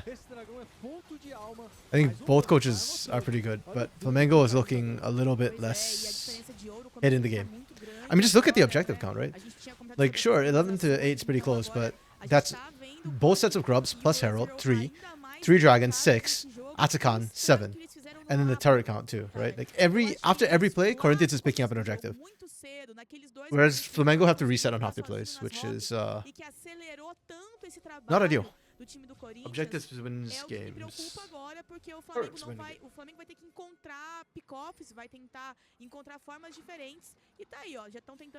If Flamengo want to set this up, somebody needs to clear that ward. That ward is single-handedly screwing Flamengo on this ambush. A galera do Corinthians está preocupada porque não tá vendo a movimentação do Flamengo. O Flamengo tá num ponto do mapa que só eles têm controle de visão. Agora o Manel joga uma lente por ali, ó. Vai ver essa movimentação no Momosh. Barão não tá sendo feito. Era tudo bait do Flamengo. Queria pegar alguém desavisado, Colosso, mas não acharam nada. Porque se eles chegam nessa movimentação em que o Flamengo controla a visão, se o Flamengo controlar a visão e o Corinthians vier reto, é exatamente a fight que possibilita que o Flamengo quer. É possibilitada a fight que o Flamengo quer, né? I mean, I understand that Corinthians are under no pressure to make a move, but are they gonna clear vision? There's still this ward here. Sweeper's down for Sting, so I guess he just missed it. Oof. That's that lethality coming in. Desculpa, Fogueta, eu não percebi. Eu tava ouvindo a voz. O chat ouviu, então tá tudo certo. Nossa, que susto. There if you suddenly hear Furious typing. I'm trying to answer some messages from some people while this is happening, and nothing's happening anyways. Okay, just slow grind. O Corinthians tá muito na frente do jogo. E vai cair, o Flamengo consegue remediar um pouco com essa torre aqui de baixo. Mas Fogueta, ela tava cantando, é na sola da bota, é na palma da bota ou é na palma da mão? É só o sola da bota e palma da bota? Mas é a fala dela da skin mesmo, por causa do meme. Yeah, I mean, after all, Corinthians don't need to like rush anything right now. They can kind of take it slow. Their skilling's not bad either. Like, skillings for this game is less relevant. One side has Corki Ezreal, the other side has Aatrox, Aurora. And Varus, even lethality Varus skills pretty decently because the tanks are not your problem necessarily. And I don't expect to see Tyrion, Leleco, and Trigo build too much armor, so yeah. Corinthians are just happy to let this continue for now because Pilot still can't handle Leleco. I don't know what they're screaming about. I think I missed something. Ooh, almost caught them in the bush. O Alistar Vaquinha que se cuide, tá? Porque temos novo concorrente aí. Ó, cadê? O Manel. It's like both teams are just trying to set up ambushes to each other. I don't understand what Sting and Manel are doing though. They don't have enough damage to actually kill anybody. So why are they setting up in bushes like this? Okay, now... So basically what Corinthians were trying to do is just desync Flamengo as much as possible. So they had the Leleco split pushing, knowing that he couldn't be answered unless Flamengo was willing to commit multiple members to them. Like, they need at least 2 to find the kill onto Leleco. So while that was happening, Corinthians were just basically holding here. And as soon as Leleco is pushed up and Flamengo leave the area to answer that, they just clear all the vision and black out the area.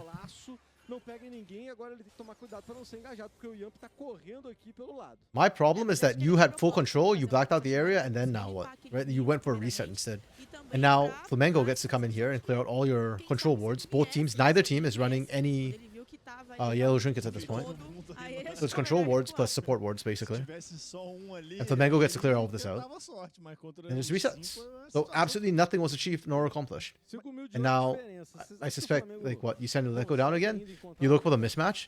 But basically, once you get the mismatch, once Flamengo sends people down to the bot side, you're just going to burn this. You have 3 carries. We're 30 minutes in. I think they're strong enough to do it. pra mim o maior problema disso tudo é que eles conseguem dar a cara sem problema por causa dessa Sejuani do Sting tão forte. O Sting já não tinha medo no começo Okay, da they got partida. Scuttle. I literally don't know what else we're waiting for at this point.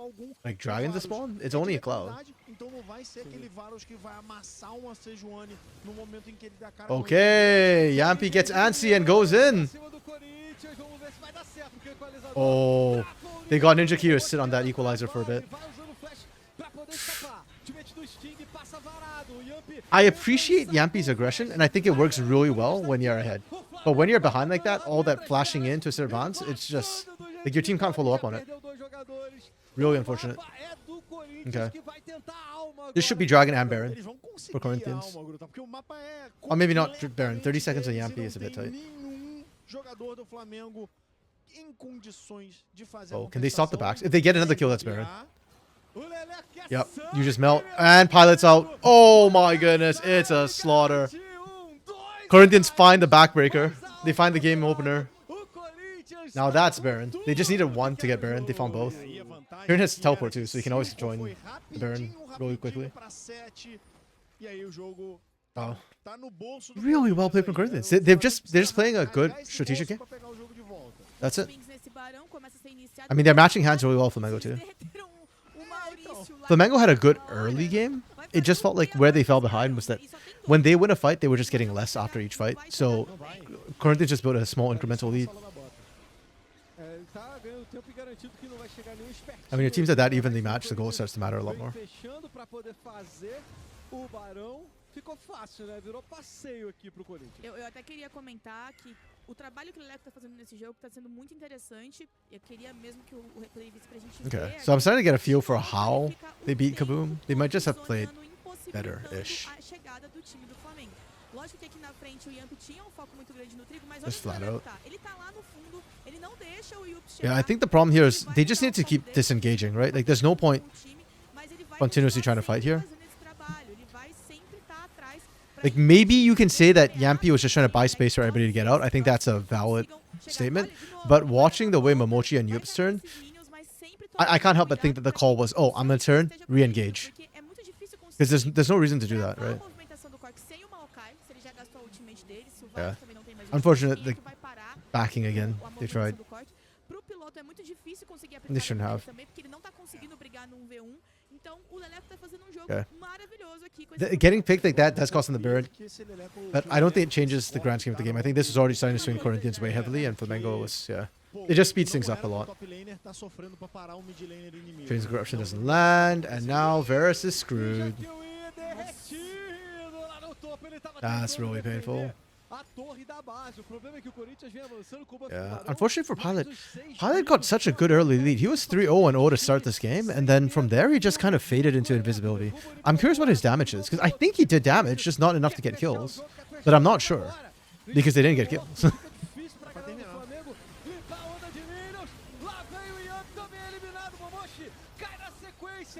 Oof. Yeah. GG, well played to Corinthians. Does this make Corinthians the best team? I mean, they had the hardest schedule. Where is my Wikipedia page? Oh, yes, there we go. Yeah, they had the hardest schedule to start, right? They faced both Kaboom and Flamengo. Did they face... Okay, they faced Rise after this. I swear, if they faced like VKS Academy, they actually have the hardest freaking run. If that's the case. And then they get a week off after this. Okay. But not too bad. But their starting matches were like the roughest. They faced Kaboom and Flamengo. And they beat Kaboom 2-1 in what looked like a somewhat close series. And the way they beat Flamengo was really, really, really clean. That said, I think a lot of it is draft also. Right? We said that this was the better sort of teamfight draft, and unfortunately... Okay, so Aurora did do a lot of damage. Pilot did do a lot of damage.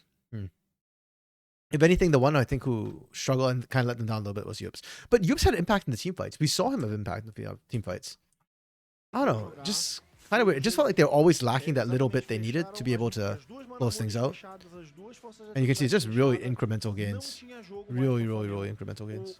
O Atrox não conseguia chegar mais pela lateral, Is- a Aurora não conseguia Yeah. mais causar o dano dela. And then just accelerated at the end. Muito jogo Up to then, it was just like nesse really ponto, slow, steady mais gains. ou menos ali uns 16, 17 minutos de jogo. Okay. Eu sinto, Fogueta, que o Flamengo Yeah, I think tinha part of it chance came down to disso, comp, but eles not in a tinham like, que oh, fazer unplayable way. It's more like it came down to comp and like there was just slightly small advantages for Corinthians each and every time they team fought. They were able to just walk away with a little bit more health, which is all you kind of need to be able to turn things around. Eu falei, poxa, eu acho que eles não querem lutar por essa parte de baixo, o Ezreal ainda não tem item. Aí o Costream ainda falou, mas se sem item ele já está fazendo isso, imagina com item. E aí a gente não só imaginou, como a gente viu na realidade. E eu diria que foi aí que deu uma estragada no jogo do Flamengo, bem cedinho, porque foi nessa parte dragão, vacilarva, fora os abates. Okay, but this series at least feels like what we like. Yeah, this feels like a good series. Like the teams are doing Foi um jogo que the right foi moves. ficando difícil a cada briga que o I Flamengo really like encontrava, everything we've been able to porque see so far. todas as fights a equipe do Corinthians saiu por cima. Todas as fights. Teve uma ou duas só que o Flamengo ficou de igual pra igual. Isso, tô contigo. Porque, assim, não tava dando. Nessa fight aí, pô. Isso aí era a fight perfeita pra equipe do Flamengo. 4 contra 1. E quem saiu perdendo foi o Flamengo. E eu acho que nessas duas que vieram na Yeah, I'm just watching these replays and thinking the same things. It's like I don't know why. It just feels like Manel and Sting just have more health or more resistances than they should. Like Flamengo is just always just a little bit short of actually getting the kills down. And like sometimes like in game 1 we saw like a really bad dive happen from like I think it was Rise who screwed the dive up really badly. And they just kind of got chewed to pieces. But I don't feel the same way. Like I thought some of those should work.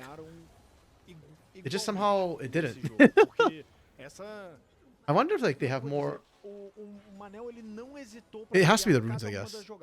Tudo. Are they running standard runes? Era I don't know. impressionante, cara. Eu olhava That's super weird. E aí também a sincronia do Corinthians como time.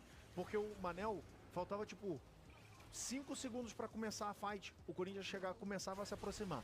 No momento em que o cooldown do flash dele voltava, era instantâneo flash engage. E aí a fight acontecia. O Corinthians saía com vantagem. E o Manel, grande parte dessas fights, conseguia até mesmo sair com vida. O Manel tava nesse jogo tipo suporte, né? Você tá jogando de tanque, você vai pra cima, o time inteiro foca em você.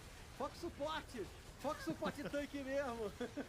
Seu time limpa o adversário e fez valer demais essa leona do Manel. Tanto ele quanto o Sting criaram muitas oportunidades, criaram muito espaço pros dois. Looking at the draft, looking at how it went. Que era o que a concorrência precisava, né? De fato. Exato. Bom, para esse próximo jogo, então, jogo de número 2, o Flamengo faz... Which OPs we looking at now?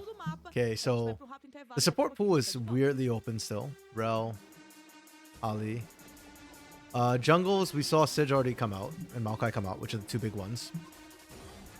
There's still Ivern and Nocturne. To a lesser degree Wukong, though I don't think Wukong is frankly as high power as those two.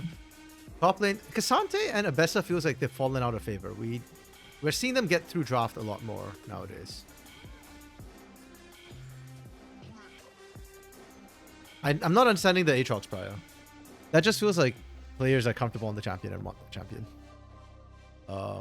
Jace is still in. No interference between these two teams, which I guess means neither team is particularly comfortable playing her, which is fine. Mid lane, we saw so many bans thrown that way. Holy crap. Yeah, Azir and Talia are still open. I feel like those two are... And Victor, those three. Oh, and Yone. Yeah. Yone. Azir, Talia, Yone. Oh, Victor, yeah. Okay. Yeah, so it feels like a lot of the OPs are still open. This game, like, and it kind of got weird because of the bans, right? We saw so many mid lane bans, which we don't usually see. As for AD carries, we saw Corki, Varus, Ezreal all out. Those are the big ones. Kalista is still permabanned, which I expect to see. I think for Flamengo, the problem is I actually don't think blue side's necessarily better for Flamengo. I think red side's fine. It's more just the... Oh, how do you... Like, what even went wrong? Like, was it the Corki being the counter pick here instead of... Like, maybe you could argue you should have picked support here because the Braum was probably going to be whatever you want to pick here anyways, no matter what. Even without seeing the Leona. Because it's going to be an engaged support of some sort. If anything, it could have been a Rel, right? So you could have picked like Alistar here, or Rel just to deny it away in the first place. Rel's a little bit more iffy into the Rumble, but still.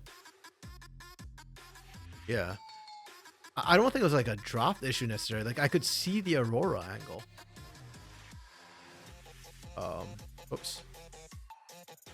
I think, yeah, if anything, I think Flamengo stay red side and just pick counters.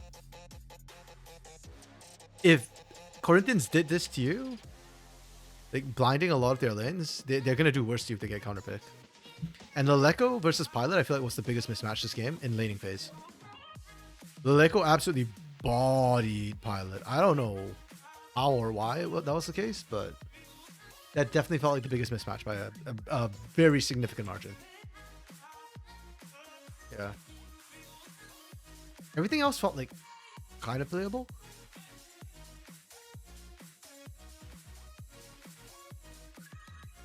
On the bright side too, or not bright side, but another, I think, argument for Flamengo, I think, to just stay on red side is that out of the OPs that were picked, I think the Rumble is the biggest OP right now that we're seeing teams give away for free for whatever odd reason. I don't quite understand why we're seeing that, but that's the biggest one.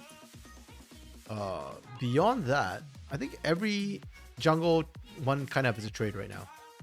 Like, the only thing I'm kind of afraid of giving away first pick is probably the Ivern.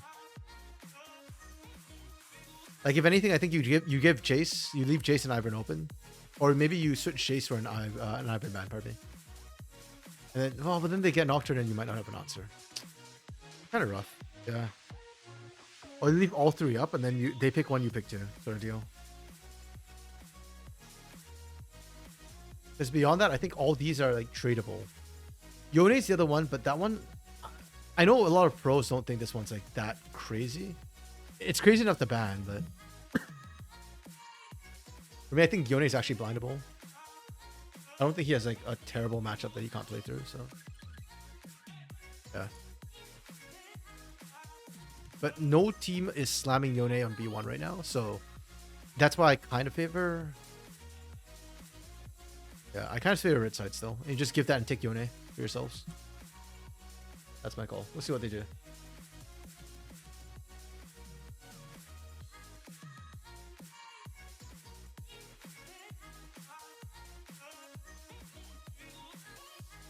What I really don't want to see Flamengo do, though, is give Yone to Leleco. I feel like that would be a nightmare situation. Considering we already said that was the biggest mismatch. Imagine giving it the biggest mismatch, the hardest carry champion. That just feels like mistake after mistake after mistake. At that point. I don't believe they will either.